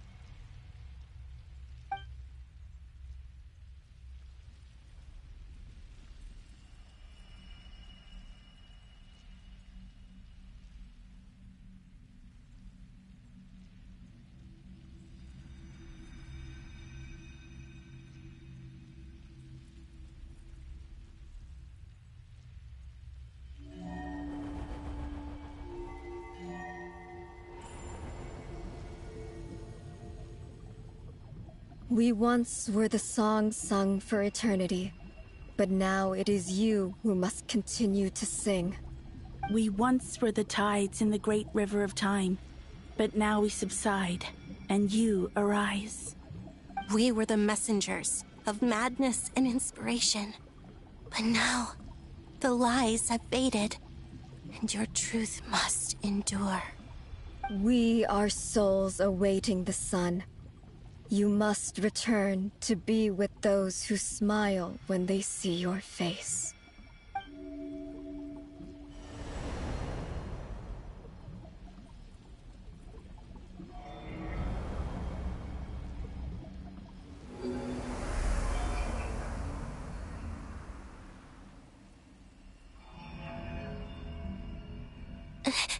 Is it done? Yes. We have transferred the authority over all 3 moons to Columbina Hyposelenia. From this moment on, she is the Tri-Lune Goddess, the one and only moon goddess of this world.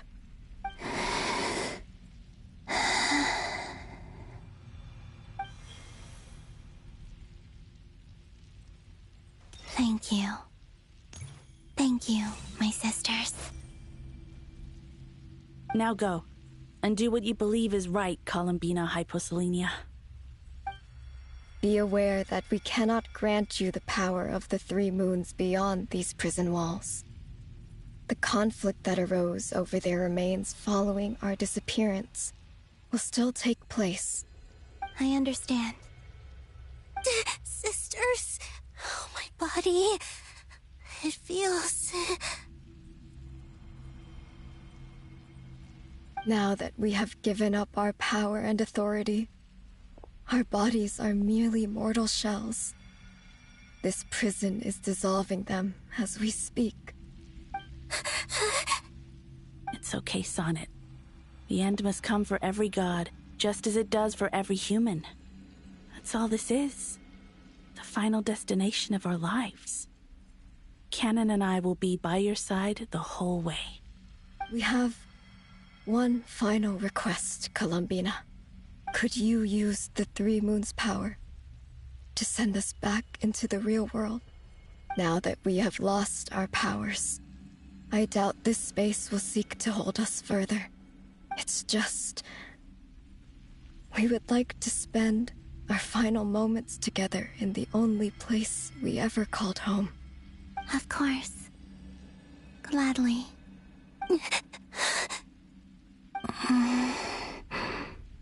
Sonnet? Yes? Don't... I wish I could tell her not to give in to the abyss. Not to be afraid. But is this really what I should say at this moment? Don't forget. I'm so glad to have a big sister like you.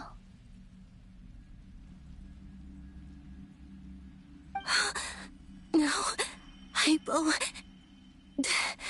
Thank you. I'm okay. I'm not afraid. As long as my sisters are with me, I won't be afraid.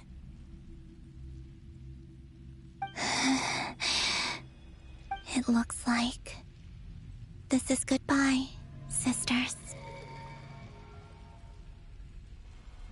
Goodbye, Columbina. Take care of this world in our stead. I will.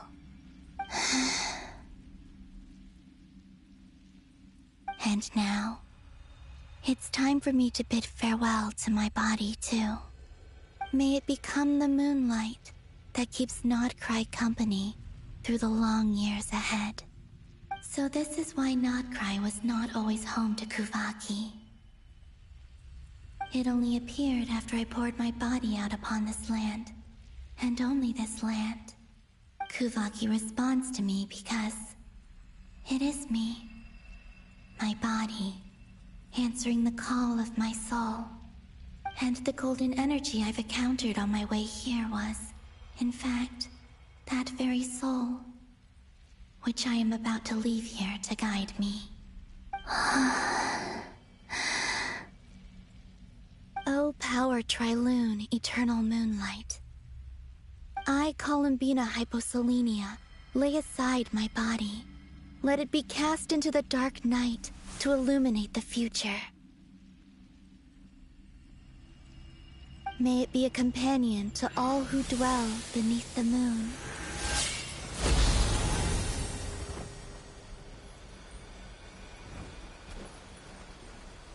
Until the time comes for me to return home.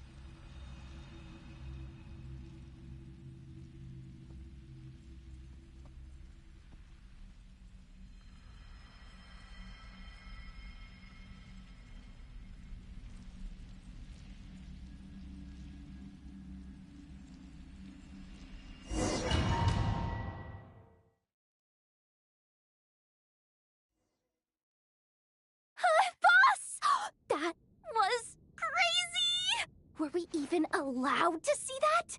Is anyone? Oh, can you still see? How many fingers am I holding up? I see 2 fingers, and a look of sheer terror on your face. Truly astounding, Miss Nefer.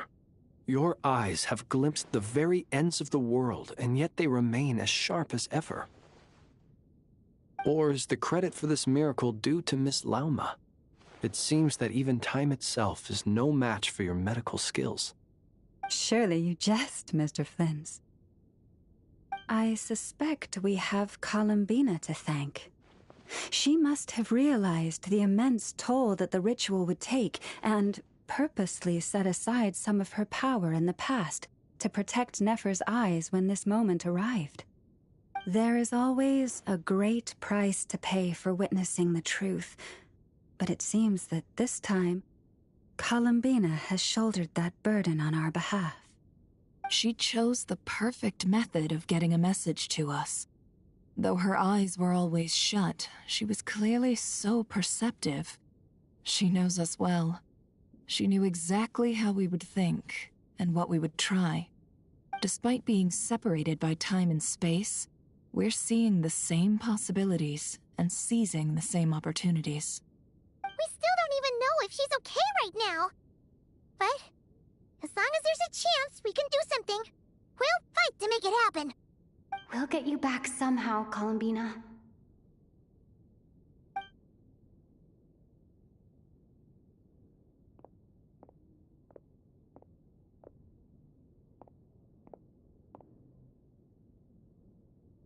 Well, based on the information we now have, let's figure out our next moves. Thanks to these gentlemen, we have a much clearer picture of the situation with Dottore. The civilian population has been moved to safety, so we no longer need to hold back. Miss Androne, how are the calculations going? So far, so good. I'll keep seeing how far I can push the system, though. Can't have Hat-Man being powered down for nothing. There's still a long road ahead. Where should we begin?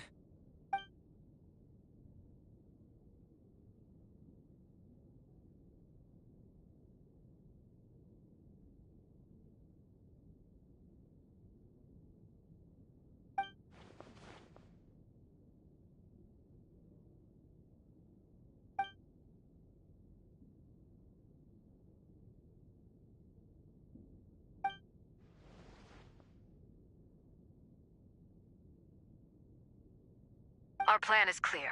Time is short, so let's get moving. There's just never enough time, is there? Time is the bane of my existence. Ugh. Anyway, I'm gonna get back to work.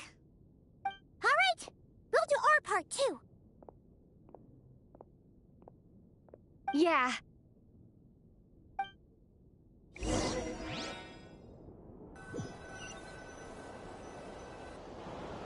Albedo's theory says that elemental energy can dilute the Light Realm's power, but I'm no expert in building elemental defenses. Sounds like something out of the Advanced Elemental Theory section of the library. Whew.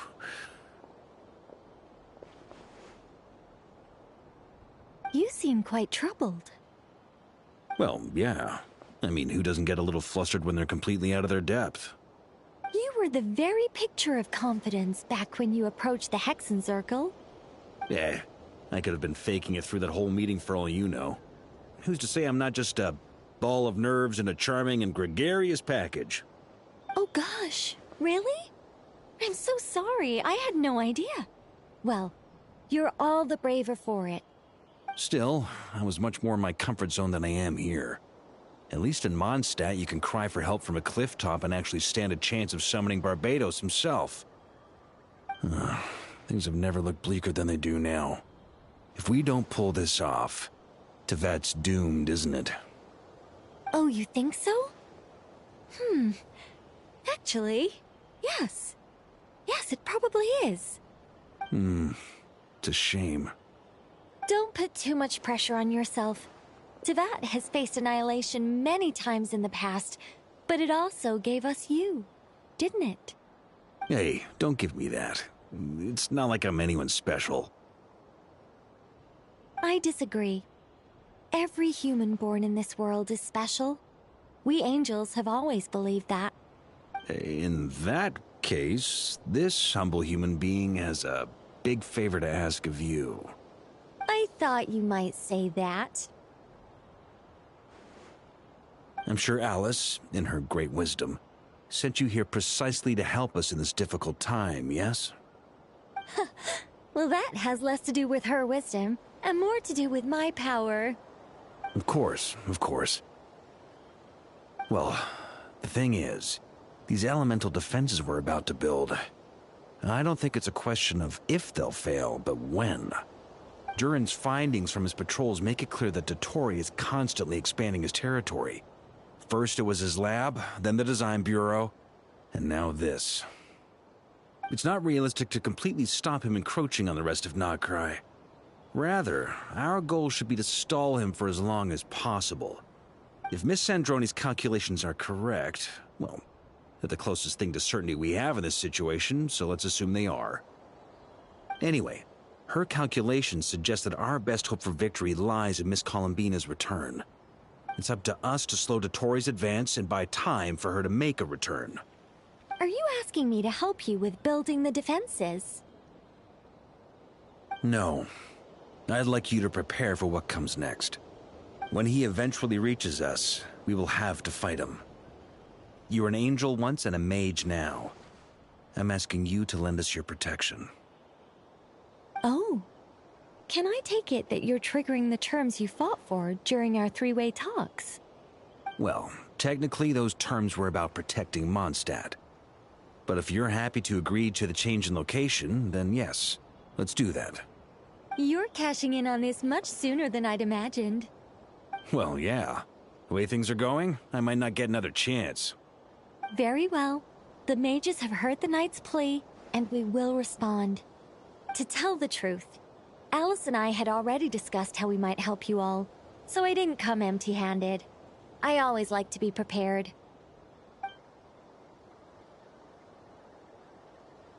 This is...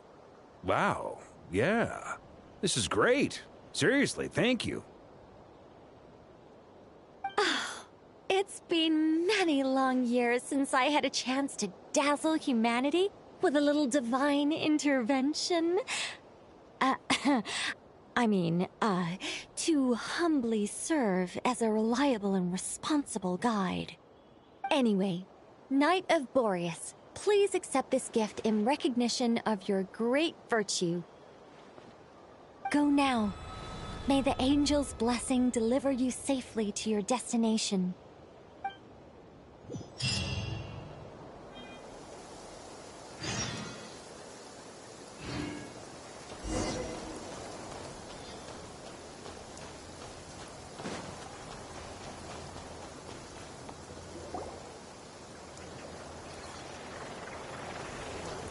Ah, you're here. Sandroni! How are things going? Glad you asked. You two are about to become the first people to lay eyes upon my masterpiece. Or should that be the first person and the first, specter? Hey! Whatever.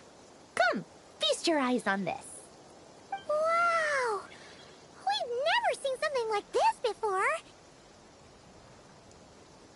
This meter displays the progress of my formula. Currently, it's still making the most important connections. Once it's finished running, I'll deliver it right to your side. And then, we can finally bring Columbina back. What do you mean, deliver it? Can't you just tell us over the Dodo communication device? It'll just be some numbers, right? Ugh, you're such a greenhorn. This isn't the kind of formula you solve in math class. It's a highly complex algorithm capable of constructing a framework of rules. Ugh, whatever. We'll be here all day if I start trying to explain it. Oh, I'll share the data with you. Nicole's agreed to let me use her information channel, so we just need to use the Dodo communication device like so. And... there. Now you can check in on my progress. Wow! Look at that! You're amazing, Sandroni.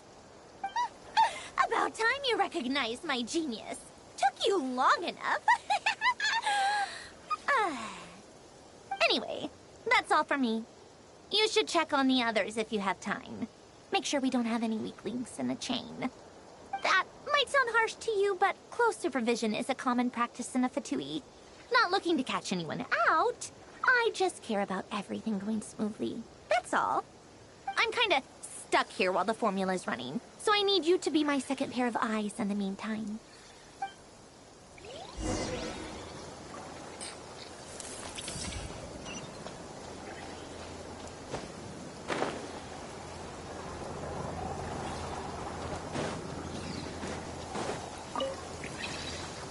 Traveler, Paimon, a pleasure to see you both.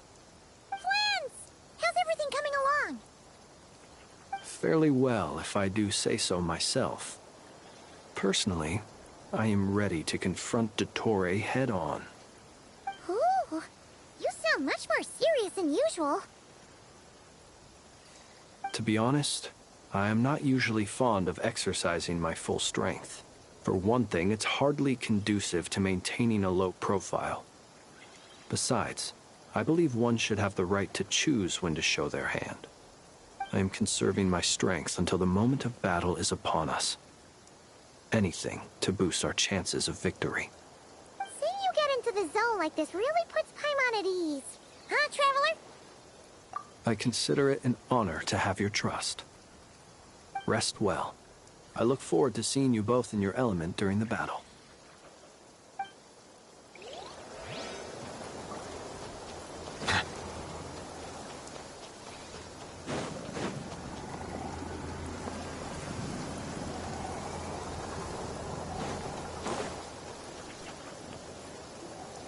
Yes, Miss Moonchanter? What are you staring at? You always address me in the strangest ways. Lady Moonchanter 1 minute, Miss Moonchanter the next. Yes, and? Are either of those incorrect? Not as such. It's just that I simply call you Nefer nowadays. Uh-huh. That's my name. What's your point? The point is I don't add any honorifics or titles. Meaning what? That maybe we're on friendlier terms now than we used to be. Is that how you see it? And I thought I was the one with eye damage. Never! Wilma! Paimon, Traveler. Just swinging by to check in on you. How are things going? Did you manage to get some rest? Don't worry about me. I won't slow us down. And I give my all to ensure our victory. Ah, yes. Allow me to give you two a quick checkup. All done.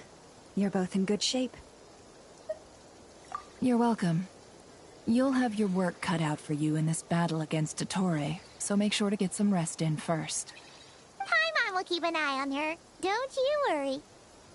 I'm glad to hear it. Take good care of yourself, too, Paimon. Sure thing.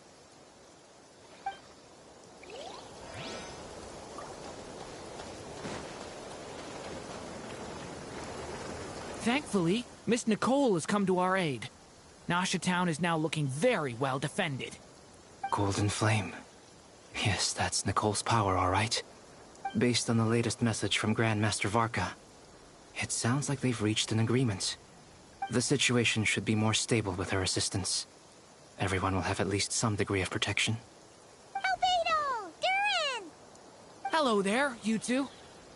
Are you well rested?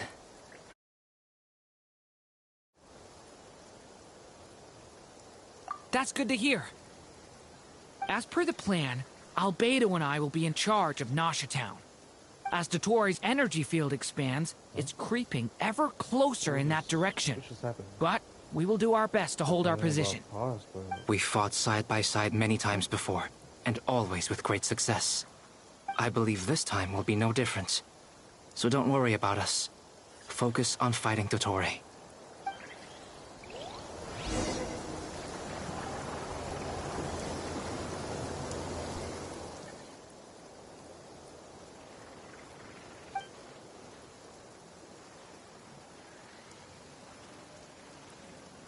Here they come.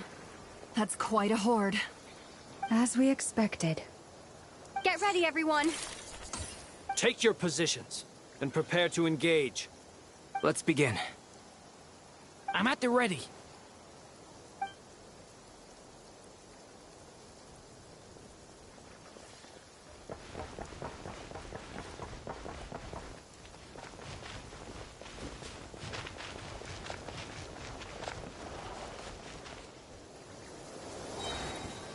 Waste of time! Your skull!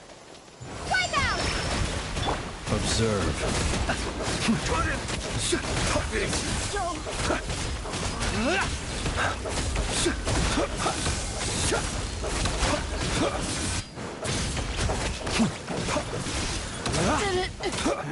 Another one?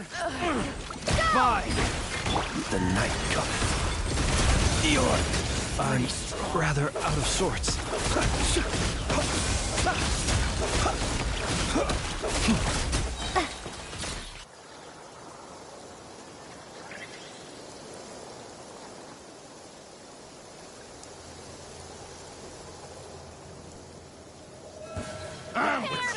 Your skull!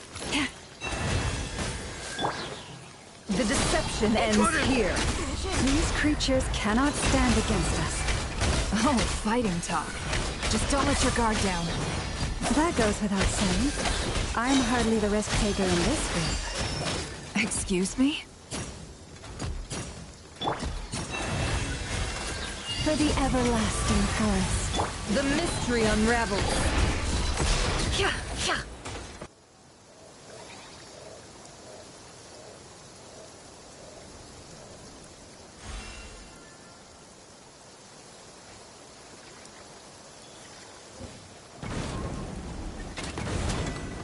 Live!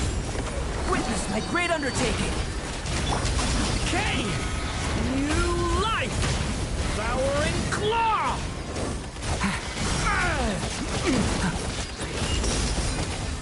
That was easier than I thought. Naturally. What do you mean? Is it because as created beings go,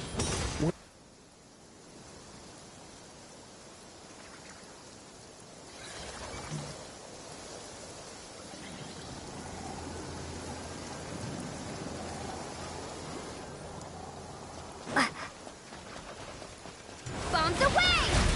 Go! Lush as the moonlight.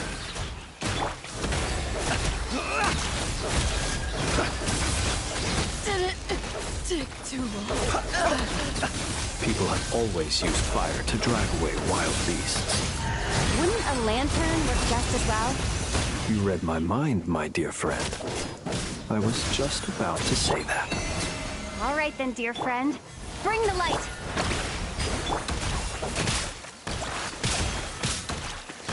Be silent. No more lies.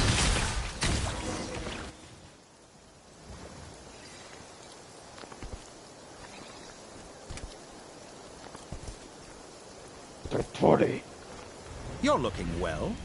I trust you've had a good couple of days. Dottore. It's actually a good thing, in my view. If the subjects of my experiment were to die prematurely, it would throw quite a wrench in the works. And so, I must thank you all for your resilience. We are no longer on the same level, but you are nonetheless worthy of my respect. A creator god should be merciful and gracious after all.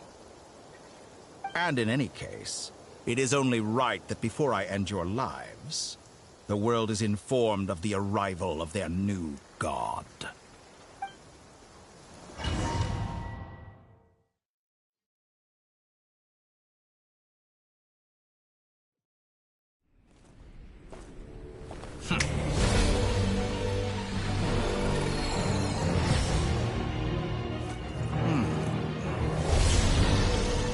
I didn't quite memorize the word.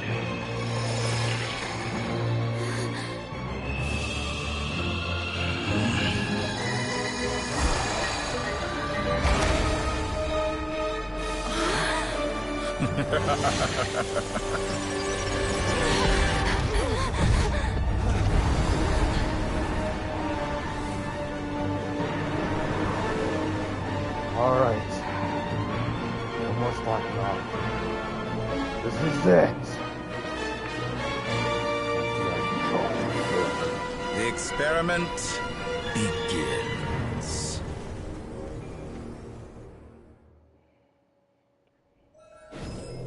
With the marrow of the three moons in my hand, behold the false moons fall! Hey? That's supposed to be you, or...?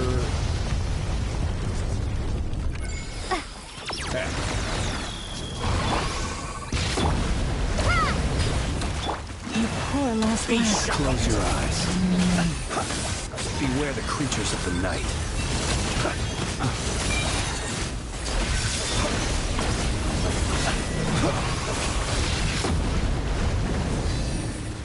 How dull!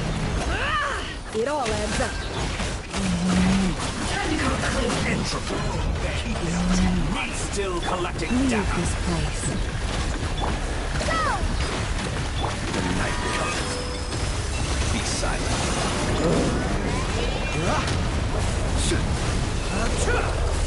Observed. Openings on purpose. Confident, aren't we? Can't hide the truth. It all adds up. Like an ant in my palm. What the hell? I've been moved inside another space. And it's sealed off. Looking at the structure of it, it seems like the Torre intends to trap us here. There's no exit. Our endurance is about to be put to the test.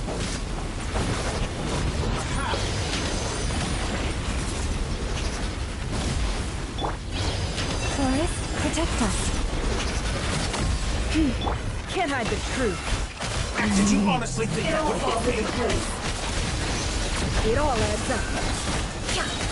Entropy. Seek within.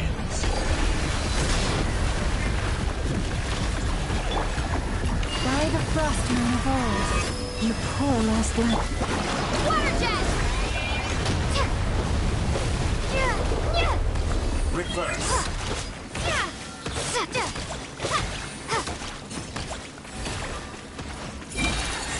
How dull.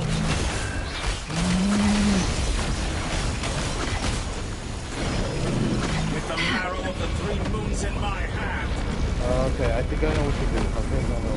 There we go.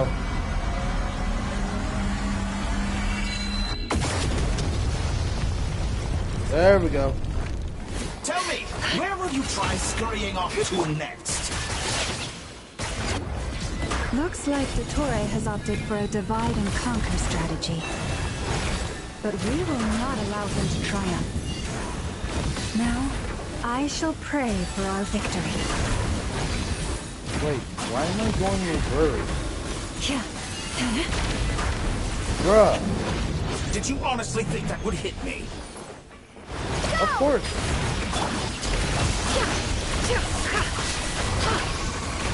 Oh, yeah. Oh, yeah.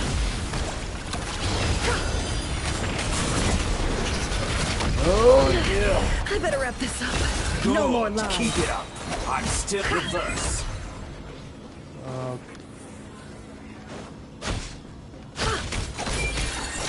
Pathetic. The deception ends here.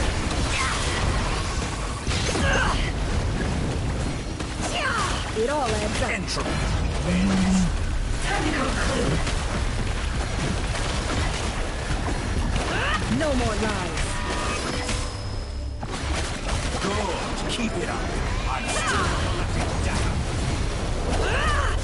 Be annihilated. That which cannot stand against me. What's this supposed to be? A knockoff version of the space Columbina got trapped in?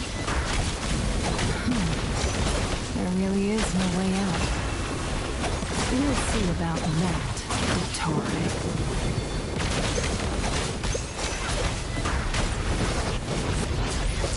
My apologies. I have not intended to take your tedium. But you have a choice in the matter. Obey, and I can release them. An excellent deal you have been making. Won't you consider it? No, I'm not gonna consider it. You can consider it. To me!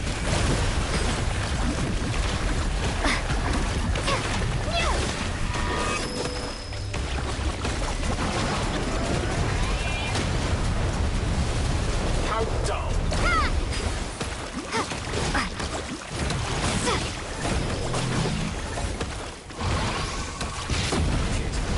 I expected. What the hell? I'm aware you've been working on some little tricks to surprise me with, but it appears that none of them have come to fruition. My guess would be that you're trying to bring Columbina back. But then, where is Sandrone? Or are you trying to buy time for her?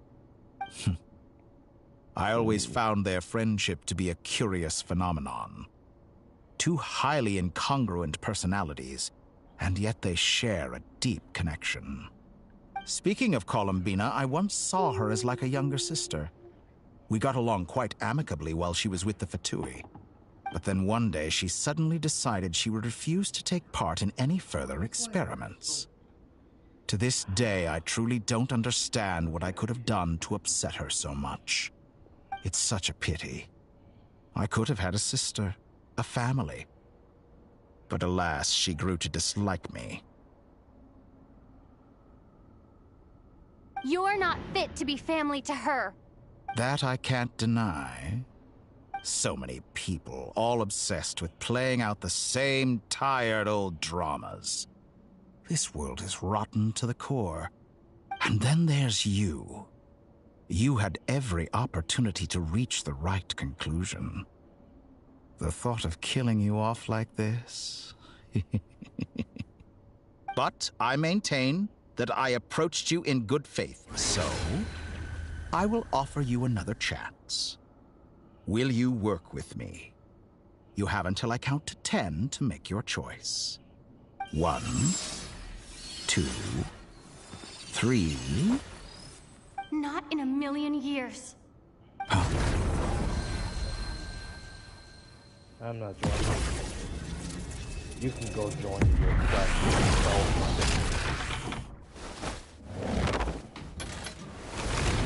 Sandrone, what a pleasant surprise.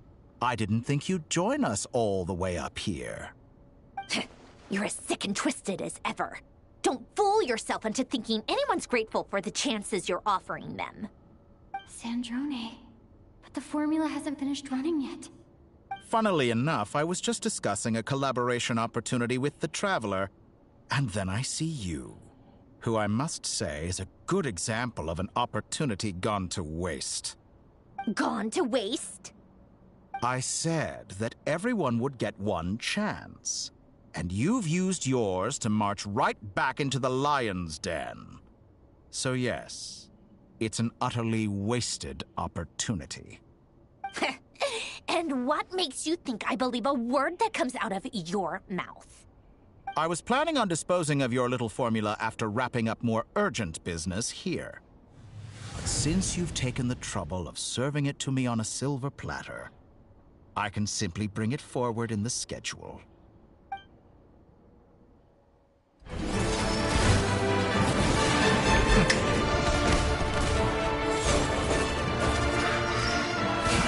Oh, what's going on?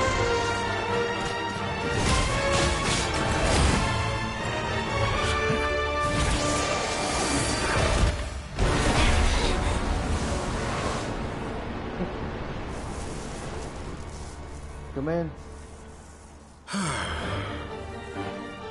Is this your life's work? This piece of trash?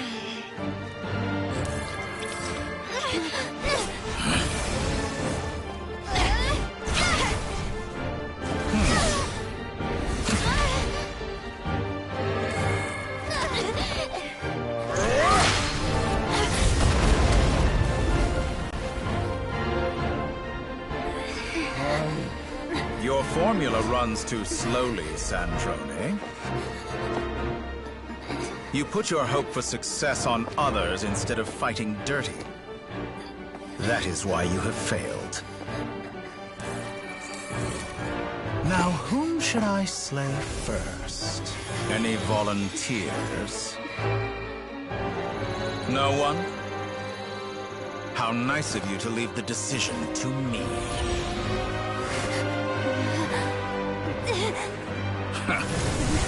Shit! Uh-oh. I'm dead.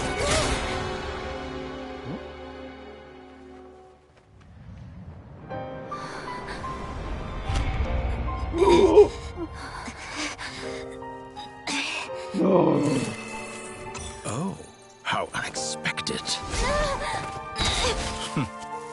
Sandrone, any last words for me, comrade?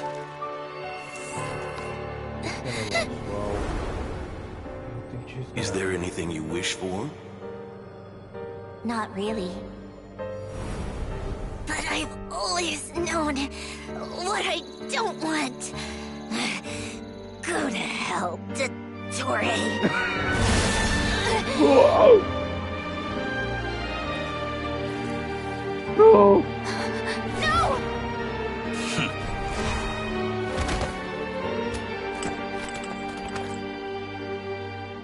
And now, you have failed. Shit! Now you see how fragile mechanical contraptions are. Just a gentle tap, and they fall to pieces. However keen of an inventor Sandrone may have been, her death spells the end of the formula that was running inside her body. Of course, I have to commend her for making it this far. As her colleague, I have to admire her stubborn tenacity. Now, it is time for you to take your place by my side. My count was interrupted, but the second chance I extended to you still stands. Once again, you are welcome to join me. By now, I'm sure you have gained a greater appreciation for the power and authority I wield. What is stopping you from embracing a new world of endless possibilities? Not in the mood to talk? As you wish. You seem less talkative than usual today. I'll change the topic to something more apropos. Sandrone was always like this, never trusting anyone, always so reluctant to share her research with them. Objectively speaking, she had her strengths. It is remarkable how she extracted and even optimized the world formula from so much data. But her inability to trust was her undoing. Had she allowed someone else to monitor or run the formula for her, you might still have a chance at victory even now. But regrettably, she was a stubborn fool. As much as it pains me, she had to go. Dottore. Maybe this is news to you, but people can change. Columbina surprised you when she escaped, and I think Sandrone would surprise you too. Change? You can twist the truth however you want, but I see it clear as day. You're the one who can't trust other people. Is that how you see me? Yeah. That's all I see. By this point, what can you hope to do about it? Oh, you're gonna find out about it, you motherfucker. You're gonna find out. It is pointless to fight on. You've already lost. Wrong. You can't win this, Dottore.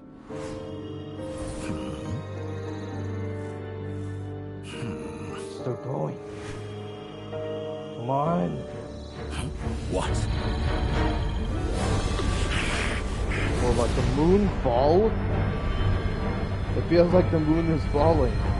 Just like how I saw in the movie. My formula can get us 90% of the way. It will connect you to Columbina. Then, I will bring the formula's output to the Traveler's side. For the last 10%, do whatever it takes. Just bring the moon down. That's just like in the movie that I saw about, what, like a few years ago? Because there was a movie called Moonfall. Bruh.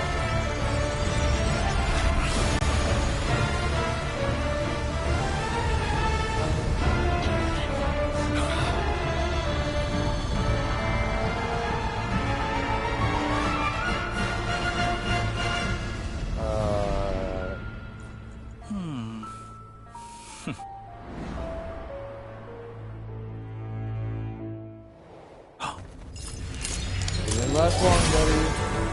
You should have known what you were gonna do. But instead, you took the opportunity. Will never be yours.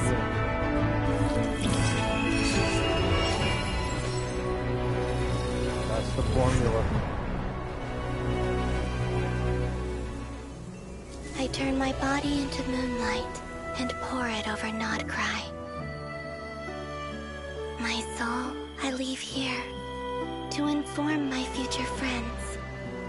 Lastly, I will hide the Trilune Authority within the Frost Moon. And when my body, soul, and authority are reunited, finally...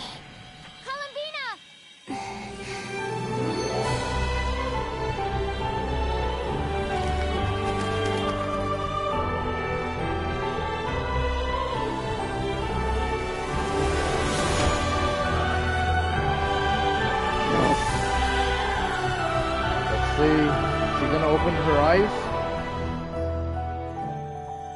Whoa! Her eyes are so gorgeous. I love her eyes. She looks really gorgeous with her eyes open. It's been too long. I'm back. Let's finish this.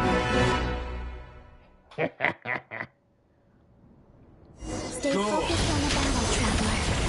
What a touching reunion. Though I personally find myself repulsed by the sight of weaklings huddled together for war.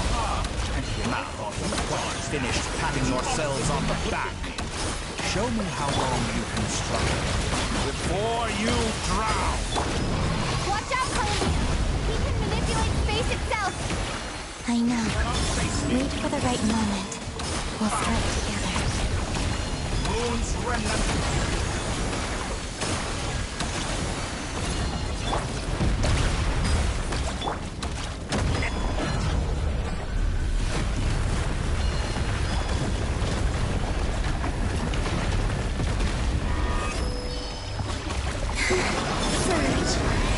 Leaving openings on purpose. Pathetic.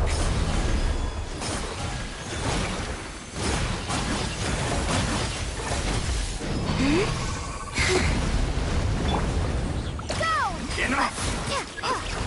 First, like an ant in my palm. Nope, she's taking over.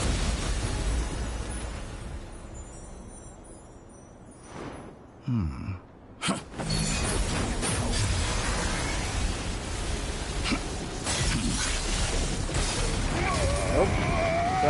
Sorry, but your time is up. It's not possible you're gonna win. I grant you the new moon's blessing. The new moon shines upon you. It's over, Dottore!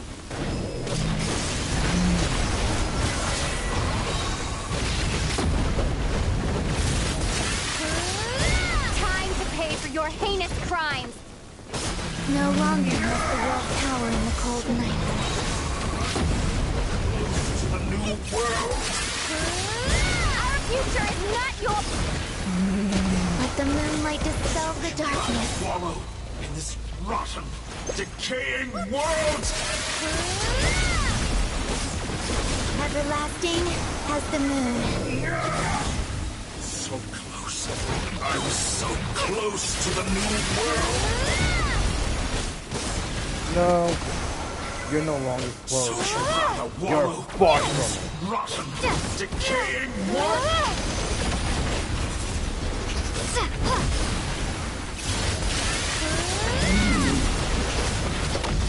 Only I could have shape the new world. Only I...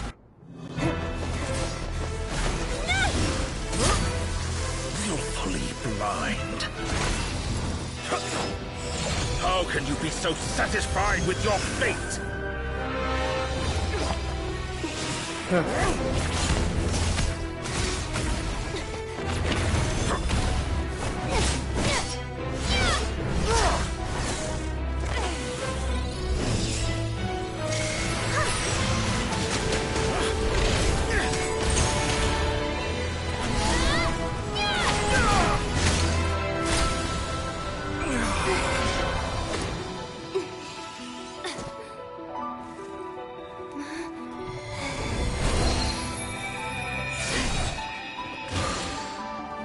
They're back now. This battle was never about fate. It's about friends, family, and the home you stole from them. So dull. Only the weak rely on each other for comfort. You shall see. Once I transcend fate, you will be nothing but fodder for my grand experiment! That will never happen.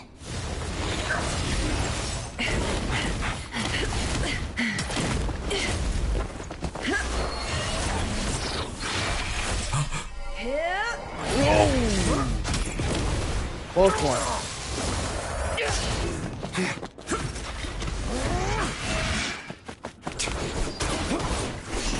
There we go. There we go.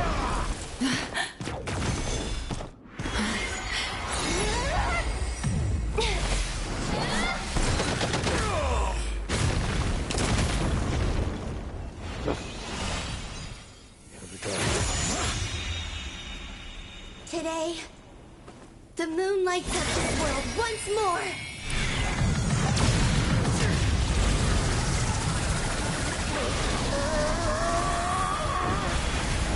Divine party. This loathsome world.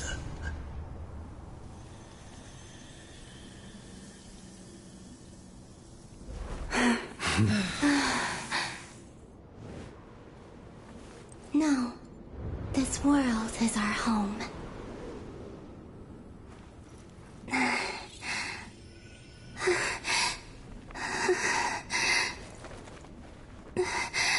Please tell me she's still stable. Please tell me.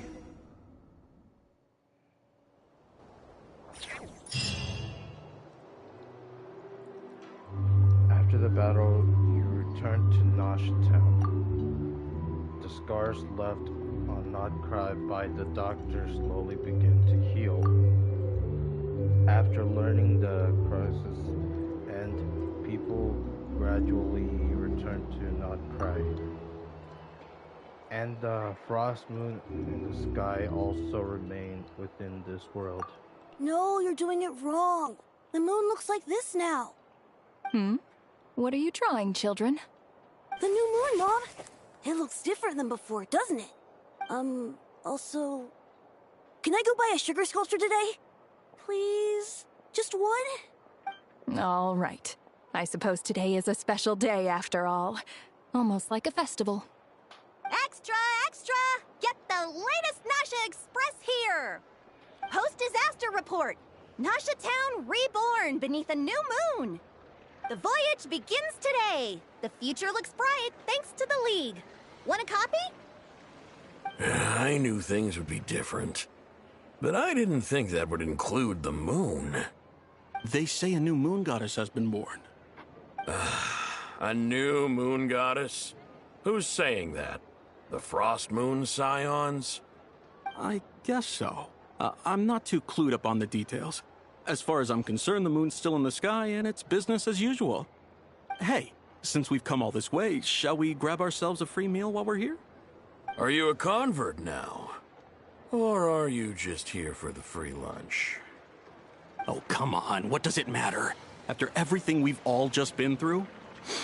That smells good. All right, that's it. I'm hungry. Time to eat. come on!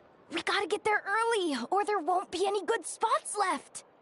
Shh, keep it down. This is a residential area. What if people are still sleeping?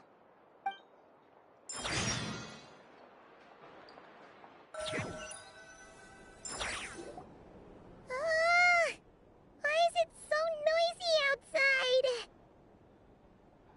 It's okay. Paimon was pretty much awake anyway. It's been so long since we last had a chance to relax, huh?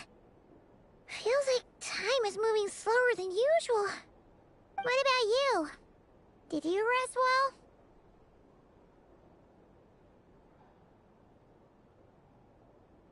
Still winding down from everything that's happened?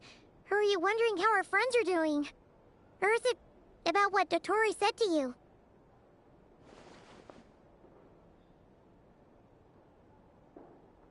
Okay, if you say so. But don't push yourself, alright? Let Paimon know if you need to talk. What we just went through was a lot. It's totally normal if you need some time to get back in your groove.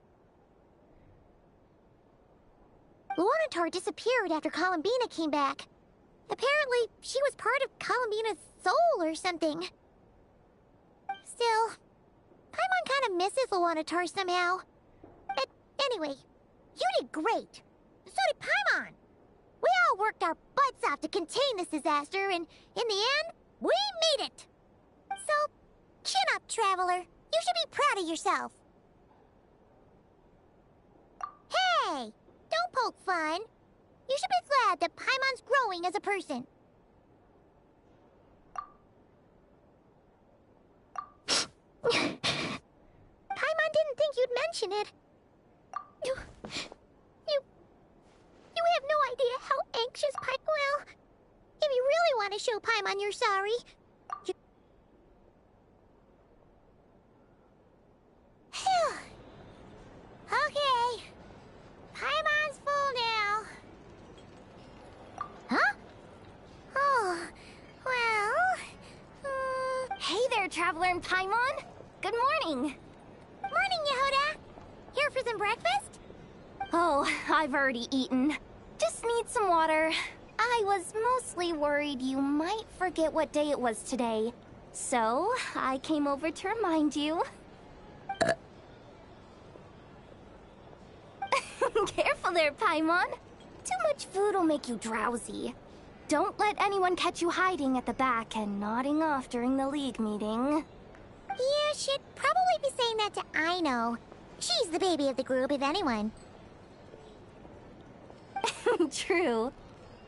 You know, I'm surprised that all these competing groups are actually coming together to try to solve things together. Definitely a first for Nod Krai. Well, nothing like a region-wide calamity to bring people together. After that, surely even the most self-interested people have to realize that going it alone isn't worth the risk, right? Try telling Boss Neff that. She's not exactly convinced that people are gonna get with the program. Really? But if she's so pessimistic about it, why'd she agree to be the Curatorium's representative in the League? Probably 'cause... even though Unity sounds like a pretty far-fetched idea, the benefits it would bring make it worth a shot. I think things will work out, though. I swear, Nod Krai feels like one big family now with everything that's happened. More than it used to, anyway. Paimon's with you on that one. And it seems like plenty of other people agree, too. Just listen to the bustling streets! All right. Everyone's been rebuilding these last 2 weeks, and the evacuees have been coming back in droves. Life's slowly returning back to normal. Which means my workload's probably gonna shoot back up. Were you about to head out? There's still some time before the ceremony begins, you know? Yeah! Sounds good. See you later then.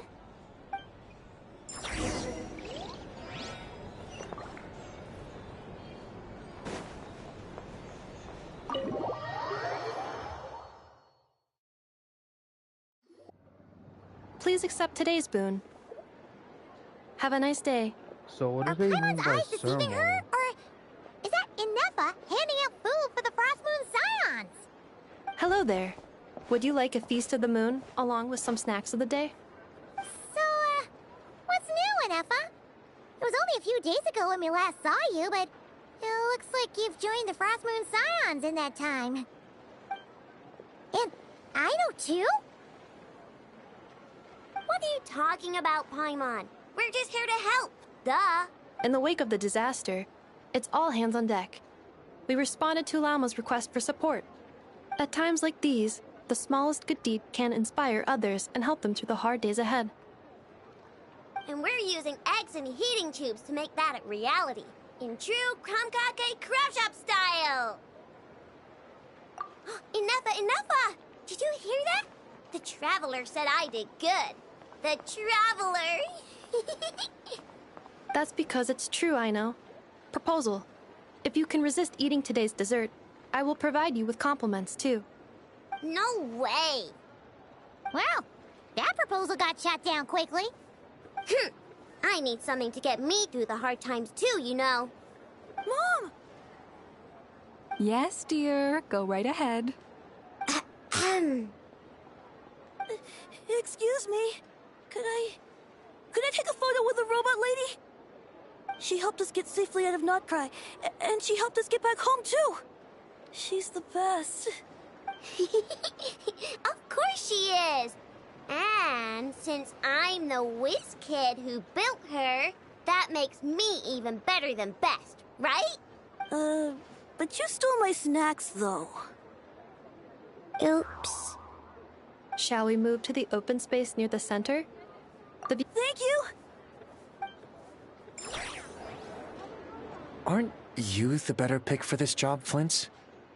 You underestimate yourself yet again, Master Ilua. Not at all. I rarely come by Nasha Town. I don't know any of the big shots here. All in good time.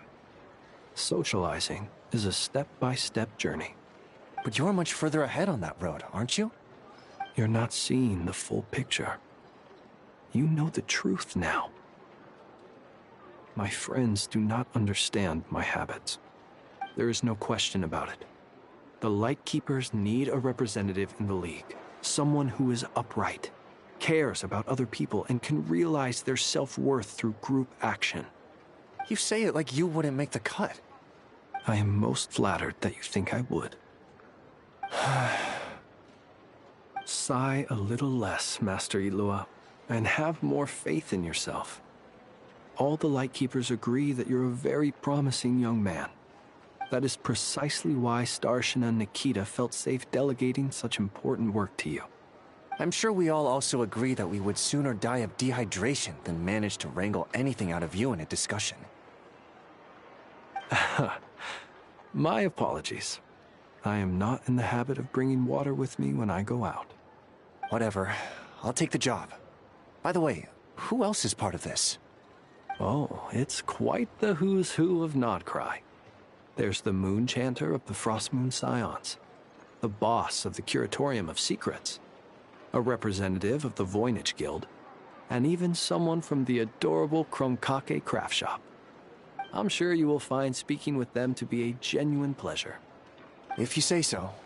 I've never done this work before, so I'm honestly a little scared of making mistakes. But I'll do it. Not only is it our duty as Lightkeepers, but because I want to make Krai a more welcoming place. An admirable attitude to take. The beacons are lit, Ilua. We're but one step away from breaking through the blizzard.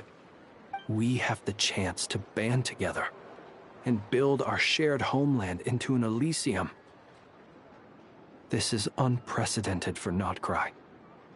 An opportunity not to be missed. Yeah. You're right.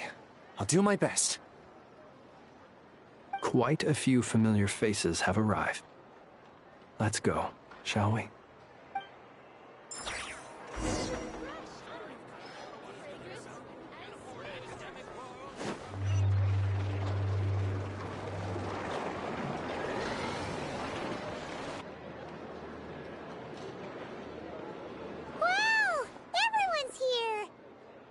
You seem well rested. I know no one's asked, but I'm sure you all want to know, so let me just say, we're doing great. Thanks. Well, great, but not perfect. Starting to lose my mind from boredom. Can't drink a drop of alcohol while I'm waiting for my wounds to heal. I'm sure you had a sneaky swig or two. Wait, how'd you find out? I'm sure you must be missing Mondstadt after all these years away, Grandmaster.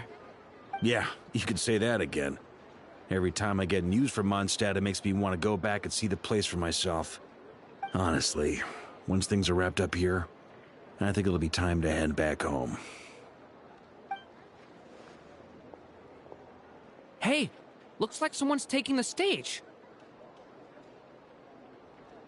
Can everyone see okay? Anyone need a boost? I'll just listen from the back. It's fine. You're taking this pretty seriously, huh, Durin? Well, it's not every day that I get the chance to see how people speak in official settings. Soak it up like a sponge. I'll make sure you get a chance to practice for yourself later down the line. Actually, I know just the thing. You can debrief the Knights of Favonius for me. Mr. Varka, are you forgetting that I'm not a Knight of Favonius? I can knight you. Any particular title you'd like? Is he joking? I really can't tell. You'll have to figure this one out for yourself. It'll be a good learning experience. It is my honor to host the opening ceremony for the League, and to have this opportunity to speak to you all in my capacity as Voynich Guild representative. Could this person also have been pushed onto the big stage by the real big shots? Guess I'm not the only one then. We come here today, having weathered the trials and hardships of yesterday, and having learned from them the importance of unity and cooperation. All right, here we go. Uh-oh, looks like Aino's off in dreamland already. Wait, Boss is looking kinda drowsy too. What's up with her? Come on, get the speech over with already. Nod Krai is our home, the land we rely on for survival. And as we chart a course for the future, may we persevere through the storms ahead as we sail towards a new era of prosperity, freedom, and hope.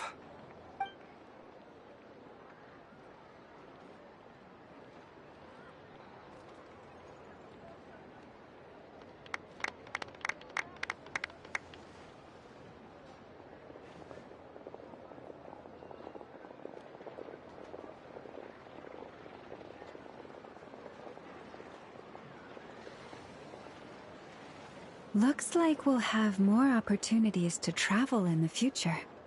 I'm sure you'll cope, Lady Moonchanter, given how fleet of foot you are. Unfortunately, I suspect I'll be too busy at the Curatorium to act as your host. We have a busy schedule, not to mention an international network of contacts to manage. It'll be all right. I'll just check your schedule with Yehoda well in advance. And if she's not available, I can simply ask Ashru. You... So giving my employees extra workload isn't enough for you? You're really going to drag my cat into this too? I thought you'd approve. Aren't you forever increasing your employees' workloads? That's a bold statement. Are all the Frost Moon Scions feeling more audacious now that your moon goddess has returned? Columbina's return has brought joy to all who care about her. That includes both you and me. As for the Frost Moon Scions, we are learning how to thrive independently, without relying on the moon goddess. It is up to us to make our home a more livable place. Joining the League is one of the steps we are trying towards that end. I like the word try. It's nice and non-committal. You can opt out at any time and still say you tried. You don't see a bright future for the Frost Moon Scions? Or did you mean the League? I'm just not as optimistic as you.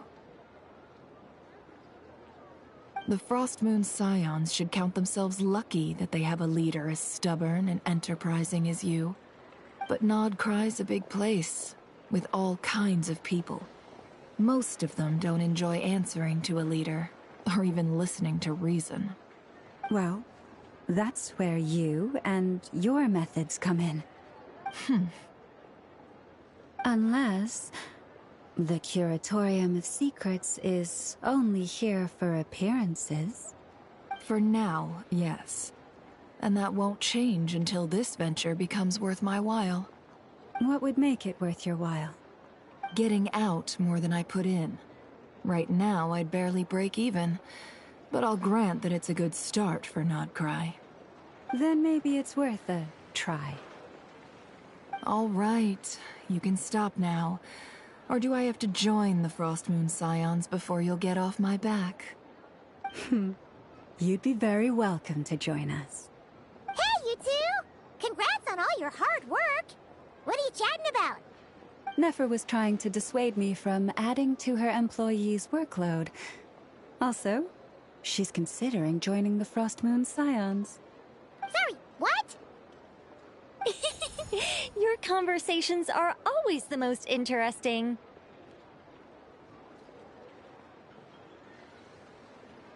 Would you two care to join me for some tea before heading to your next destination?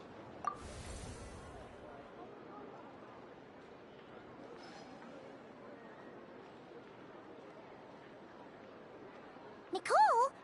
Wait, where are you? Aren't you gonna show up today? Sadly not. I'm otherwise occupied right now. I'm sorry, Paimon. I can hear how disappointed you are. If it's any consolation, let me say that how things appear on the surface is a far cry from what they are at their core. Perhaps you'll feel better if you focus on the fact you have a special line of communication with the great mage herself. Okay? Has something happened? No, or not yet, anyway. Well, that's not ominous at all.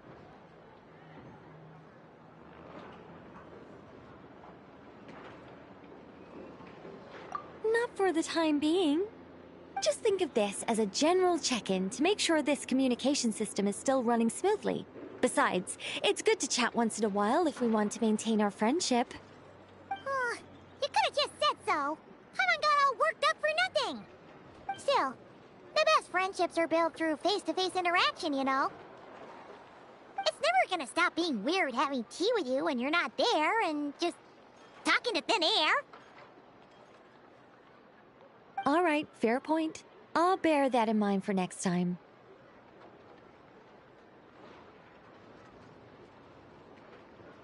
Yeah. Any update on that crisis at the world's borders? Alice just informed me that they had their work cut out for them. And now everyone's thoroughly exhausted. But they did finally get things back under control. Still, we can't let our guard down yet. The disruption caused by this disaster has made Teyvat easier to detect from the outside universe. She plans to wait for things to stabilize, then reschedule her Mondstadt vacation plans. As for me, I agree with Hat Guy's perspective. This is a time when many new variables are emerging, and the situation is changing constantly. Plus, most of this change is for the worse. We have to remain vigilant and ensure that the embers of chaos are not rekindled. I did notice that the energy in Nod Krai changed somewhat after the War of Funerary Flame, but since it was still aligned with the Light Realm, I never gave it a second thought. It looks like I'll have to examine the connections between phenomena I observe more closely in the future. Just doing my duty. It's more or less second nature by now. Of course. To give you the full picture, I'd have to start with the substance from which angels were formed. Never mind. Paimon's right. Showing off my knowledge would be much more satisfying in person. By the way, you did receive the gifts from the Hexen Circle, yes? I'm not trying to claim credit or anything, but my pride demands that I at least mention it. They're quite similar to the protective talisman that Alice gave Dory, but with some very special enhancements. Oh! So that's what kept our friends safe when Dory trapped them. Indeed. We went to great lengths to make sure they were invisible to his eyes.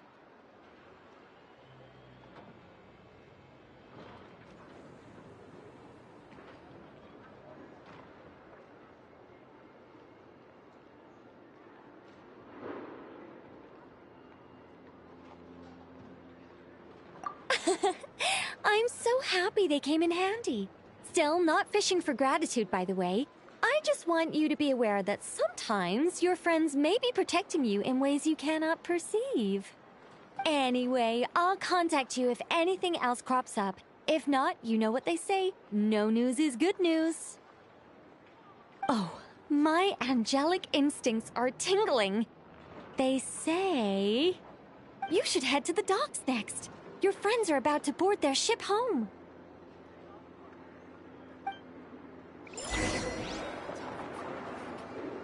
This place looks perfect. Nothing warms the soul like piping hot food.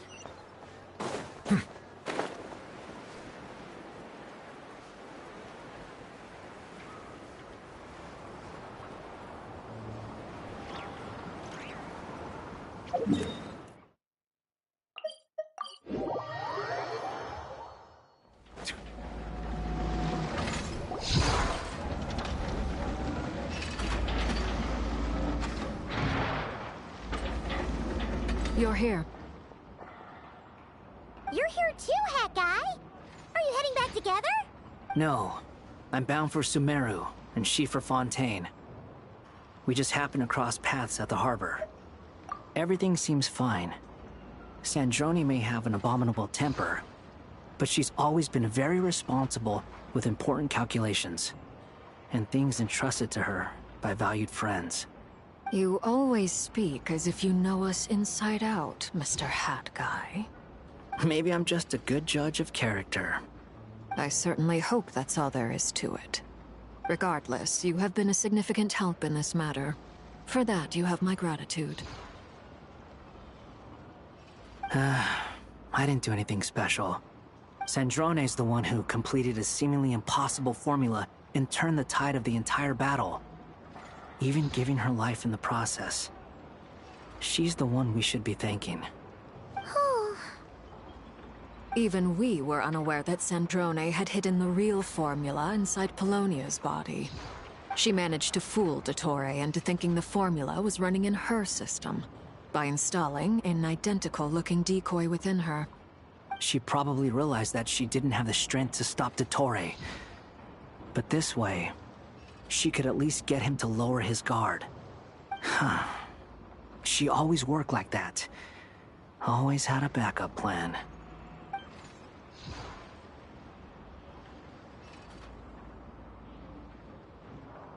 Well, that's why I'm traveling to Fontaine.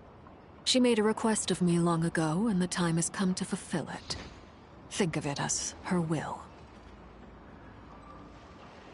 So I guess, when I Google if Sandrone did die, then I guess she's dead. Rest in peace, Sandrone. If you ever come back to life, we'd be happy.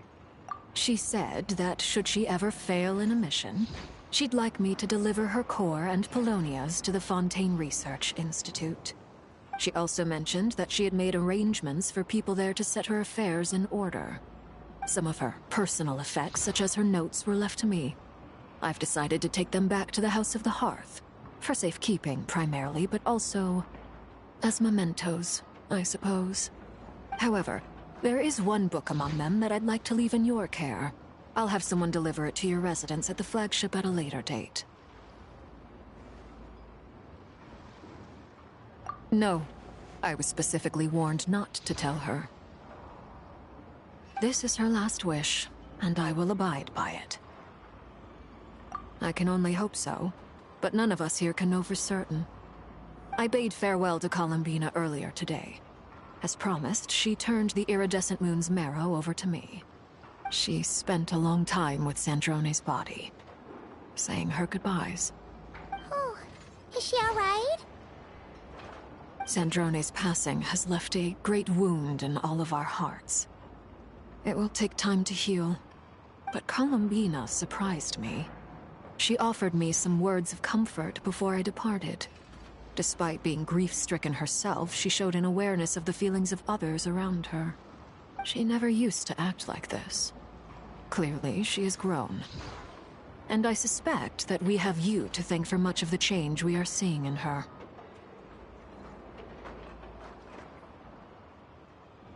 Huh. After these recent events, the Tsaritsa has revoked the Pale Star Edict. Snezhnaya now realizes that the arrest warrant for Columbina was just a ploy by Dottore, who coveted her powers. I shall return to Krai to see her as soon as I find the time. I hope that from now on, she too will explore more of the world. Columbina Hyposelenia's journey is only beginning. My ship is here. Traveler, Paimon, we shall meet again. You too, Hat Guy. What are you still bumming around for? Isn't Columbina waiting for you? I thought today was the day you'd agreed with her to go find out the truth about your sibling. You're afraid you won't like the truth when you see it. Well, this is new. I was starting to think that nothing could scare you. Don't say that! Wouldn't you be if you were in this situation? Fair point. But I'd say I have more experience facing up to unpleasant truths than the Traveler. They say blood's thicker than water. I know how much you need your family back. More than you need any of your friends. And I'm sure that all your real friends understand that too. No matter what the truth turns out to be, they will stick by you and support you, whatever decision you make. Finding the truth is important. But more important still is what you choose to do once you've found it. At least, that's the life lesson I've learned from my experience, grappling with the truth. What? Now that Dottore's dead and gone? A little, I guess. But it hasn't solved everything. Maybe I regret not getting to end his life with my own hands.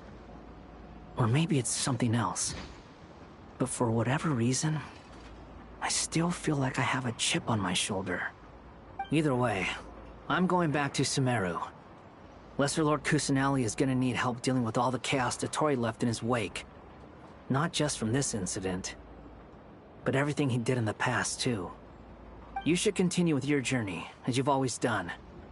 Who knows? Maybe we'll meet again someplace else. What should we do now? If you want to explore a bit more to steady those nerves, Paimon's game! After all, when Columbina said she knew where your ship was hidden, Paimon promised to give you two some alone time with the truth. It hasn't been all that long since we were last apart, sure, but with Columbina there, Paimon's sure things will be just dandy. Ain't no biggie. Paimon might be all about that food and fun, but she knows how to do right by people. Paimon's sure you'd prefer to digest the news about your brother in peace. But, no matter what you see, just know you can share it with Paimon. Of course, as long as it's not super private. If you can't make sense of something, let's give it some thought together. And even if we both can't figure it out, Paimon can at least treat you to a nice meal. Glad to hear it. Feel better now? Alrighty. Next up, time to meet with Columbina.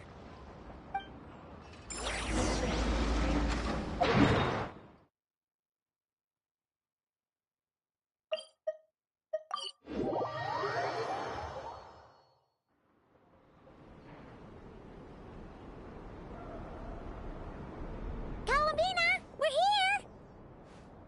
Can't quite believe we're meeting out here. We've gotten used to walking over to Silver Moon Hall whenever we go see you. Well, you're still welcome to go there whenever you want to see me. It's just, now that it's all over, I've decided to make some changes. Try and fit in with the Frost Moon Scions, like Llama suggested. The older generation are still timid around me. They don't dare get too close, and they bow their heads when I walk by. But things are much better with the children.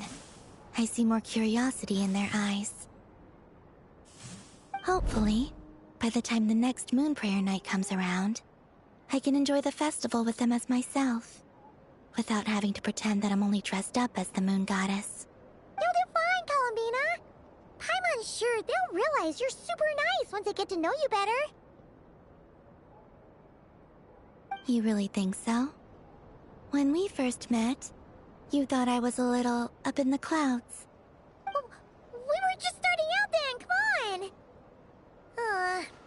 So Alba told you, huh? I'm only teasing. I know that I have you to thank for pulling me back down to solid ground. It feels good to finally stand firm on the earth where I was born. Oh, that's great!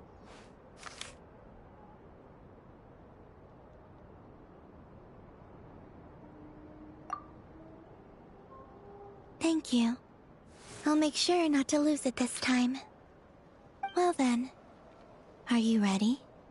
Ether, what happened to our spaceship back then? Why did you leave? It's time to learn the truth at last. I'm ready as I'll ever be. Good. Alright. Then let me open the way for you. This is it. Hmm? Where does this lead? To our shared destination. Huh? Do you remember me telling you about my missing prologue back when we just met? I said that my story began on the moon. But while I was inside the moon's reflection, I realized that my prologue was really hidden in the future. I just had yet to discover it at that point. The story of the time before I was born was in fact the story of my distant future. It's truly fascinating. But when I obtained the Trilunar Authority and returned to our present reality, I sensed something I hadn't expected. Your prologue.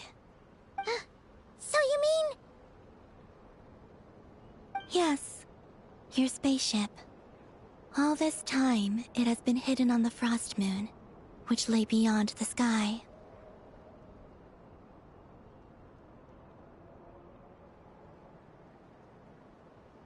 The great ruler of the firmament. The heavenly principles. Wait, them? Why would they do that? I don't know. Perhaps your ship contains something that is incompatible with Tevat. Or something that cannot be known. Oh, did I pick a bad time to say this? I know it must have been hard to work up the courage to do this.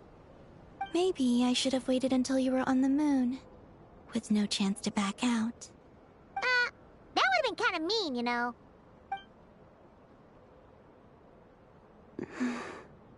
Take me there. Oh? Whatever is hiding in that ship, it belongs to me and Ether. Those memories belong to us. No one else has the right to decide whether I should or shouldn't know about it. Not even the heavenly principles. Very well. Then let's go. You two take care, alright? And don't forget to come back soon! Rest assured, Paimon. We will. Traveler, after you. Thinking about the story that we'll find hidden on the moon? Yes. And hoping that it has a happy ending. Stories like that don't exist, you know? You don't believe in happy endings? I don't believe in endings.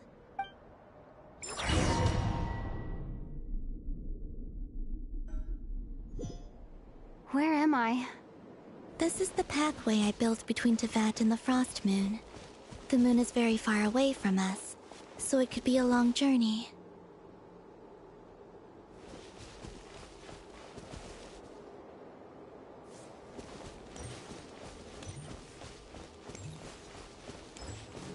After I obtained the Trilunar Authority, I unwittingly saw past events from many of my friends' lives. One was Lauma. She was so young when they chose her to be the Moon Chanter. Aww, she looks From so then on, cute. the Frost Moon Scions looked to her to bring messages from their goddess. But, for better or worse, I had left Hisi Island before she was ever born. It was not until much, much later that she met me. I think it's for the best.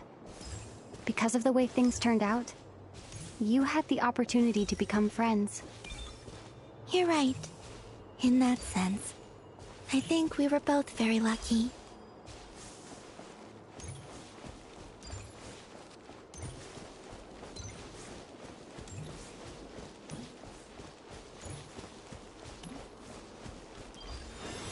Oh, and about that mage, Nicole. I only recently learned that she has lived in Teyvat since the time of the Three Moon Sisters. The Moon Goddesses always had a good relationship with the angels. I suppose our friendship continues that tradition.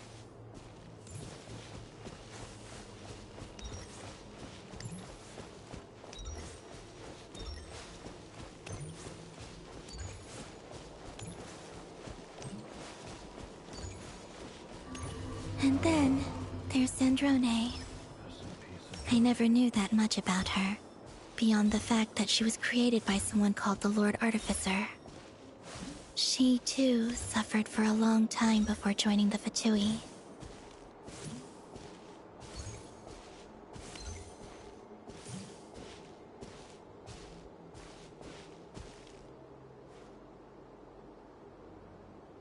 How I wish I could talk to her again. Even if only to hear her say nasty things to me.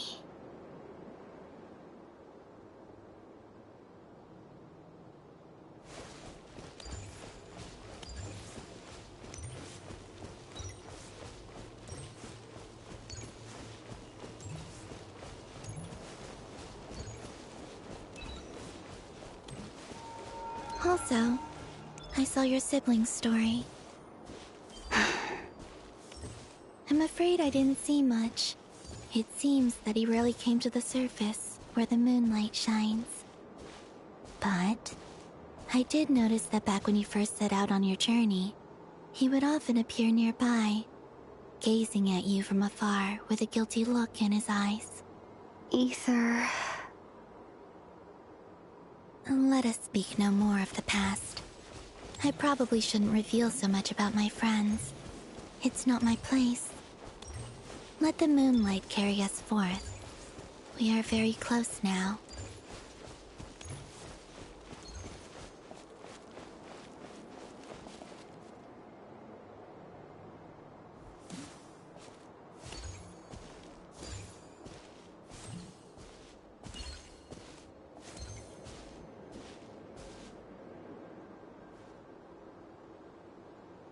After this, I'd like to bring some Kuhenki to the moon as well. If they're willing, of course. What about your other friends?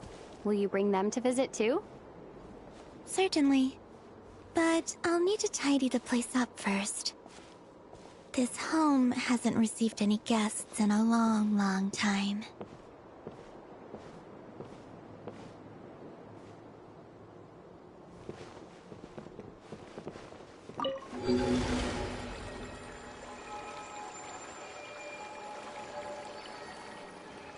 I remember writing something similar with you on Moon Prayer Night. I believe it was called... Dodoko's Whirligig. Yes, that was it. You asked me if I was afraid to return to the moon, and I said that I was. The idea that I had gained something precious, only to lose it so quickly. That frightened me. But I'm not afraid anymore. Besides, this time, we're traveling together.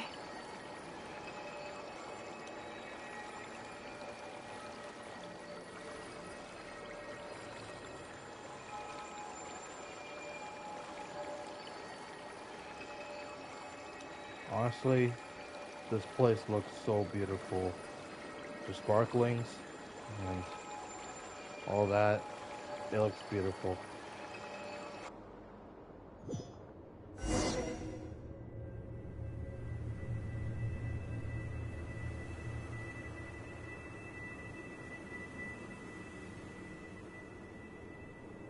Are we on the moon?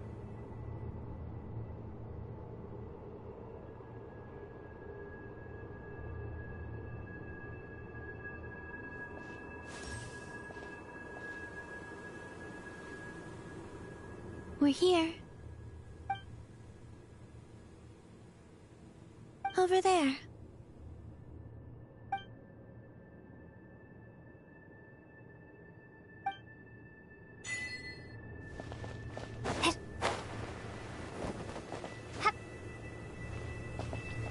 Oh.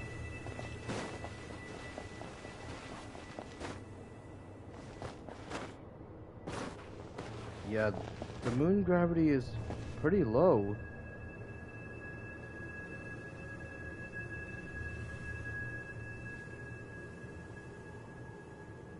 Our spaceship. It's huge. I suppose that the moon is the only place one could hide it. It'll be alright. Huh? The way you feel in this moment, I went through it too, on Moon Prayer Night. The door was right in front of me, but I struggled to find the courage to step through. Solitude for me once meant living a life in which even I was absent. Before I met you, that was the only life I knew. But that night, solitude meant throwing away the life I had gained after meeting all of you. Columbina. Go. Retrieve the part of your life that was once lost. Trust me, you will lose nothing by doing so. Look, Tevat is right there. All of our friends are down there, waiting for us. You're right. Thanks, Columbina.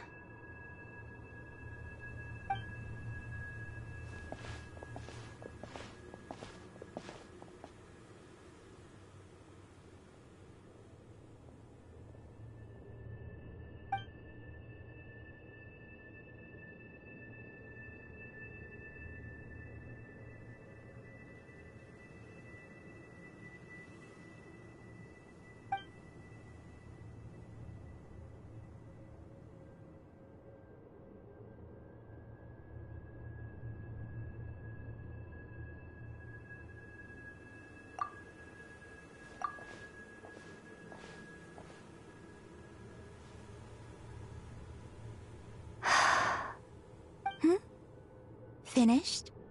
Yeah. Why did you take your eye mask off? Well, since my return, I've decided to take more opportunities to see the world with my own eyes. Besides, I've always wondered how Tevat looks from the moon. And what do you think? It's beautiful. I could spend a whole day here just gazing at it. What about you? What do you think of the truth you found? I haven't looked at another person's expression in a long time, but I think yours is saying it was neither good nor bad. Keep this up, and it won't be long before you give Nefer a run for her money. Oh, I don't think that's going to happen. I'm much more used to sensing what's going on around me with Kuvaki. I think I'll save my eyes for seeing special moments I really want to remember. I read the spaceship's flight logs. I always assumed that this was my first time in Tevat. I thought that Ether and I must have been hibernating in space for centuries on end. But the logs show that our spaceship flew over the skies of Tevat once before. A long, long time ago. Flew over? So you didn't land? No. The ship barely came to a stop before flying on again. After that, it continued traveling through space for a long time. Some of the data is corrupted, but I suspect that it kept flying for thousands of years. It was only after that that the ship made a forced landing in Krai.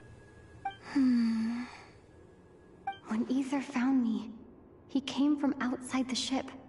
Could this mean that he left the ship long before I did? Maybe even during our first pass over Tevat? Are you alright? Yes. I can feel that the truth is coming together, one small piece at a time. I remember Ether telling me that when he first arrived in Conria, he could not recall the past. So this might be something that even he doesn't know. Here, I made some space for you. Your mind must be racing, and this seems like the perfect place to relax and clear your head. Oh, wait, there's one more thing. What is it? Wait here a moment.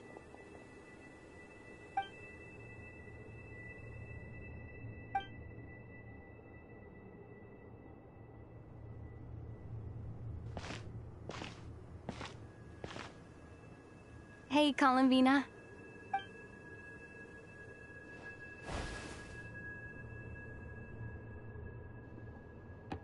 What the? What am I wearing?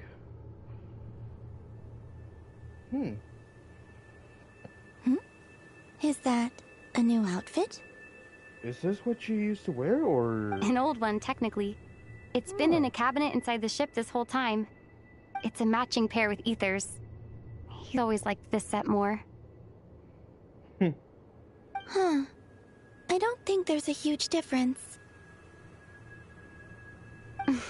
Really? Yes. It's still the same you.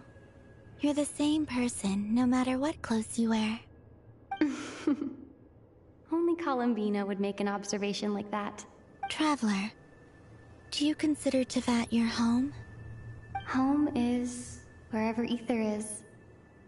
But then, after all the time I've spent here and everything I've been through... Yes, I'd say it's my home. Would you change your answer if Teyvat changed appearance? I mean, if the truth about Teyvat turned out to be different than what you thought. I don't know. But I don't think so. The truth is not what matters most to me about Teyvat.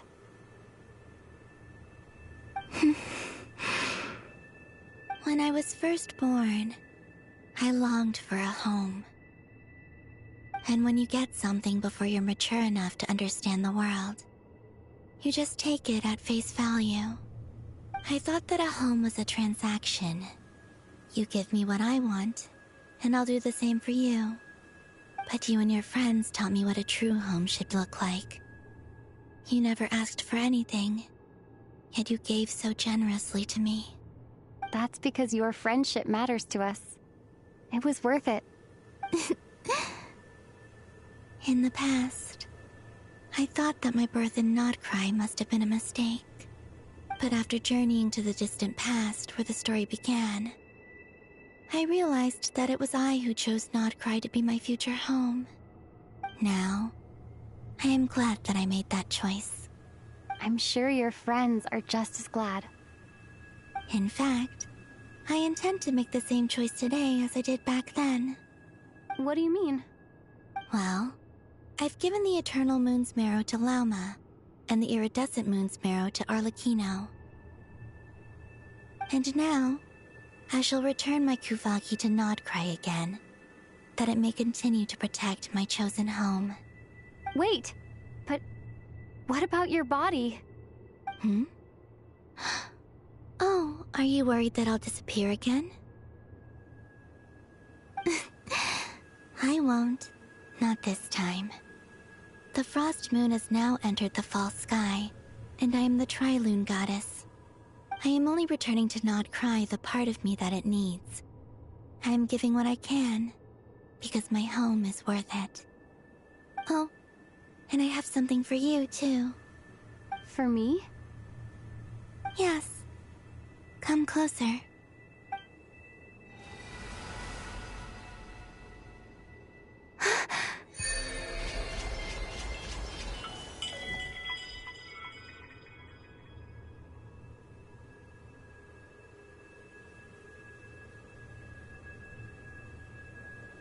New talent unlocked?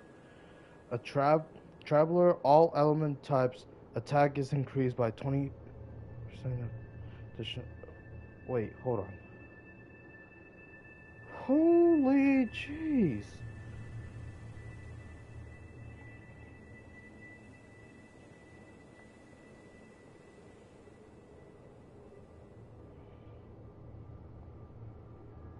Huh.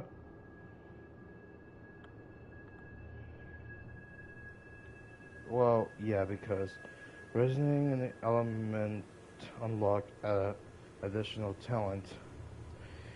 Looks like we're going to have to go to Snashnaya after not Krai. Is it? If I'm correct, then that means... What was that? I lifted some of the restrictions this world placed on you. I trust this will help in your future adventures. My power. It feels like it's grown. I can use the elements more freely now. Thank you. This will be a great help. You're welcome. I see you as family, and after everything you've done for me, In fact, no. It's not because I owe you. It's because you're worth it. Here, this flower is for you.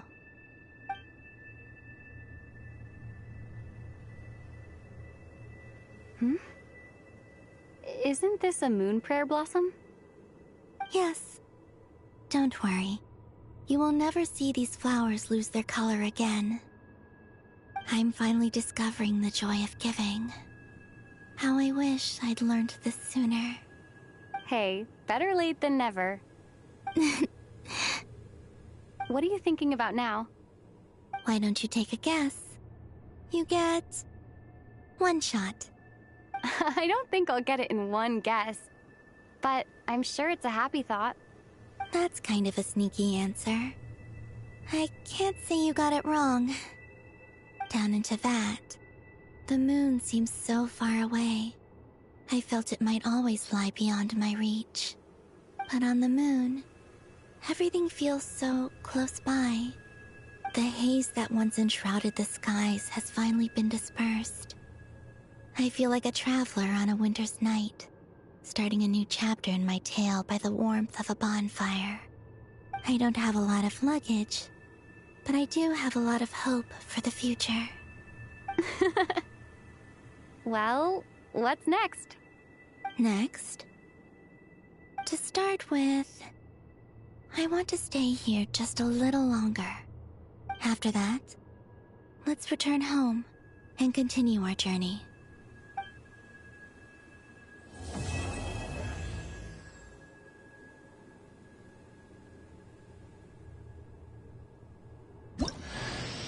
These clothes bring back so many memories.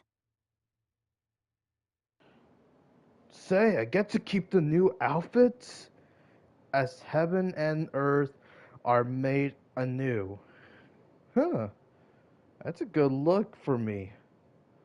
For my gorgeous traveler.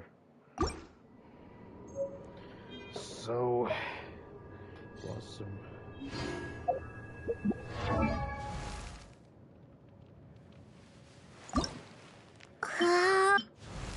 This is her original outfit, and this is her old one, which is new to me.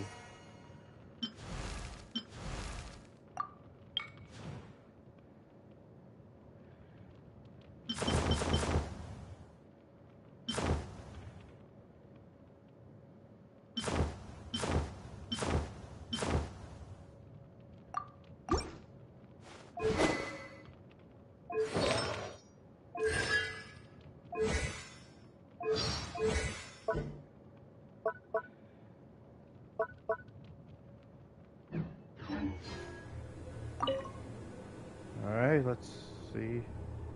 The journey goes on. For you, and for me. Like I said, this is not the end. Could you tell me I don't believe there has to be an ending. A little bit about Snashnaya? Oh, is that your next destination? Most people would probably tell you to pack some warm clothes. But I experience things differently than most people, so I can't know how cold it is. In fact, it is home to quite a wondrous heat source. I think they call it Kreshnik's torch. Every city in Snezhnaya is built around one of those. I sensed the energy it gave off as I was passing by on a railway train. It felt grand and distant. I also recommend the Korolievsky troupe in Snezhnograd. They give performances quite regularly, and entry was free for Harbingers. I liked them a lot. What do you know about the Tsaritsa? Ice cold and sharp. Crystal clear in some ways, yet profoundly unfathomable in others. Like the thick layer of ice on top of a frozen lake. That's just the impression that Tsaritsa gives me. I was never able to glimpse what truly lies beneath that icy exterior. In fact, I don't think the people of Snezhnaya even know what kind of power their god wields. Maybe that's because the Tsaritsa herself has never acknowledged, nor accepted that power. Tell me more about the Fatui. There's Regrator, the Rooster, and the Jester. Between them, they control a lot of what happens in Snezhnaya. But I can never wrap my head around how exactly power is split between them. I just know they are each responsible for many specific domains. I noticed that the Rooster and Regrator often appear to get along on the surface, while working against each other in secret. And theirs is not a friendly rivalry. But I wasn't particularly interested, so I tended to keep my distance. Now that I think about it, the term Mistelton often seemed to come up in connection with Project Stuja. Okay, what are your future plans? Once things settle down in Krai, I'd like to explore the world beyond Snezhnaya. You've told me so many stories about the other places you've been to, and all the friends you've made there. I'm curious to visit those nations and see them for myself. It would also help me learn more about the journey that has made you into the person you are today. You will see them soon. I'll probably introduce you to one of my friends in the game. And honestly, I think you find a good effort. Okay. As you continue on your journey, don't forget to gaze up at the moon once in a while. It is, after all, no longer an illusion. It shall cast down its true moonlight, connecting us in truth.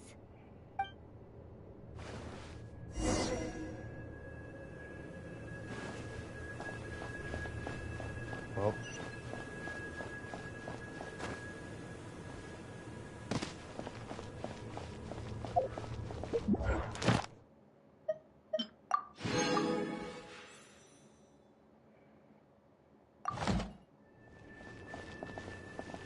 before I do, just gonna check out something. I can't even. Okay. Oh, it doesn't matter now. Should we return to Teyvat now?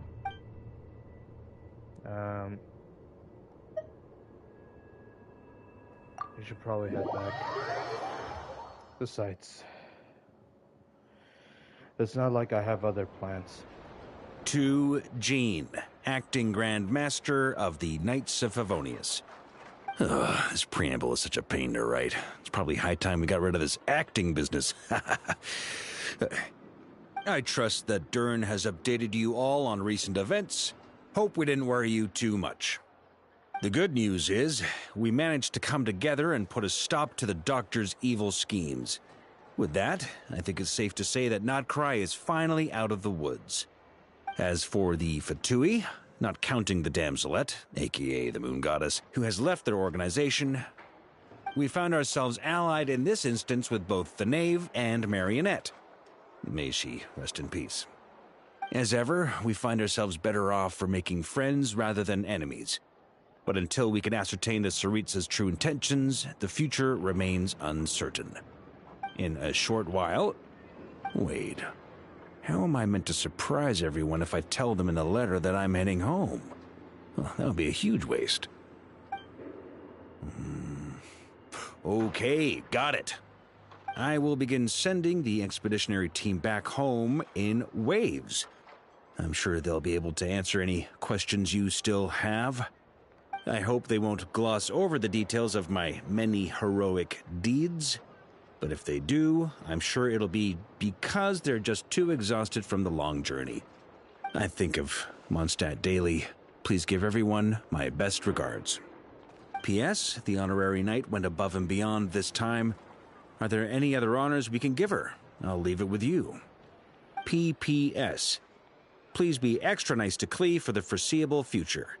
I cashed in on the last favor that the Hexen Circle owed us, so we need to earn some more goodwill. If there's any serious problems, feel free to stick me in solitary confinement when I get back.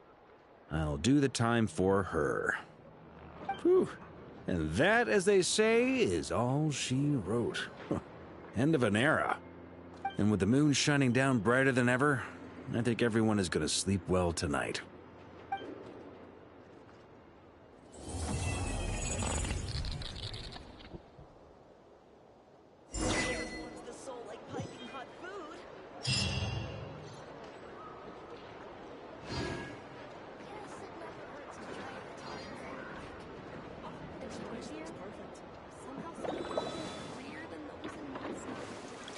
Okay, what I missed. Sorry. I had to use the restroom real quick. Okay, any more, Wait, what? Already? Well, I'll be damned. Well, guess it's time for me to hit up and end the stream once and for all.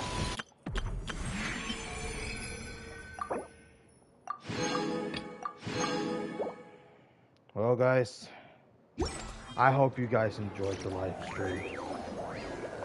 Please be sure to subscribe, turn notifications on, and comment what you think. And I will see you guys next time. Water comes in many flavors to the discerning. Yeah. Peace out, you guys. Golden Hexagon, out.